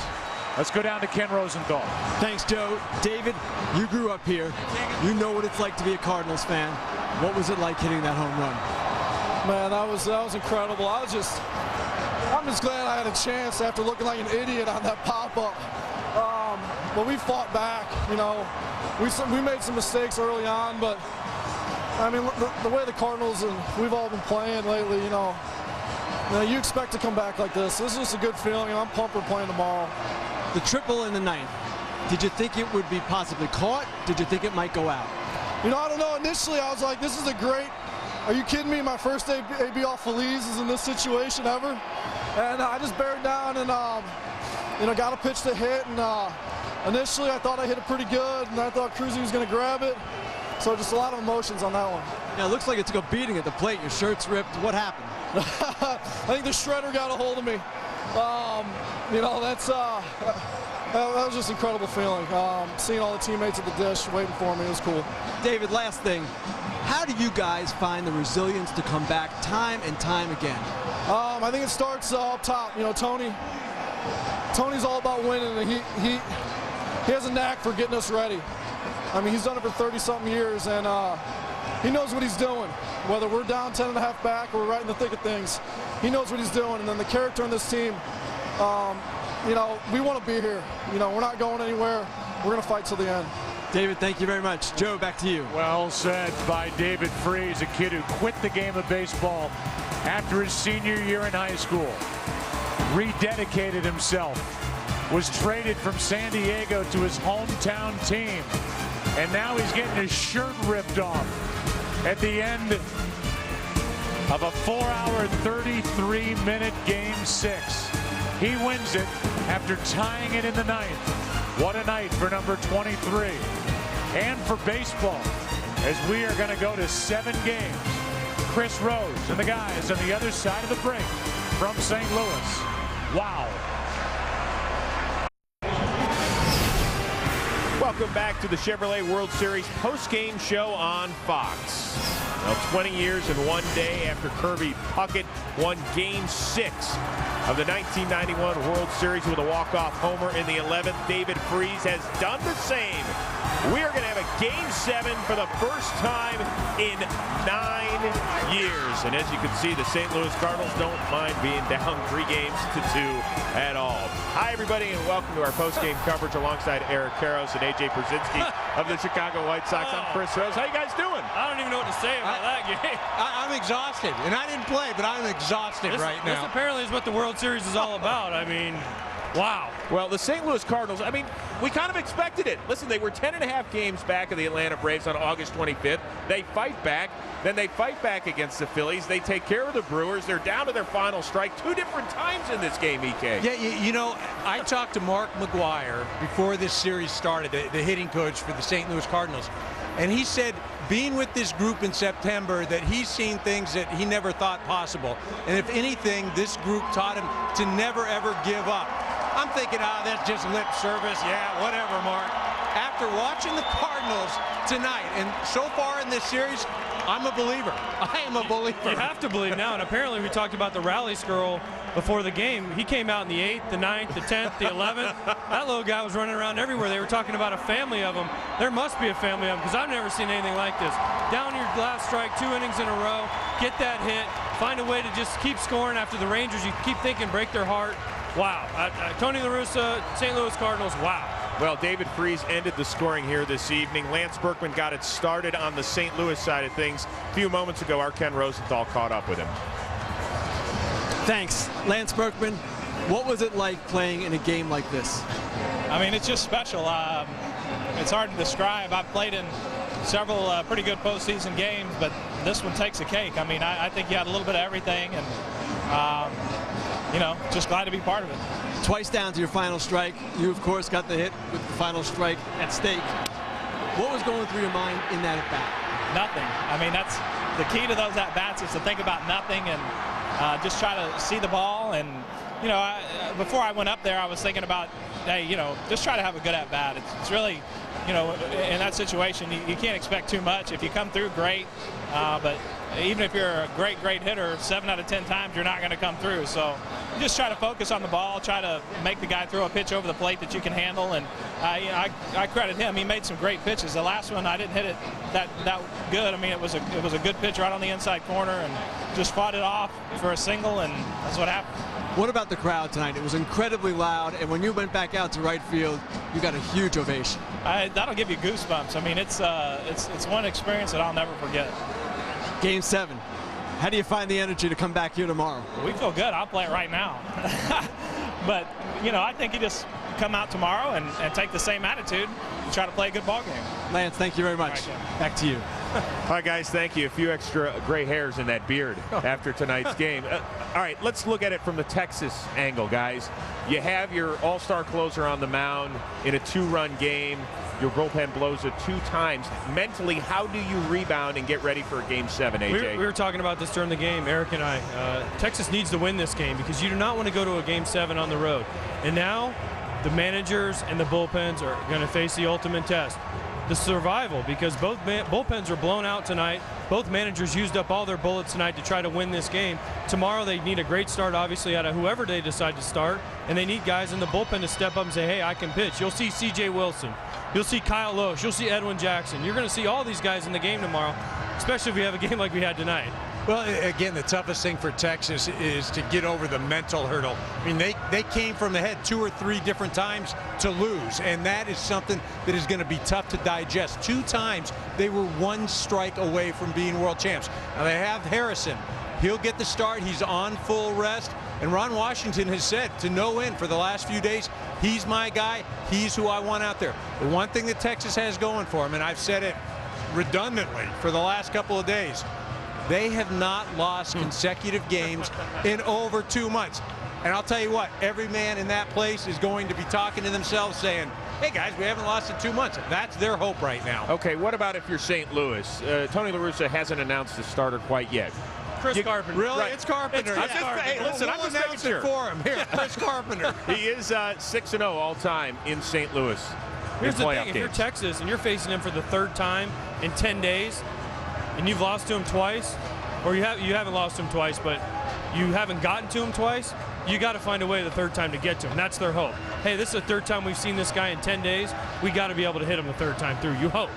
And I'll tell you what, if somebody else gets that ball for St. Louis, if I'm that starter or that pitcher, I take the ball and I go set it in Chris Carpenter's locker and I say, go get him because you're the guy. Well, even if Chris Carpenter doesn't start, Chris Carpenter might be warming up in the 1st inning behind the starter. So. Yep. We don't know what else to say about this game tonight. It was arguably one of the greatest games in World Series history. We're going to be back at it in just a few hours. You guys going to be ready to go? Absolutely. Game 7. I'm telling you, if you're not watching this thing tomorrow night, you're not a sports fan. So we'll be here. Hopefully you will be as well. We can't wait to get it going. Now, coming up next, except on the West Coast, it is indeed your late local news. And then tomorrow night, for the first time since 2002, we will bring you a Game 7 of the World Series. Our coverage begins at 7:30 Eastern, 6:30 Central, 4:30 Pacific, only on Fox. Promotional consideration paid for by the following.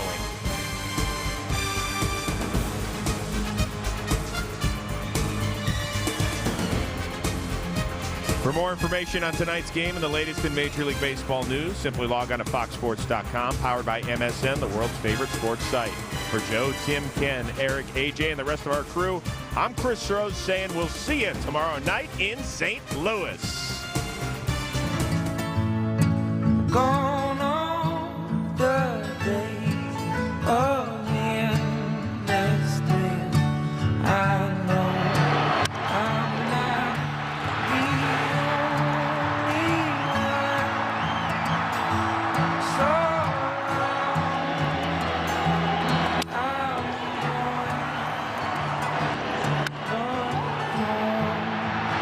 we will see you tomorrow.